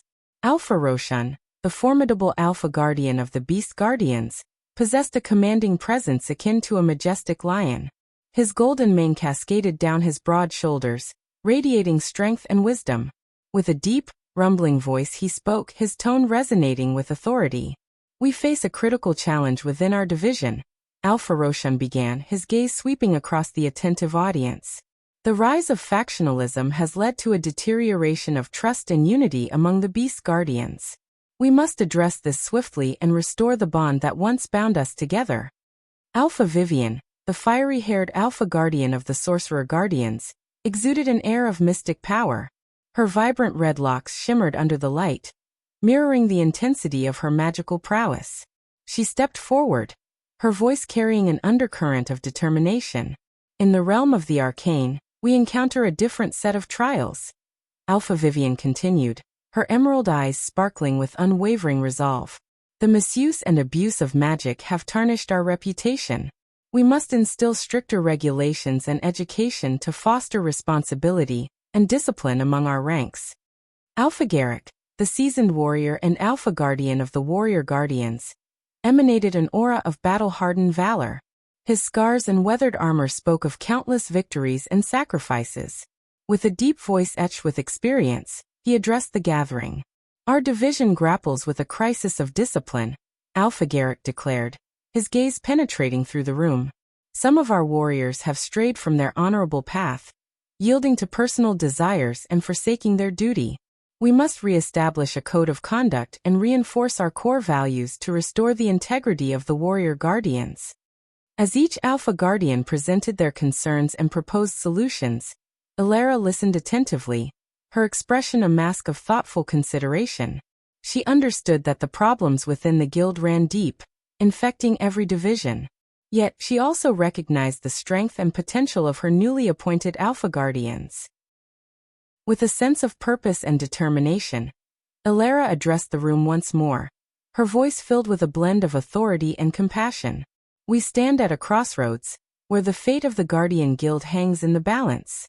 But I have faith in each and every one of you, my fellow Alpha Guardians and Guardian Captains. Together, we will rise above the challenges that beset us, united in our purpose to protect and serve." The hall reverberated with a renewed sense of purpose and determination as Alara's words echoed through the minds of those present. The challenges were great, but the Guardian Guild's potential for redemption was equally immense. With their unwavering resolve and unified efforts, they would pave the way for a brighter future, restoring the guild to its former glory. As the meeting unfolded within the Grand Hall, a group of guardians clad in pristine white armor stood silently at the corner, their presence unnoticed by most. Led by Neela, a formidable figure with an aura of power that emanated from her soul-refining stage level 7 cultivation, they observed the proceedings with a mix of concern and determination. Neela's piercing gaze remained fixed on Alara and the other Alpha Guardians, her expression one of quiet intensity. As Alpha Roshan concluded his statement, a low growl rumbled deep in Neela's throat, her frustration evident. "We cannot allow Noah's name to be tarnished any longer," Neela declared, her voice laced with determination. "He dedicated his life to the Guardian Guild and deserves justice. It is our duty to uncover the truth and clear his name." Alvaro, a member of Neela's group and the second strongest with his soul refining stage level 4 cultivation, stood beside her. Unbeknownst to his comrades, he had been working as a spy for the Dark Lord, betraying his fellow guardians. Alvaro's mind buzzed with thoughts of the secrets he had uncovered, the information he had fed to the Dark Lord's army. As Neela voiced her intentions, Alvaro's eyes darted around the room, a calculated glint in his gaze. He knew that the unraveling of the Guardian Guild's internal strife would only serve to further his own agenda. The Dark Lord's promises of immortality and increased power tantalized him, clouding his judgment and fueling his ambition. While outwardly appearing to support Neela's determination to clear Noah's name, Alvaro silently calculated his next move. He pondered the secrets he had yet to uncover within the guild, knowledge that could prove invaluable to the Dark Lord's cause. The thought of presenting this information to his mysterious benefactors filled him with a sense of anticipation and the promise of greater rewards. Alvaro knew he danced a treacherous dance, walking a tightrope between loyalty to the Guardian Guild and his clandestine allegiance to the Dark Lord. His mind buzzed with possibilities, weighing the potential outcomes of his dual existence. As the meeting continued, the air thick with tension and the weight of responsibility, Neela and her fellow guardians exchanged their differing viewpoints. Neela's determination to have Alicia, Noah's wife, take charge of the guardians in his absence, clashed with the objections voiced by Alvaro and others within the group. Neela's eyes flashed with conviction as she spoke, her voice carrying a resolute tone. "Alicia has suffered greatly at the hands of the Dark Lord. Her resilience and strength make her the ideal candidate to lead us in these troubled times. We must rally behind her and restore the honor of the Guardians." "Neela, I understand your intentions, but we must consider the implications of Alicia's deep-seated hatred for the Dark Lord. It has clouded her judgment, making her vulnerable to rash decisions that could endanger us all." Alvaro, his gaze hidden behind a mask of calculated neutrality, spoke up with a measured tone. Others within the group nodded in agreement, their expressions etched with concern. They understood the pain Alicia had endured, but they also recognized the potential pitfalls of entrusting their fate to a leader driven by personal vendetta. Neela's brows furrowed, her determination unyielding. "I believe in Alicia's strength and resilience. She has the power to unite us and guide us towards victory. We cannot let fear and doubt hold us back." Alvaro's eyes narrowed, a flicker of subtle intent passing through his gaze. Perhaps it would be wise to consider all options before rushing into such a decision. The Dark Lord's reach is vast, and we must prioritize the safety and well-being of our fellow guardians. Neela's jaw tightened, her stance unwavering. "We will not falter in our pursuit of justice. Alicia has the spirit to confront the Dark Lord, to avenge her family and protect our guild. We must support her." As the debate raged on, the rift within the group widened. The weight of conflicting loyalties and hidden agendas bore heavily upon the Guardians, threatening to fracture their unity and weaken their resolve. Unbeknownst to them, Alvaro's duplicitous actions loomed in the shadows as he played a dangerous game of manipulation, ready to exploit any opportunity that would further his allegiance to the Dark Lord.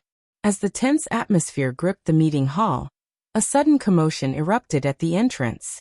A guardian, trembling and drenched in sweat, stumbled into the room, his face contorted with fear. He stuttered and stammered, struggling to find his voice amidst the overwhelming terror that gripped him. Alara, her brows furrowing with concern, quickly moved forward, her eyes fixed on the shaken guardian. "What has happened? Why are you so frightened?" she asked, her voice laced with urgency. The guardian's words tumbled out in a jumble, his voice quivering with fear. "The demon BB Butler. He's here. He waits outside to deliver a message from the Dark Lord himself." A collective gasp swept through the room, the gravity of the situation sinking in. Alara's heart quickened, her mind racing with the implications of this unexpected arrival. Without hesitation, she led the way as the guardians rushed out of the hall, their gazes fixated on the figure awaiting them. As they stepped into the open air, their eyes fell upon Azazel, the demon butler of the Dark Lord. He stood alone, his neat butler uniform exuding an eerie sense of calm. His jet-black hair was impeccably combed to the side, framing a youthful face that belied the power that lay within. Crimson-red eyes bore into the guardians, an intensity in their gaze that sent shivers down their spines. The guardians, their hearts pounding with a mixture of fear and curiosity, couldn't help but shudder at the sight of Azazel, the demon butler of the Dark Lord. His presence alone seemed to cast a chilling aura that sent shivers down their spines. They couldn't deny the immense power emanating from him, knowing that he stood at the immortal stage level 9.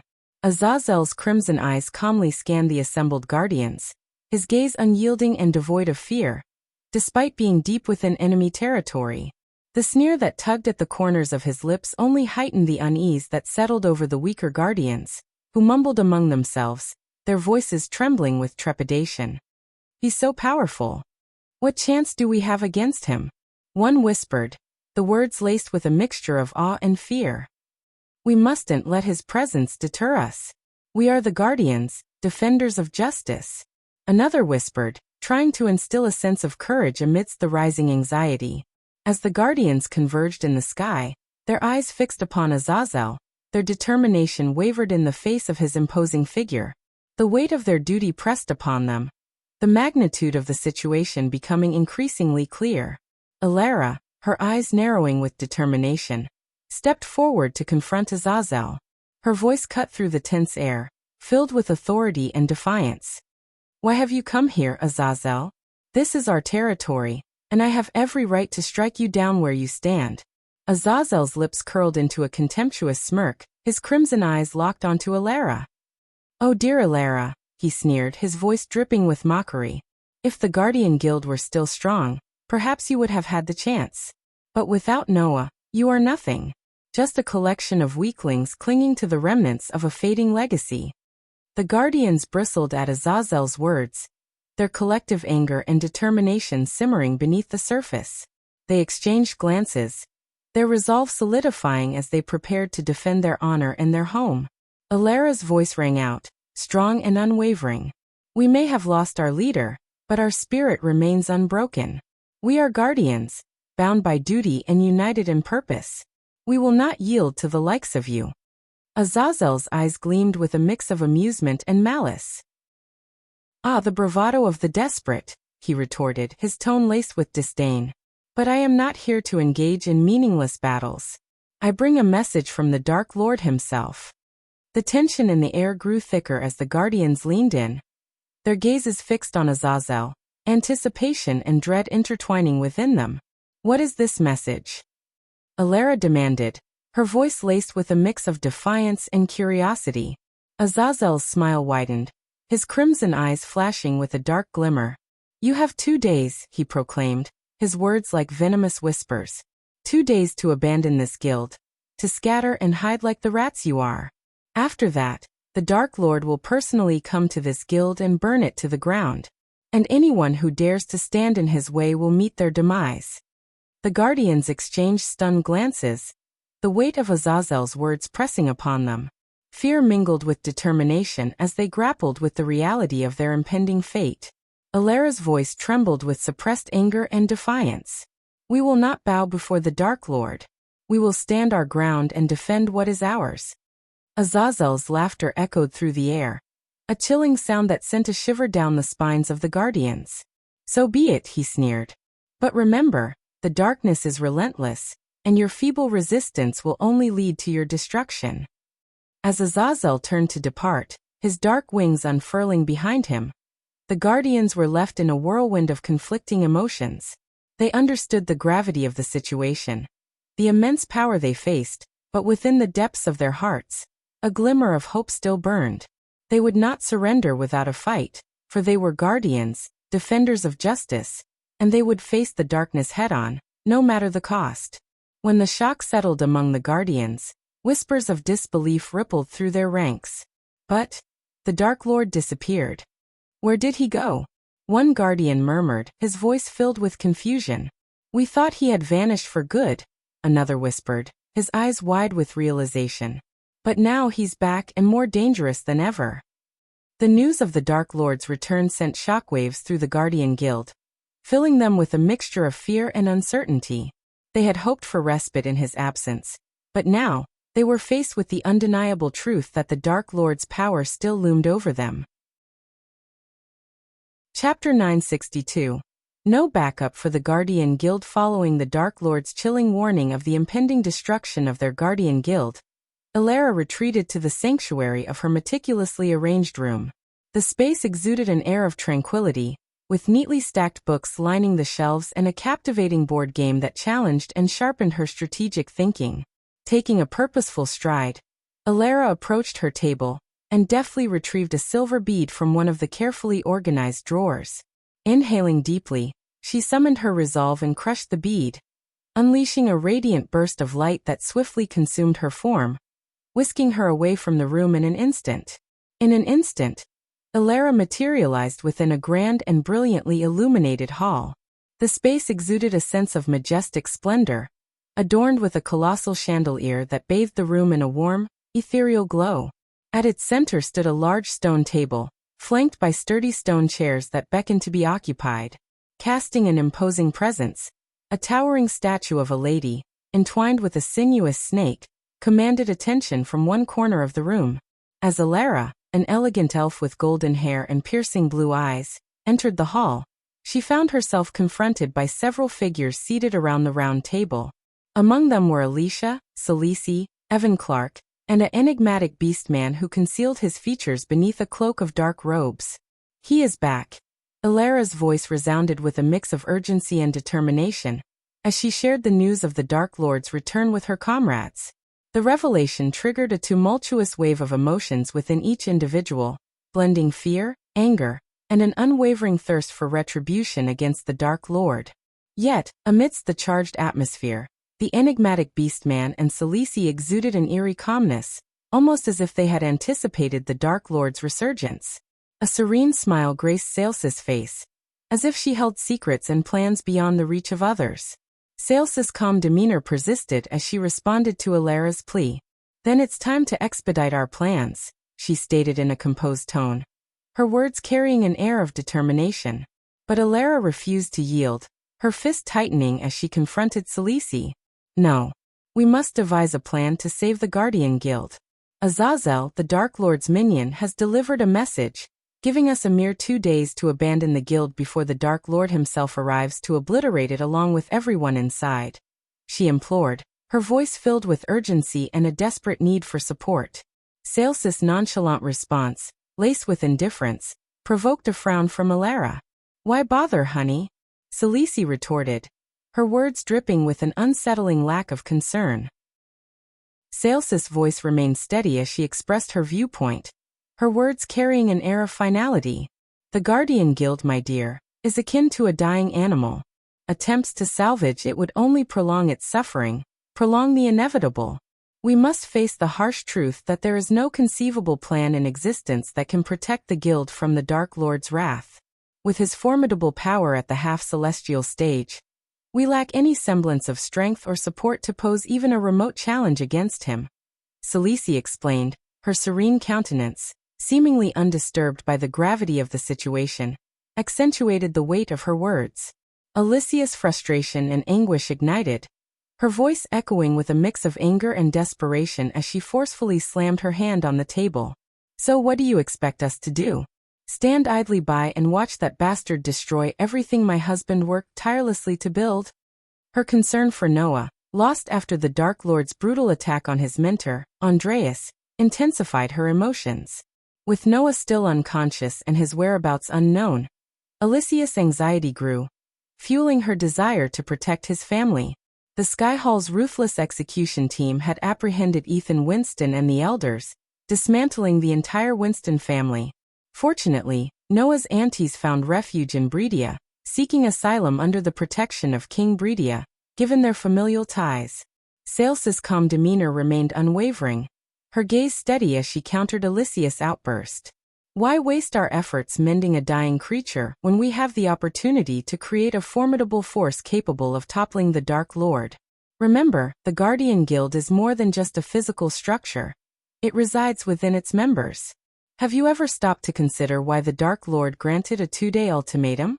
He wants the Guardians to abandon the Guild, sacrificing their loyalty to save their own lives.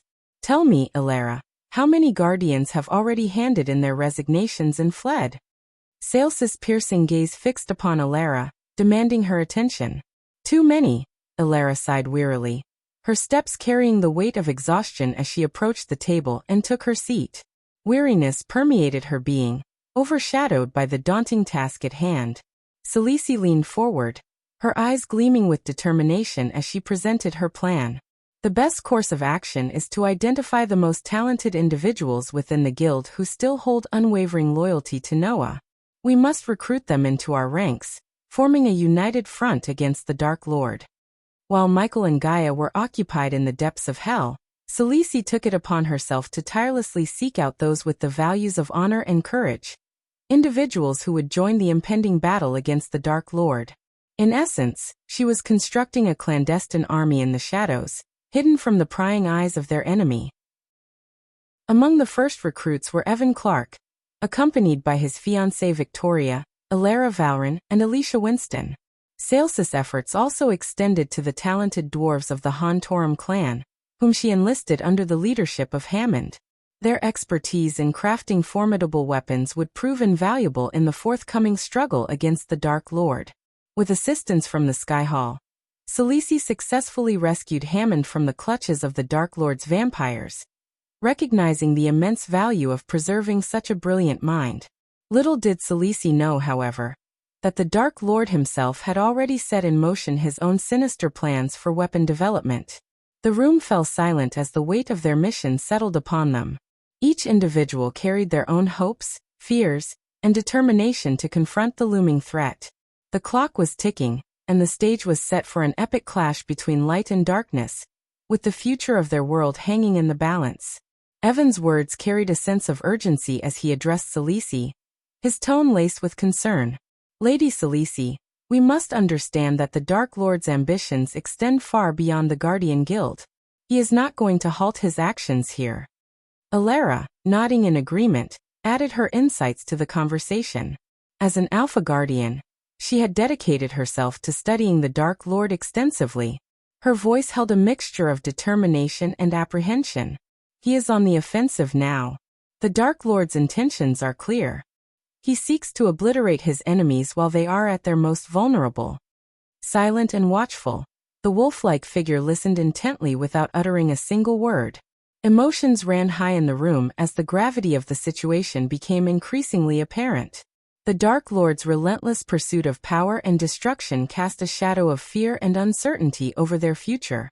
They knew that in order to stand a chance against him, they would need to unite their strengths and devise a plan that countered his every move. Time was of the essence, and the battle against the Dark Lord had become a race against his impending onslaught. Selisi glanced around the room, her gaze lingering on each face before she spoke. Hammond has been diligently working to create something that could potentially turn the tide against the Dark Lord, she said cryptically, her voice low and enigmatic.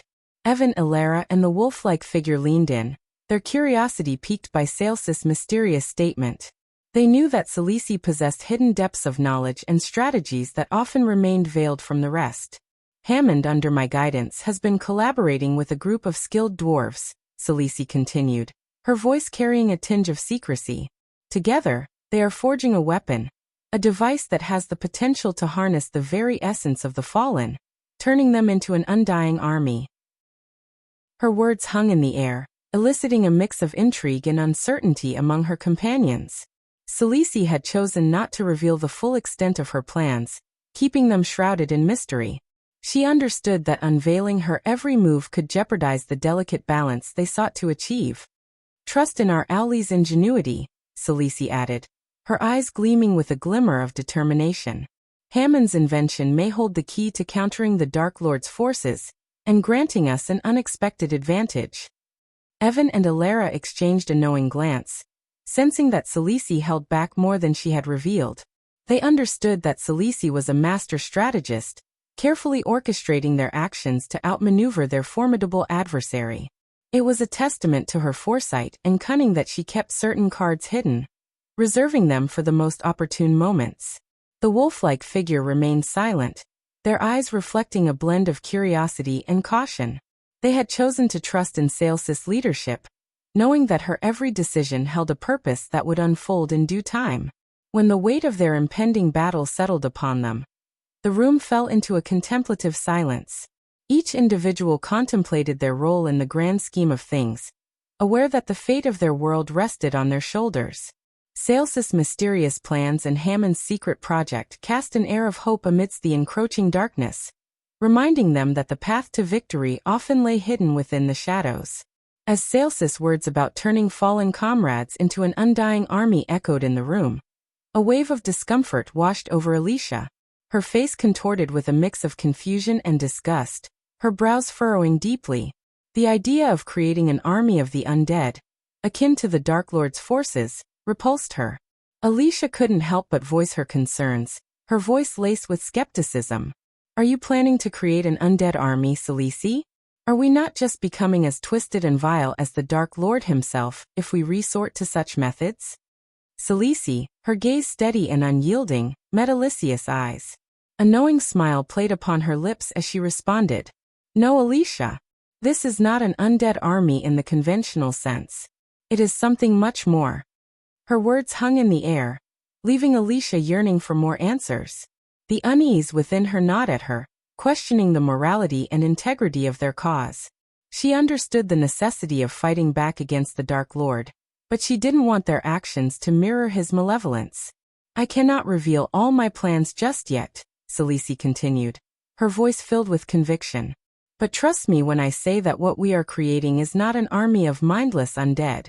It is something different, something that can tip the scales in our favor without sacrificing our humanity. Alicia bit her lip, still grappling with her doubts. She looked around the room, searching for reassurance in the eyes of her companions. Evan and Alara, though intrigued by Sales's enigmatic words, appeared to trust her judgment. The wolf-like figure remained silent, their unreadable expression suggesting a willingness to follow Sales's lead. Sales's calm demeanor and air of confidence began to alleviate Alicia's initial concerns, replacing them with a flicker of hope. Perhaps there was more to Sales's plan than she initially thought. As the conversation progressed, Evan interjected, his voice laced with urgency. Selisi, we shouldn't forget about Noah's spies within the Dark Lord's army. They hold valuable information and could be crucial assets in our fight. We should consider pulling them out, ensuring their safety and utilizing their knowledge against the Dark Lord. Sales's gaze shifted to Evan, considering his words carefully. She understood the importance of the spies and the insights they could provide. However, her thoughts were focused on a different strategy, one that required subtlety and gathering intelligence from within the enemy's ranks. I appreciate your concern, Evan, Selisi replied, her tone measured. But at this stage, it is best to keep the spies embedded within the Dark Lord's army. They are our eyes and ears, gathering vital information about the Dark Lord's plans and movements. Alicia's brow furrowed as she tried to comprehend Sales's reasoning. But won't they be in grave danger? The Dark Lord could discover their true identities and execute them. Sales's gaze hardened, her resolve unwavering. I understand the risks involved, Alicia, but we must tread carefully. Pulling them out now could raise suspicions and jeopardize their lives. By keeping them within the Dark Lord's army, they can continue to gather valuable intelligence, ensuring we stay one step ahead. Evan nodded reluctantly, acknowledging the rationale behind Sales's decision. He knew they needed as much information as possible to counter the Dark Lord's plans effectively. However, he couldn't help but worry for the safety of the spies and the potential consequences they might face. Remember, our spies are skilled and resilient, Selisi continued, her voice filled with determination. We will provide them with the support they need and monitor their situation closely. If the risks become too great, we will reassess and act accordingly. But for now, their presence within the Dark Lord's army is our best chance to gather crucial intel and gain an advantage. Alicia sighed, reluctantly accepting Sales's perspective. She knew that Celici had a knack for playing the long game, strategizing with meticulous care. While uneasy about the spy's precarious situation, she understood the importance of information in this battle against the Dark Lord. With their discussion concluded, the group settled into a determined silence, each member contemplating their role in this dangerous undertaking. The path ahead was treacherous, and sacrifices would be inevitable. Sales's enigmatic plans, the spies lurking in the shadows, and the weight of their mission loomed over them, shaping their resolve to challenge the Dark Lord and reclaim their world from his clutches. You're tuning in to the Lee May's Sword of Destiny YouTube channel. We're so grateful for your support, and don't forget to subscribe to join us on this incredible journey through captivating stories. Your generosity through donations truly makes a world of difference, as it's the primary source of revenue that allows me to expand and enhance this channel for you. Thank you from the bottom of my heart for being a part of this adventure.